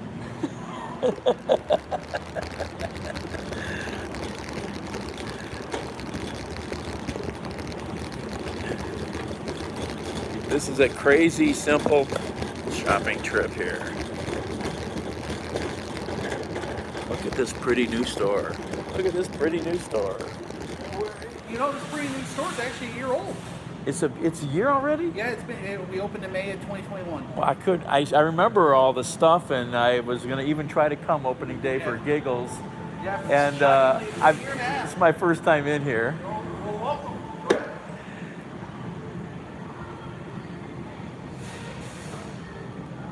Oh, this place has got good, let's see here. We have better ones.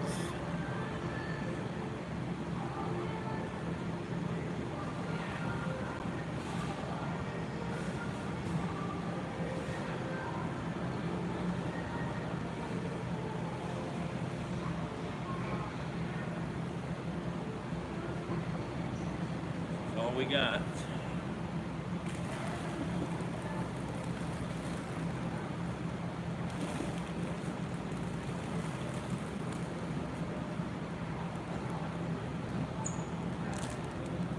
Got that one.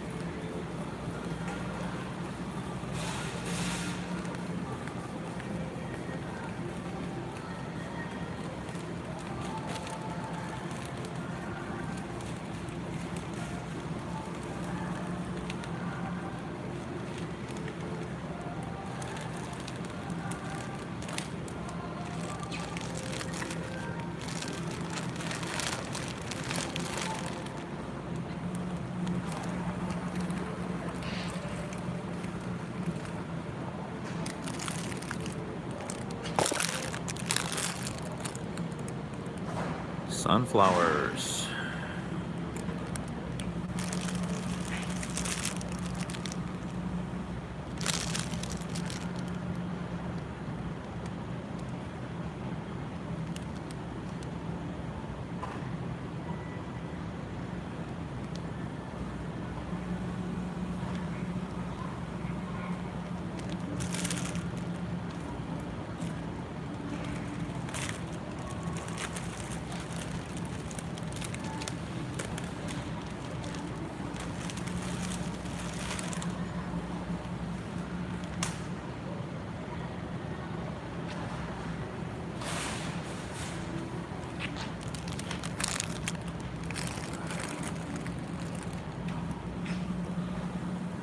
I would like to take you around the store, but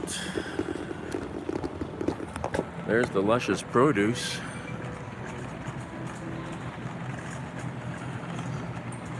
This is one of the largest privately held companies. Look them up. Meyer, what's the other big one that I know about that's privately held?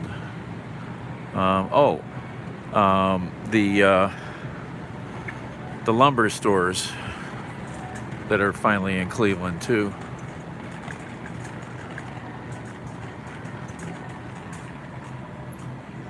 Can I do this or? Oh, I see the other side. Okay. That's if I do the shop and scan, right?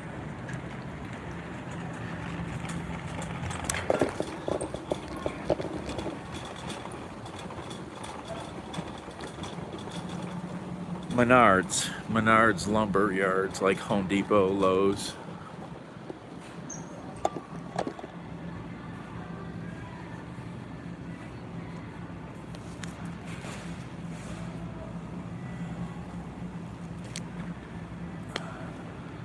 Both privately held corporations.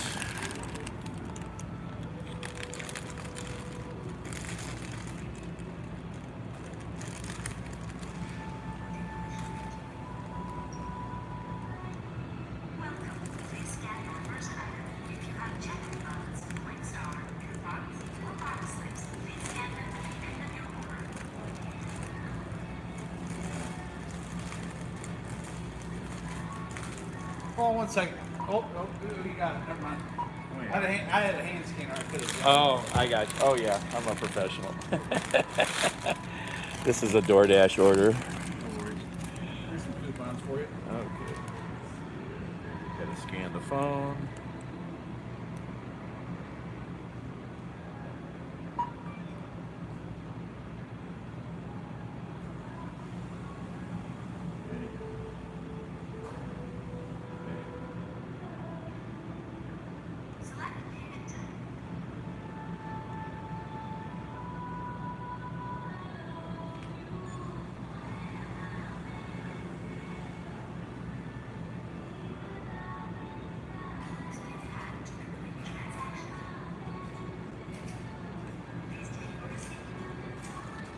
Please take your receipt. Confirm. Continue. Proceed.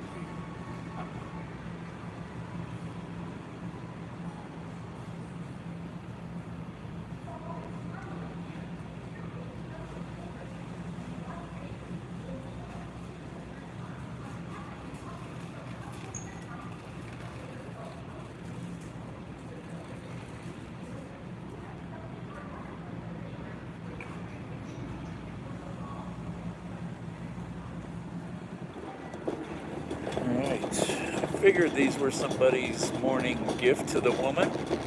I gotta sneak them in the backyard and put them on the hood of the car. Yeah.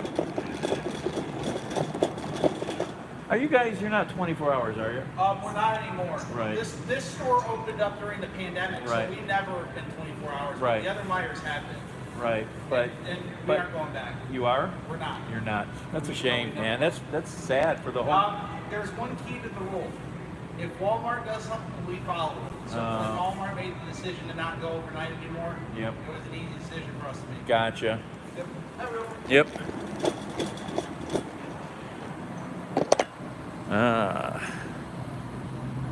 Rotisserie chickens. I can get them cheaper though. $6.99. I can get them for $4.99.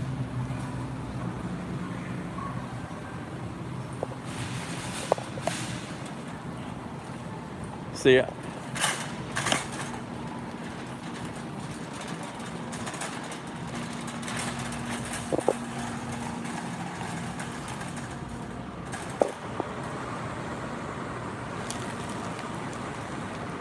Yep, Costco, Sam's Club, $4.99.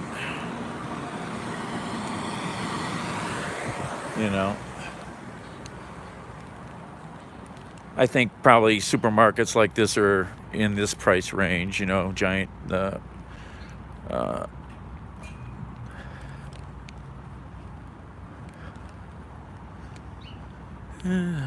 Pretty morning today.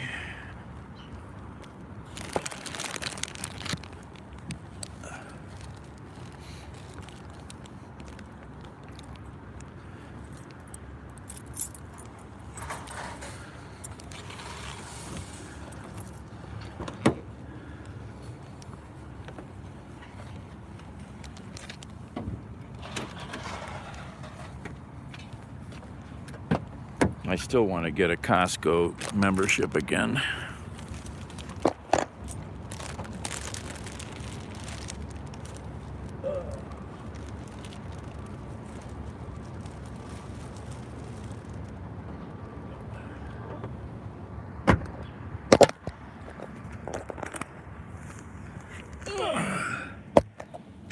Look at that seamless transition from tripod holder to phone mount. Okay.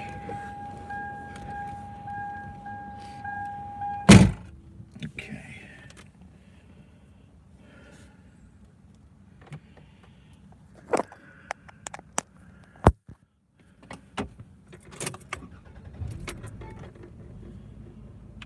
Uh-oh.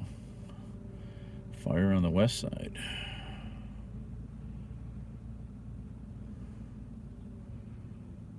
Maybe.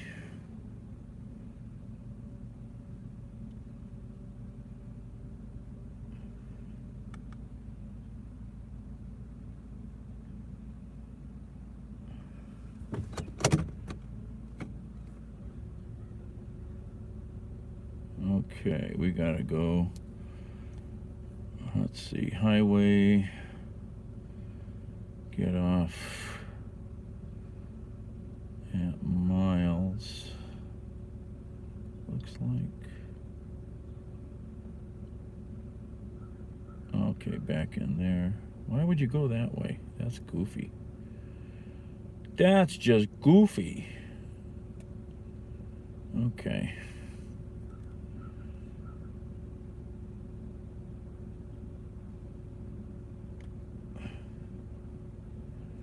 Come on, phone. Populate.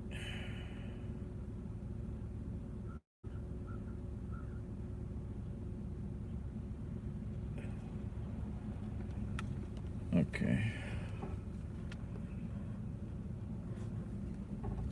This route avoids the road closure on Green Road. You are on the fastest route. You will arrive at 7:57 a.m. Oh, there's a road closure. Oh, that's why it wanted to take me that way. I'm like, oh, so the map is smarter than I am. Okay. So anybody who wants to give me their extra Costco buddy card, I gladly will accept it. So I really don't want to spend the money if I don't have to.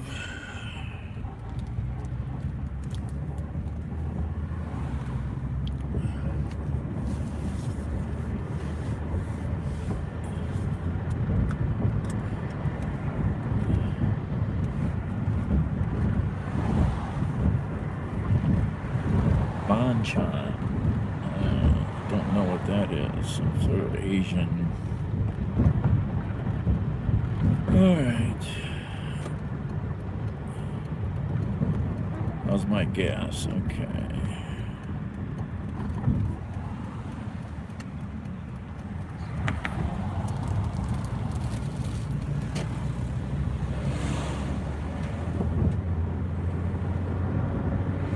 Oh yeah, so we're driving into the sunlight. Lovely.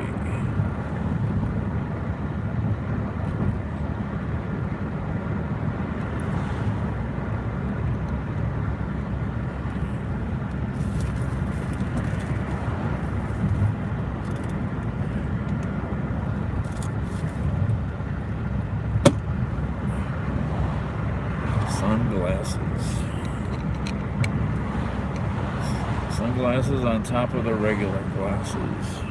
That's brutal sun. Oh man. That's the kind of sun that gets you in an accident.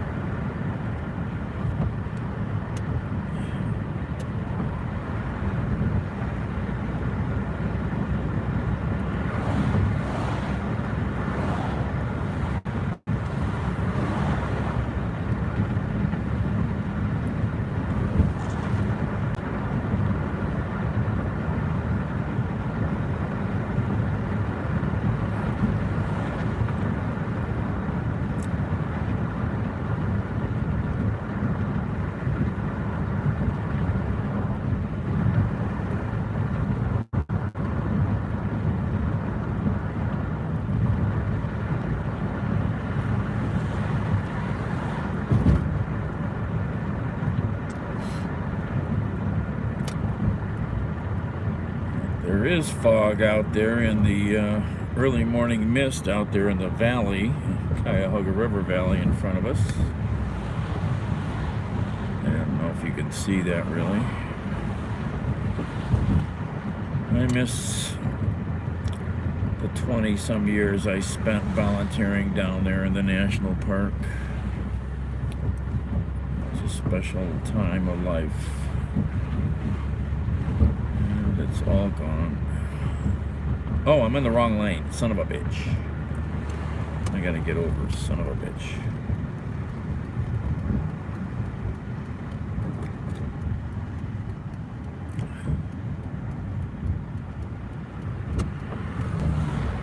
I didn't mean to do that, but here we are.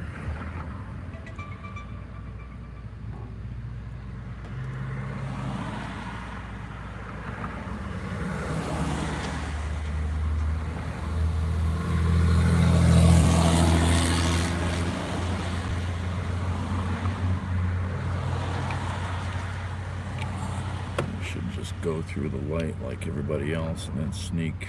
This is going to be painful sitting in traffic. I hate waiting in traffic. There's no easy way around this, is there? That's 9 minutes slower going that way.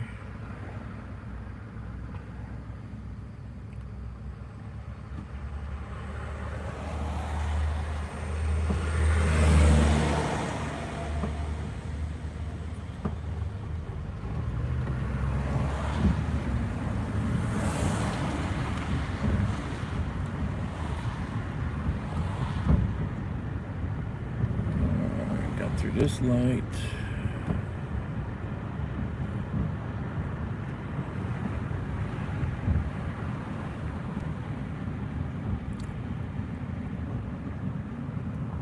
International Affairs correspondent Jackie Northam has more. Russia has been manipulating the flow of natural gas to Europe even before the war in Ukraine began, including turning off the taps intermittently. But earlier this month, it indefinitely cut supplies from Nord Stream 1, a key pipeline that brings natural gas to most of Europe. Few were surprised Putin used energy to try to achieve his goals with Europe. 2004, 2009, and 2014, Russia also utilized energy. So a car just went by in the other lane with these bumper stickers all over it. 2 on the rear, 1 on the side. I bet there's 1 on the other side. It says new driver. Would you put those on your car? Yeah, let's advertise that I don't know a thing about how this all works.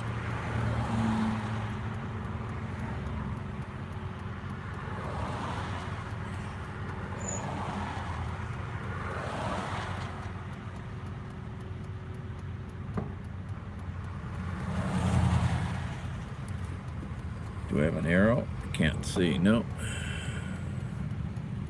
The sun is brutal. Brutal. May have overplayed his hand. I think that if the Europeans are able to get through the winter and stay united, and they get a little bit of luck in the form of some decent weather this winter, by next winter I think they'll have their alternatives in place, And I think by the end of that second winter, Putin's leverage will be all gone. But that's if the coalition doesn't fracture, and that's not a given. Energy prices, which were soaring even before the Ukraine war, have now reached a new stratosphere. There have been protests over energy prices. I wouldn't doubt that. You know, might not be a bad idea. Introduced. Industries throughout Europe have been I mean, America, it's stupid easy to get a driver's license. You know, Germany, your UK, you have to go through all kinds of training to get a license.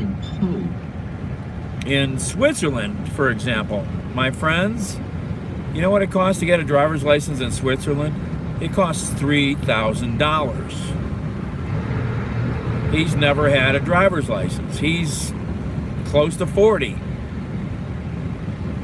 His wife drives, and he said if they ever had kids, he would get a license then.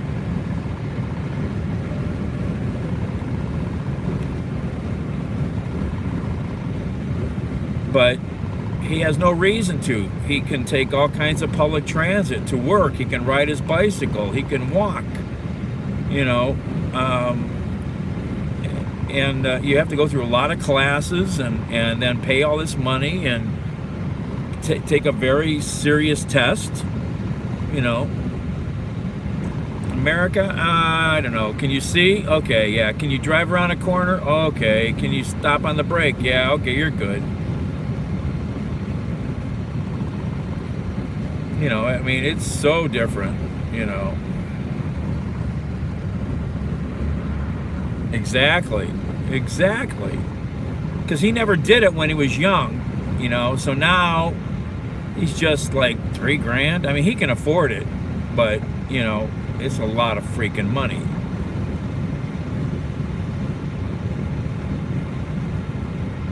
And hell, his wife likes driving, so he lets her drive him around.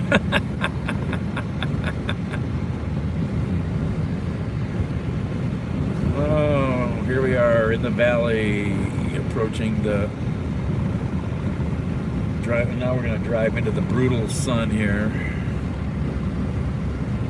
See that building on the left there? I've been on the roof of that building decades ago, putting up a radio station, studio to transmitter link antenna.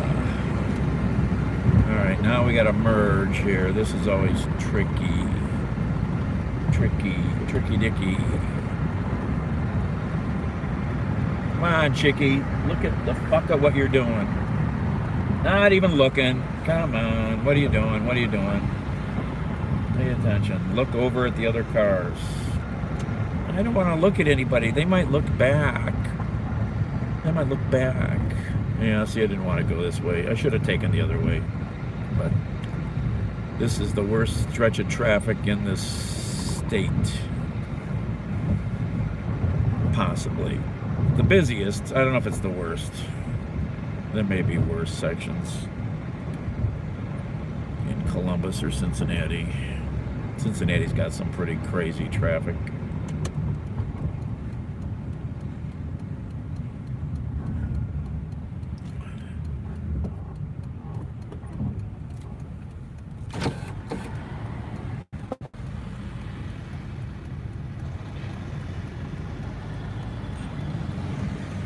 Rat poison? I don't know. I don't know about that one. Alright, got over. That helps. Let's see, where we gotta go? We gotta go to Miles. Okay.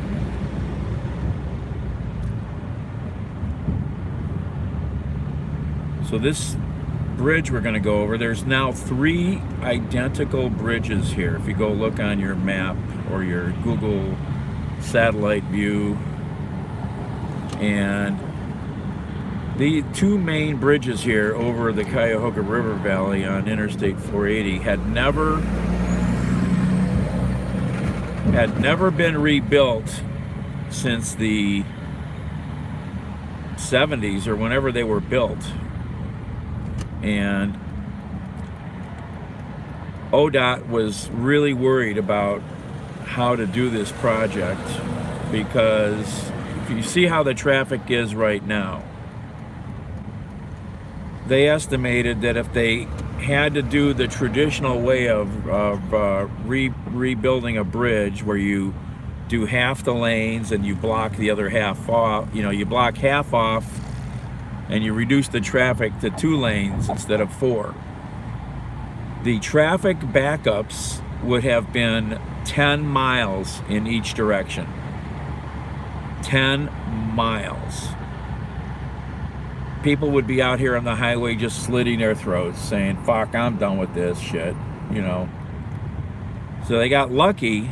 One really bright engineer at ODOT noticed in the middle here, between the 2 bridges, there was enough room in the middle, this big giant space, to build a 3rd bridge. It was brilliant. They found the money to do it.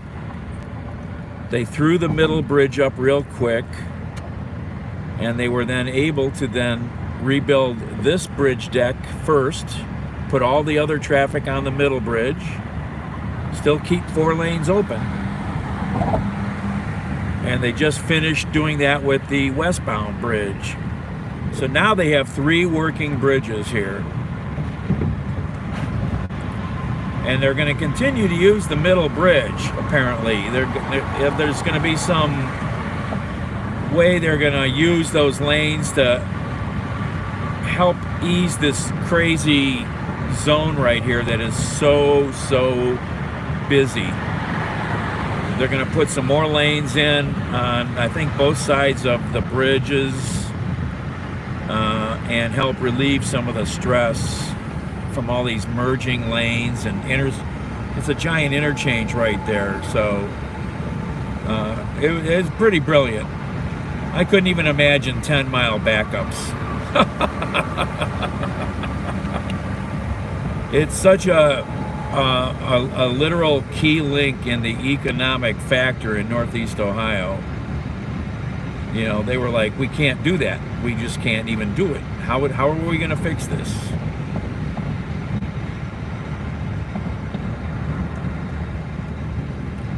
Actually, you got to praise the original 2, sort of the original design of the whole system, where they left such a big space in the middle between both sides of the highway. That's what, still got all this big median here in the middle, but this median ends up here. Oh yeah, he's in a hurry. He's got to get in front of me. I'm going better than the speed limit, but got to go in front of me,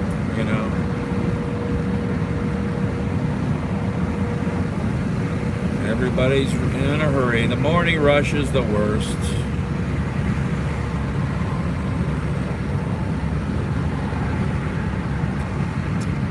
Oh, I just saw a story about West Seattle, Washington.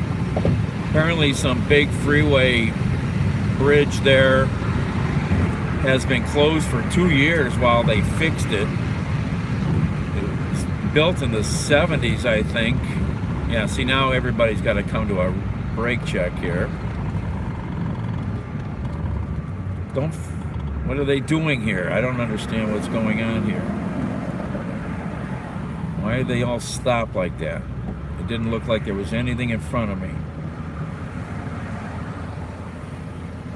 What the heck was that about? Honestly, what was that about?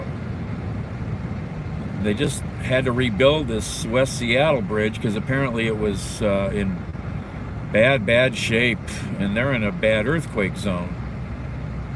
So now I guess they think it'll last another 20 years or something.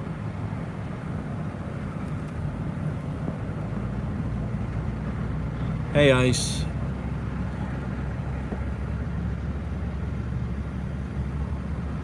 Well, that thing was spalling, and they used all kinds of fancy techniques. They used carbon fiber to wrap the the columns. They did all kinds of fancy stuff to There's a big story out, a couple stories out there you can find. Apparently, though, it cut the West Seattle neighborhood off from Seattle, and it made for really long commutes, and you know.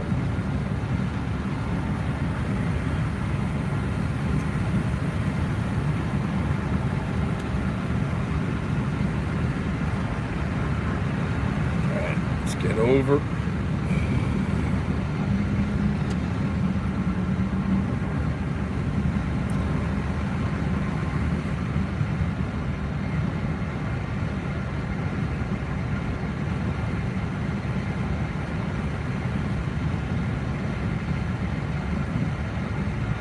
And hopefully I can sneak these flowers onto this car with nobody knowing. I've done a few of these secret Santa type deliveries over the years, bringing a gift to somebody.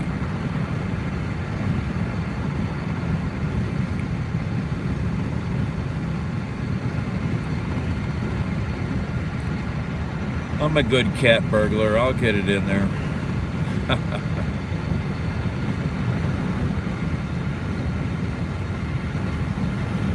Oh, look at this guy.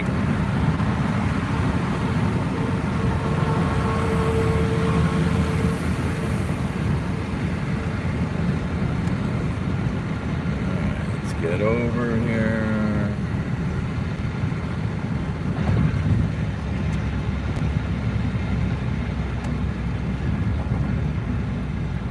To exit.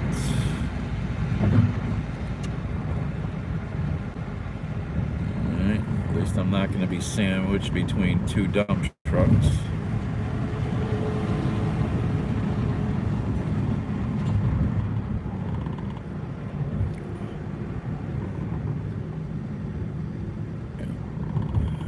Okay. I don't know if I've ever driven down this street over here.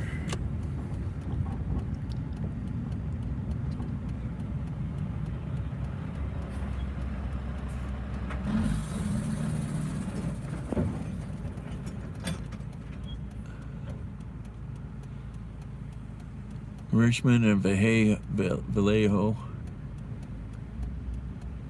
Oh, right, David, yeah. Yeah, I've only been up in that area once, Richmond.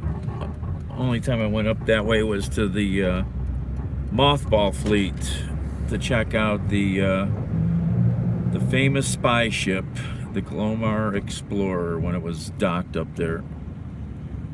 I did have photos. I don't know. I think they got thrown out. Damn it. I had so many interesting photos of rare shit. Yeah, I don't think I've ever gone down this street. Oh, look at that. There's one of the old style bus shelters. Made out of the corrugated shit. That's what they all used to be like in Cleveland. Wow, that's like the last one around. That's interesting. Okay, we go this way.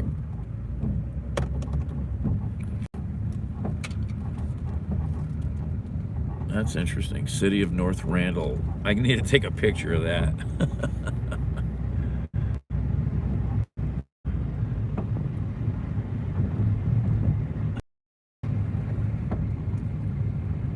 Yeah, I've never been down this street, I don't think.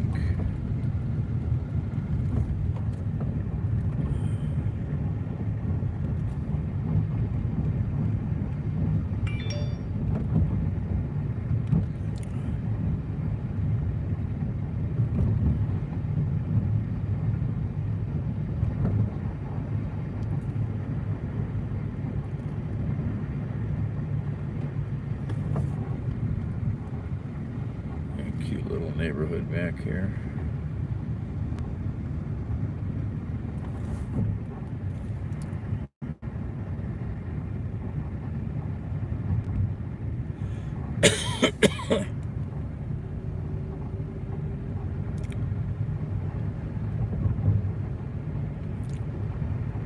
Oh, I'm kind of getting hungry. I did eat some leftovers at, what was that, 2 a.m. or something like that, before I went live. So this cuts through to here. Okay, yeah. This is a good thing to know.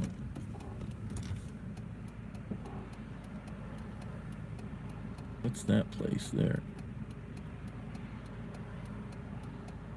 Pork chop restaurant. Oinkies? Pork chop. Something interesting. Soul food type food. Okay, go around the corner here.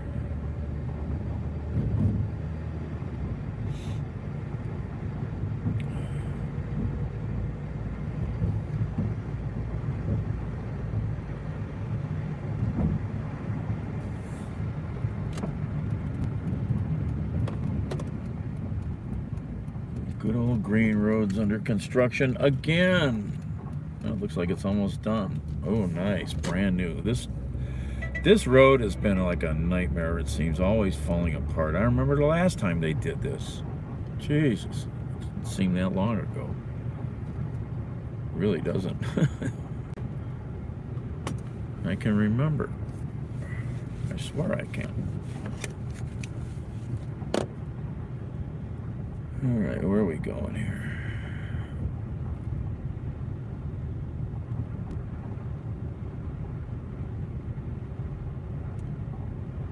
Got some new house going up there.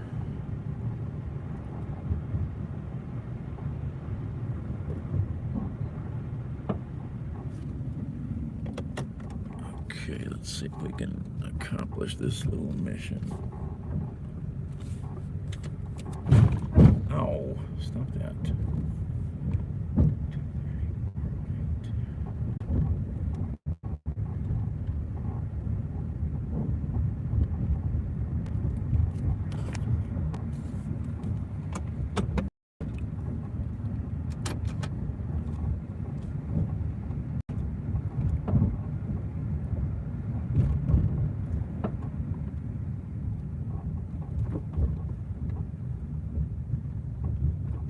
The customer requested you leave the order at their door. Additional instructions are provided in the Dasher app. I don't see. We'll go look. I don't see.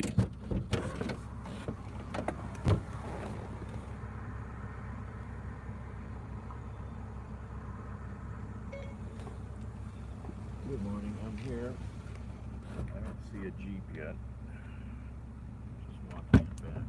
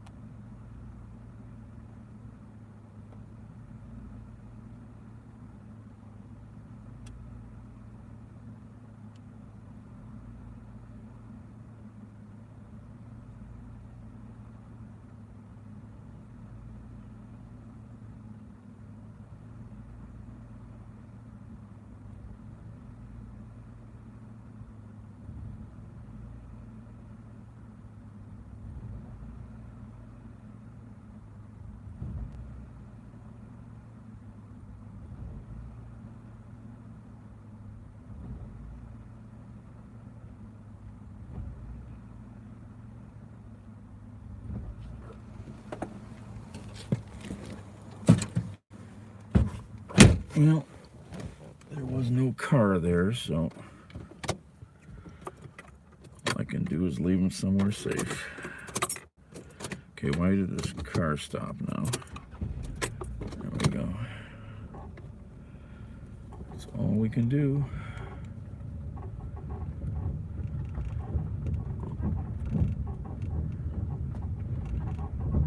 Where am I at? About here.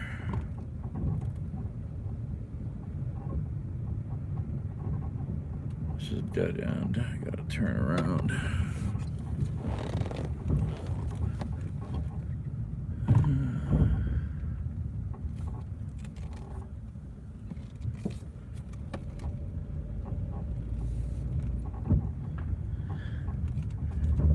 The least bumpy driveway.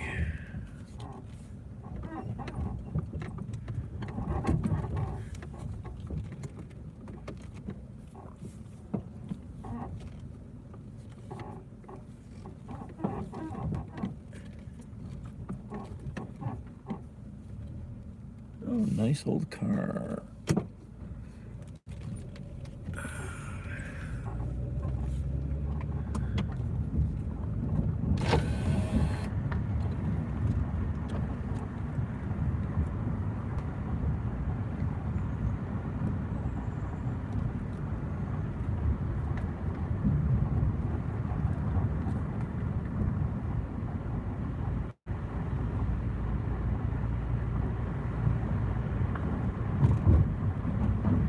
Oh, what time is it? Let's see.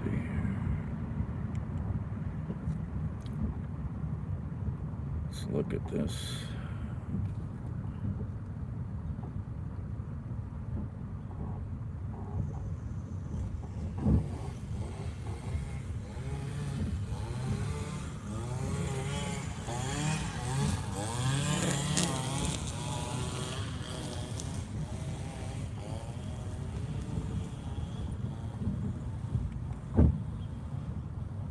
I'm getting a little hungry.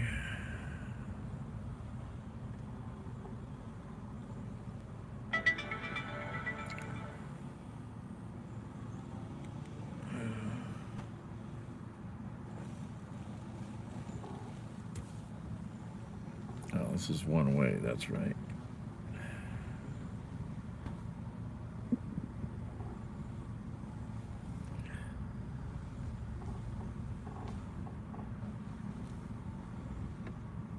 $9. Only $9 in my account? What happened?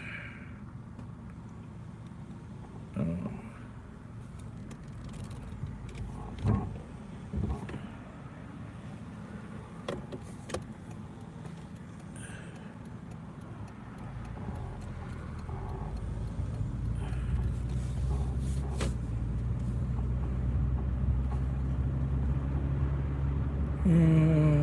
Did not make much money last night.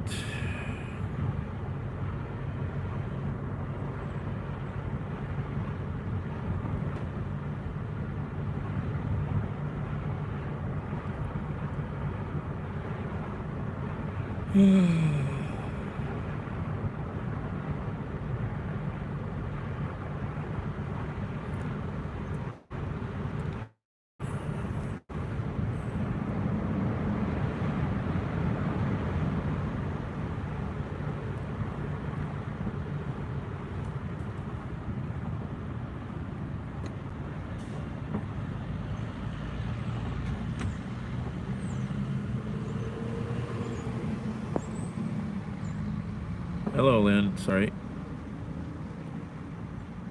I'm on the east side in, oh, what is this? North Randall, or maybe not North Randall. Miles and Green Road.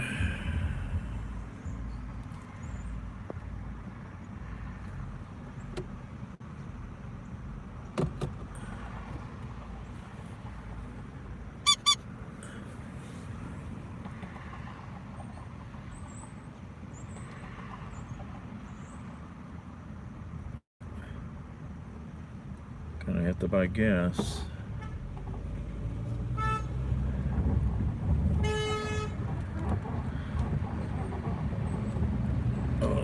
nasty sun.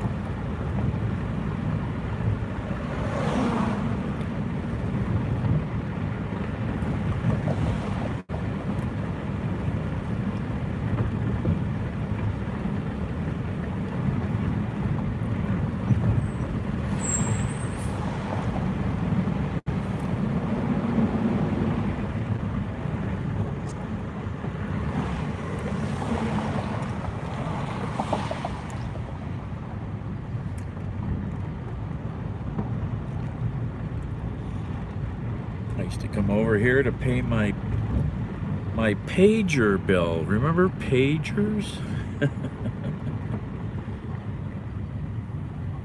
I had pagers for most of my adult life. Even had one when I was a teenager.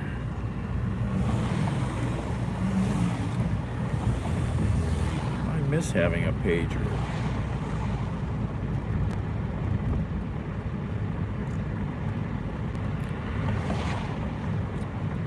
You want to be cool now, you got to get a satellite phone. That's what you got to get.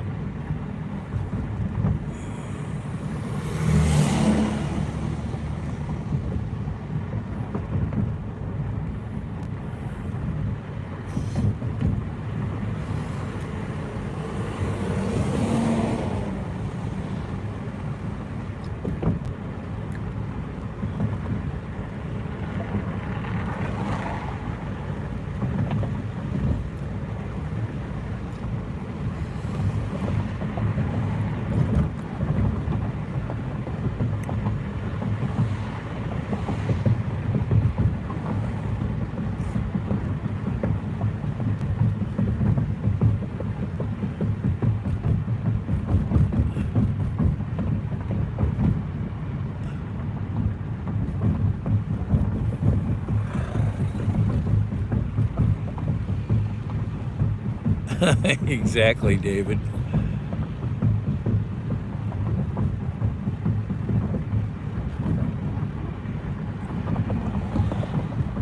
Well, a couple of the diners I go to have pretty decent coffee. Some have junk, you know, like cheap gas station coffee.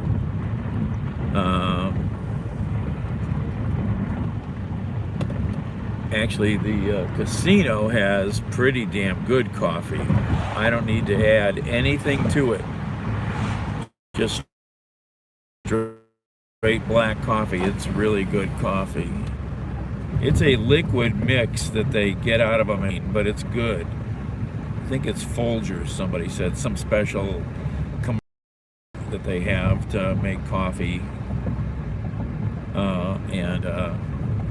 I like Dunkin' Donuts coffee. You know, if I go get a coffee on the road, I like Dunkin' Donuts.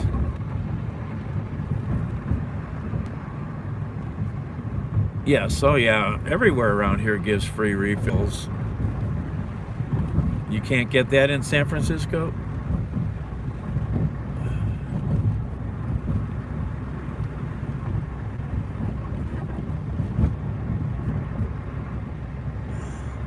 Don't tell me that.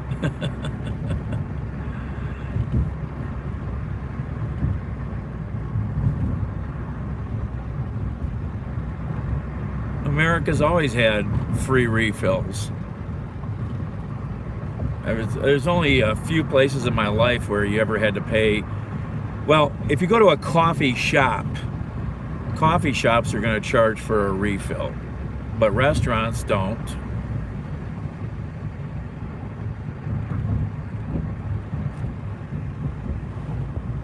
Oh, boxed wine, yeah, boxed coffee, okay.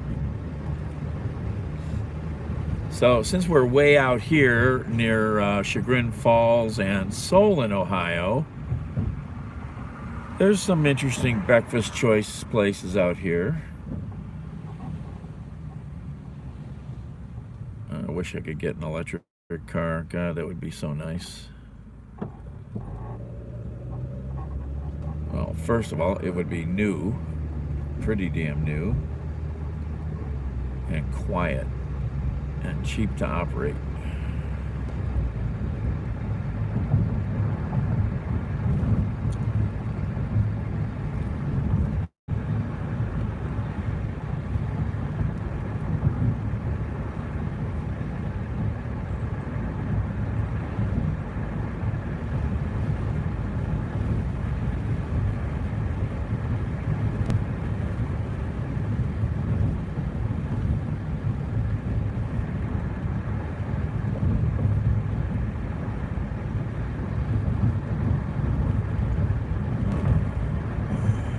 See if we get any work out here. Never done this out here, I don't think.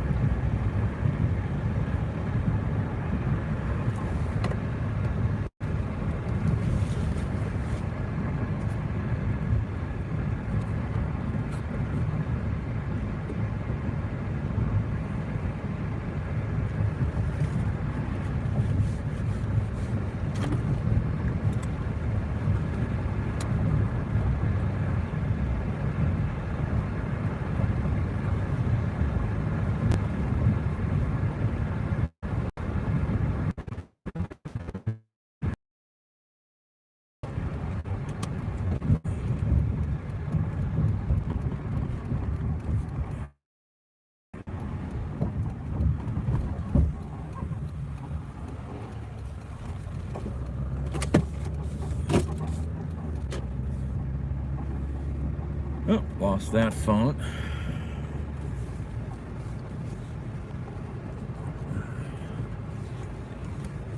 Das phone went flying. Oh.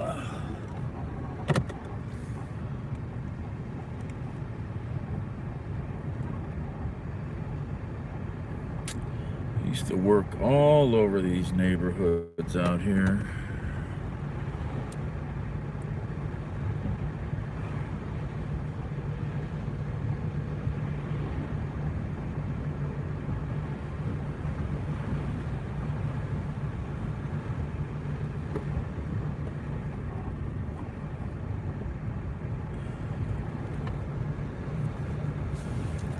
Trying to think of what would be an interesting breakfast choice out here. Someplace I've never been, maybe.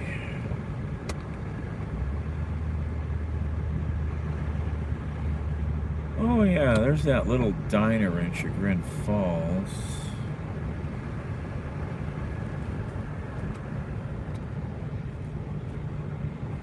Does anybody know what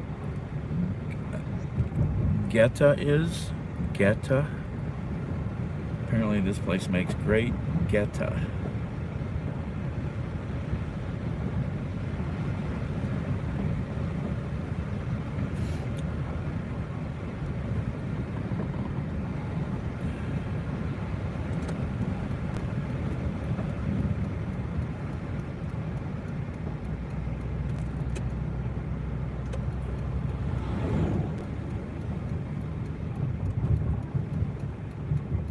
Driven down this street in a while.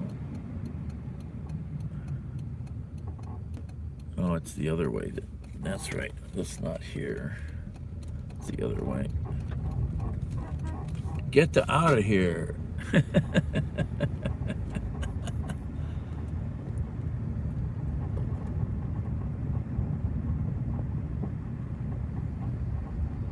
Exactly, David. Yeah. We can just get you to pay for that. Yeah, they got people brainwashed.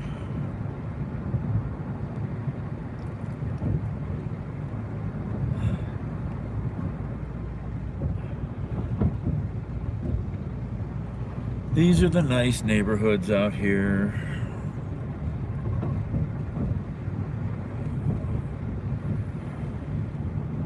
Custom homes, architecturally designed homes, estates, big yards.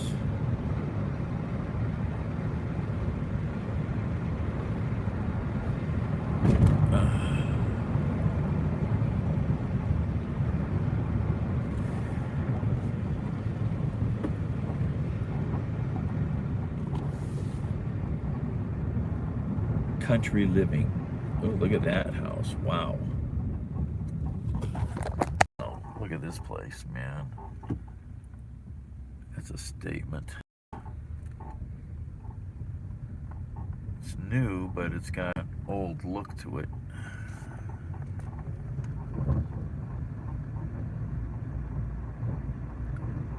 Oh, yeah, there's a big...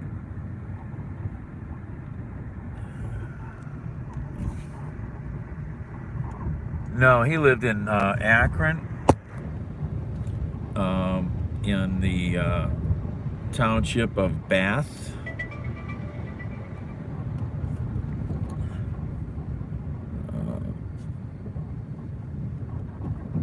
Sort of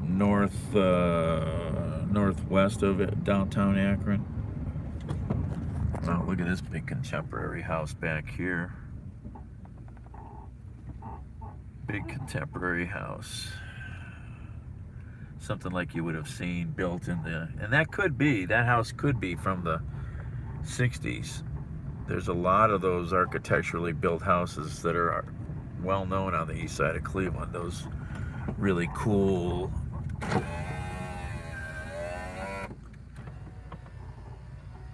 I mean, we're in the getting into big money neighborhoods out here.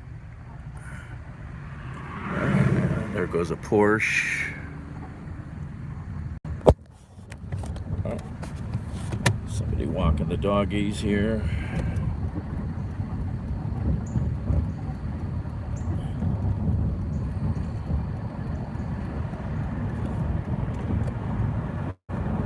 There's a big monster right back there. Wow.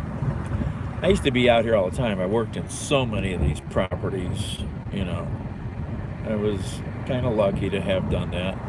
Too bad I didn't have any DNA that got me born out here, though, right?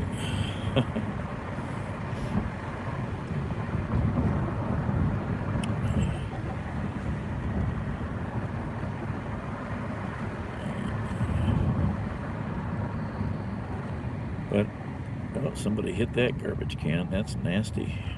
The raccoon probably hit that garbage can. Let's hit that baby. Okay. Dinner.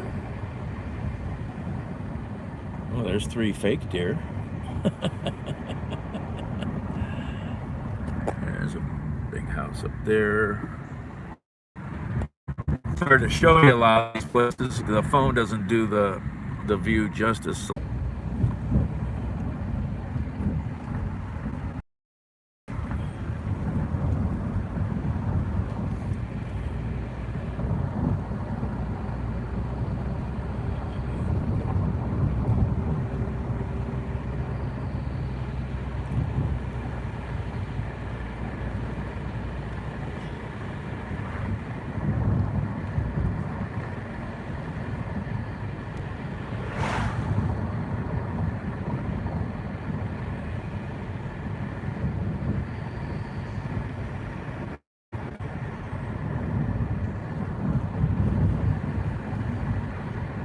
Chagrin Boulevard detour.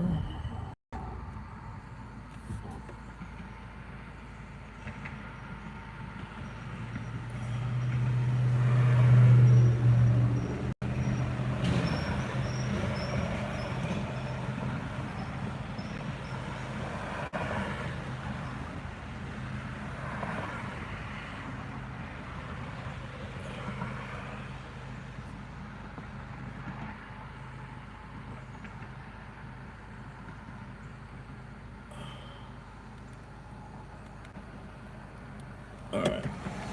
Where are we at here?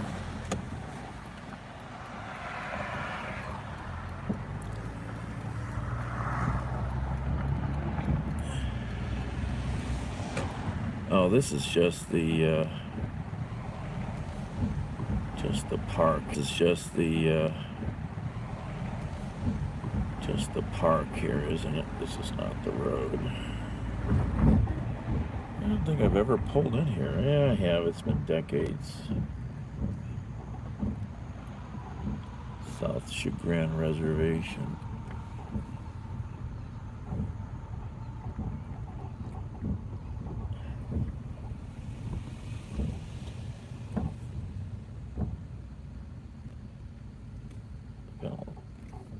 see. Out here where the polo fields are. You know about polo fields. Where does that go? That's a dead end. I've never been down there. I've never been down here, so what does that say? That says, let's go down there.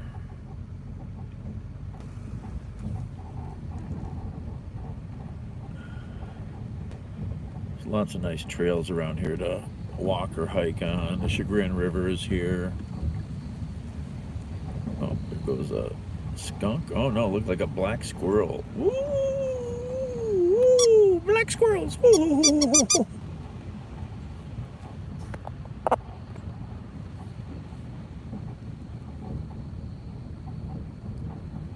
Well, there's a couple houses down here. Okay. I wondered. There's a house there.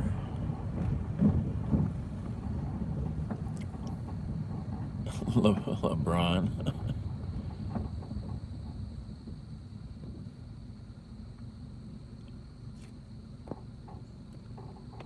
Oh, I like LeBron. He's done good now, you know. Yeah, I've been by the house. I've done work on a big mansion around the block from his place. Freaking guy's got you couldn't believe the size of the indoor swimming pool he has. And then he's got a giant building all made out of the same limestone for his garage with his gull-wing Mercedes and other collectible cars. There's 3 houses here.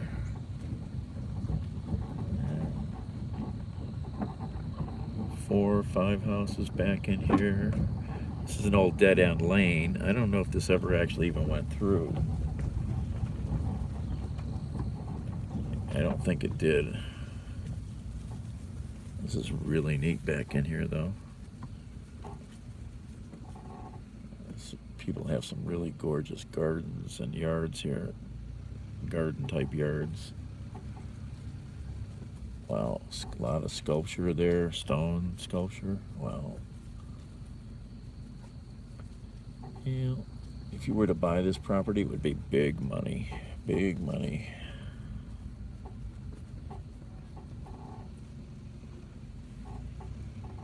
This place is elaborate gardens.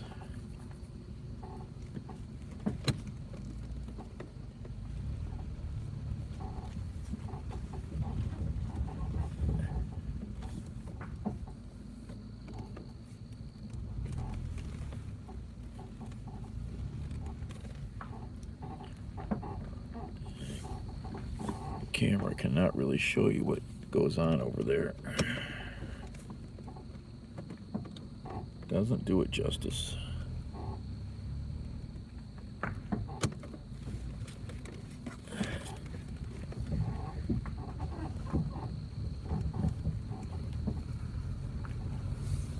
Very cool. Very peaceful because there's no traffic down here except for people like me.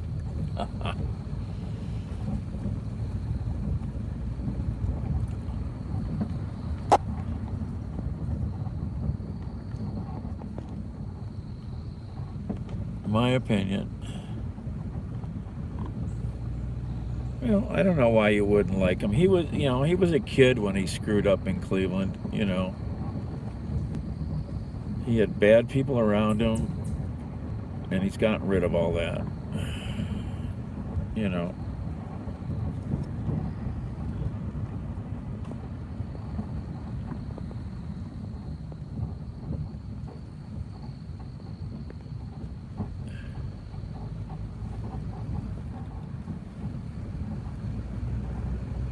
Chagrin River's right down below us to the right. That's a pretty neat stretch of road down there. Very private, very nice. Where does this go? Let's look at the map. I don't know if I've driven that ever. Where does that go? That cuts through. Yeah, I've never driven through this section of Metro Park here. I don't think.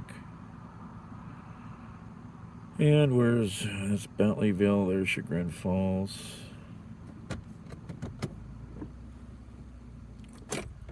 Turn the car off for a second.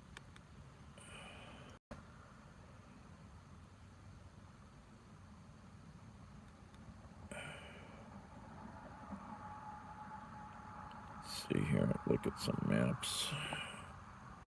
Morning.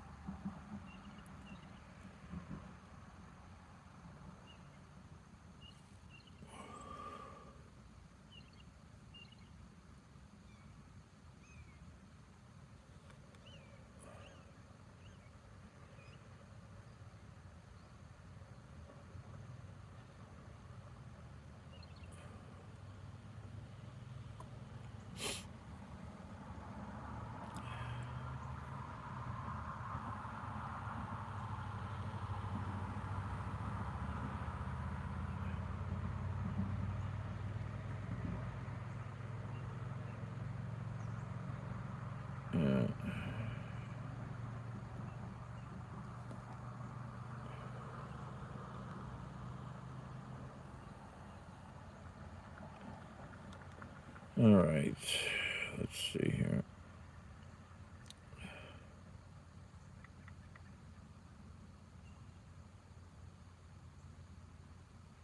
Oh, of course, we got yours truly. Lemon Falls.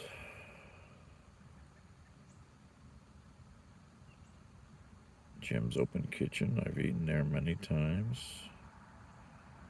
Washington Street Diner is the place, I think, with the Geta. Chicago Deli Restaurant. Where's that?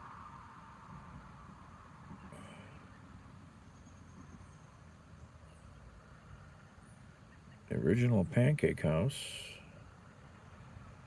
Village Diner.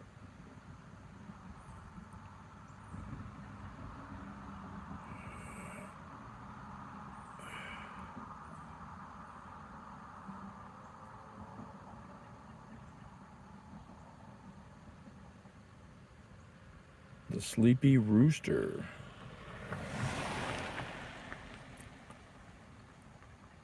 Maybe that's the place I was thinking of. Where's that at? That might be it.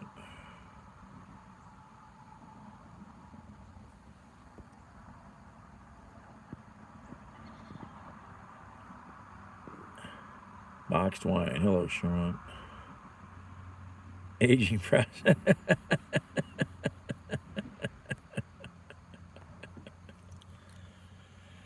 But I love the aftertaste that the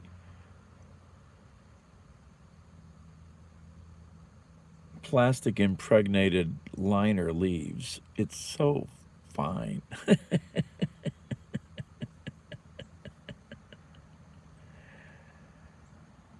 Lemon Falls. Those are all downtown. Where is this place? Doggy out for a run. Oh, where are these other places on the map? Oh, they're all over in Solon, it looks like. That's all in Solon.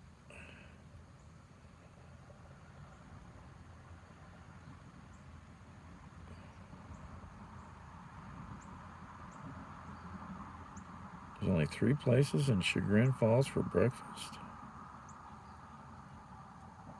I find that hard to believe.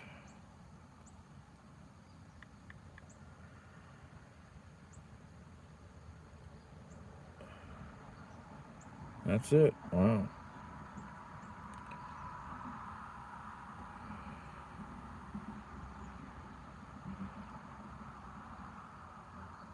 That place is cute. Lemon Falls Cafe Marketplace.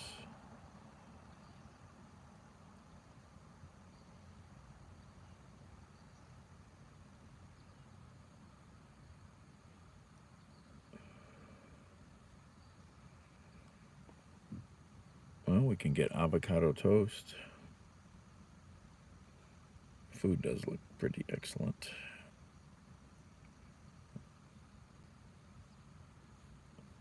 What's the menu?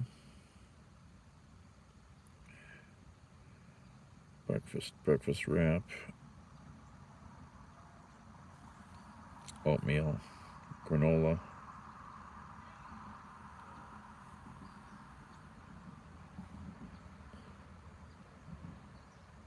three steamed eggs.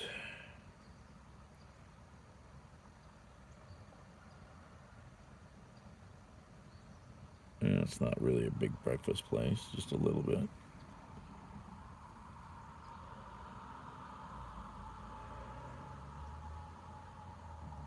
Got all kinds of coffees.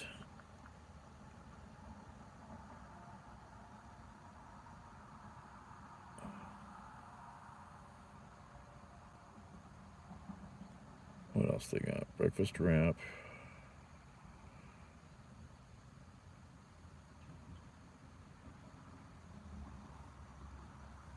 Yeah.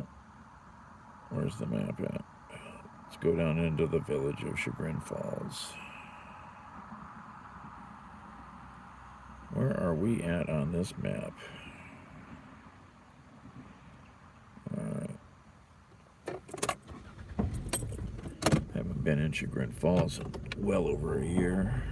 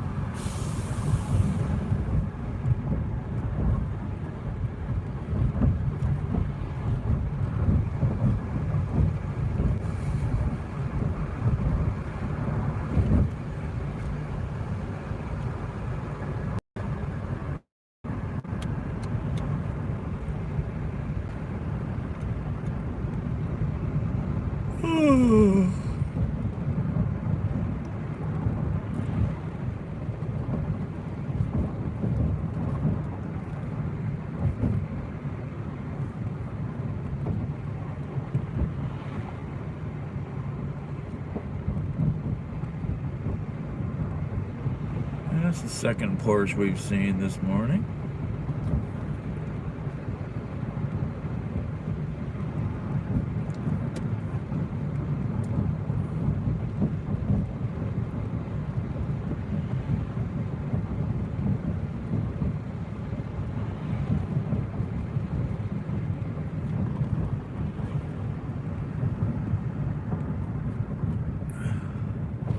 Maria, where have you been?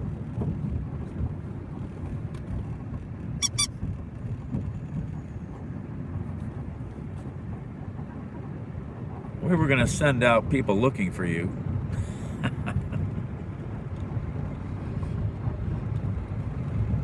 Had another guy in here for a short minute the other night from Argentina.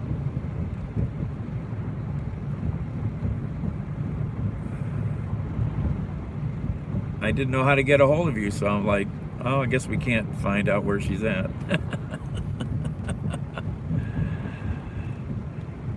I don't have a way to message you. I don't know if you follow me on Twitter or Instagram. That's the only trouble with things like YouTube. You can't message people.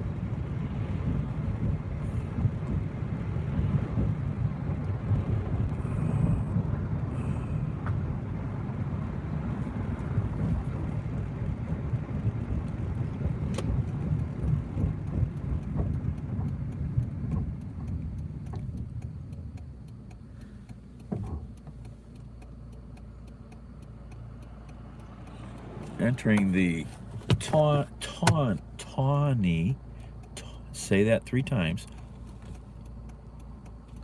Pawnee,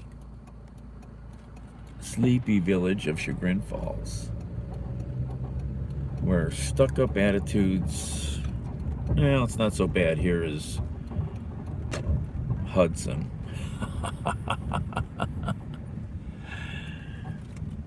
Yeah, I mean, it's weird because I've had quite a few people from Brazil and you and some other guy from Argentina. It's interesting. How does that work? You always wonder how these people in far-flung countries find somebody on YouTube, you know?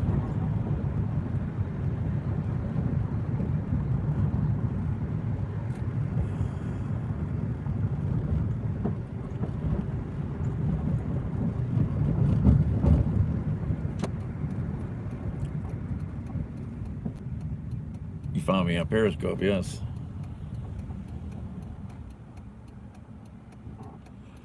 I'm kind of hungry. I don't know what I want to eat, though. I need to eat something. I don't know what.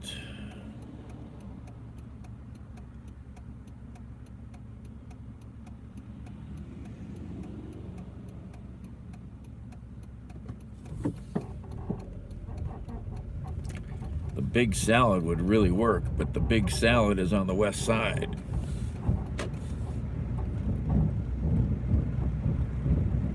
I don't know what I can get over here at this time of day. Big salad I can get anytime. Downtown Chagrin Falls. I haven't been here in so long. Used to be here all the time. Did a lot of work around here. Would eat at a number of little restaurants here in town, but a couple of those places are gone. They are gone. Sad. Let's find a parking spot.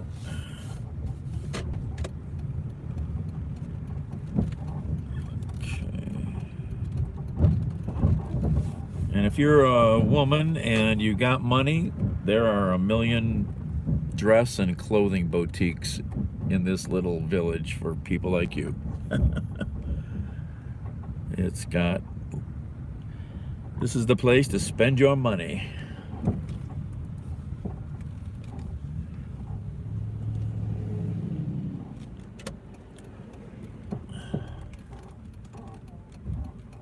Well, there's the third Porsche we've seen this morning.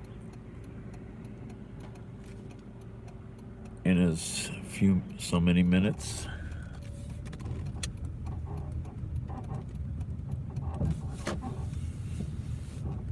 We will park right here. 3-hour parking.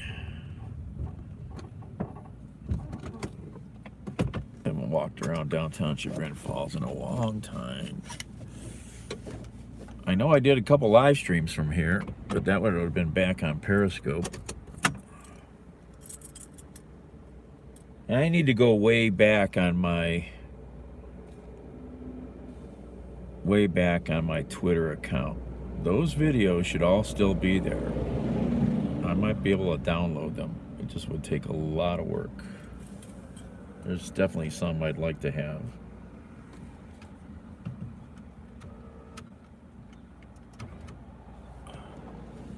There were some good walking tours there.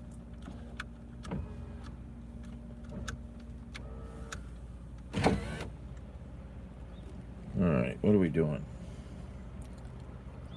How much battery has this thing got? Not much. Why isn't it charging? I don't know. So it means we need to take a battery with us. I'm tired.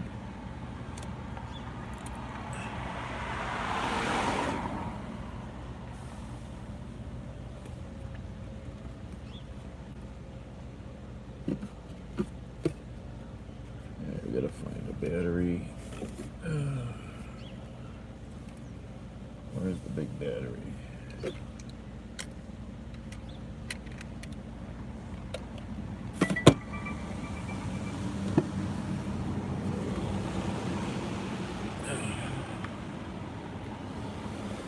That's got juice.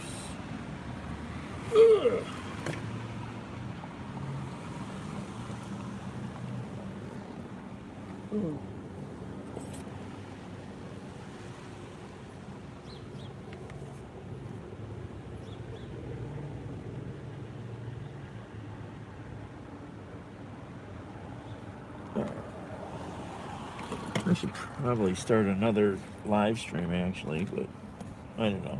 We'll keep it going, okay? Should I start another one? I'm thinking I should. This is walking. This is not driving.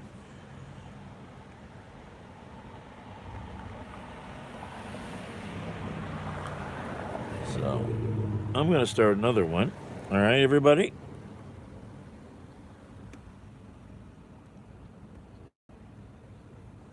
All right. I'll be right back. Oh, thank you. Sean, okay, everybody? I'll be right back.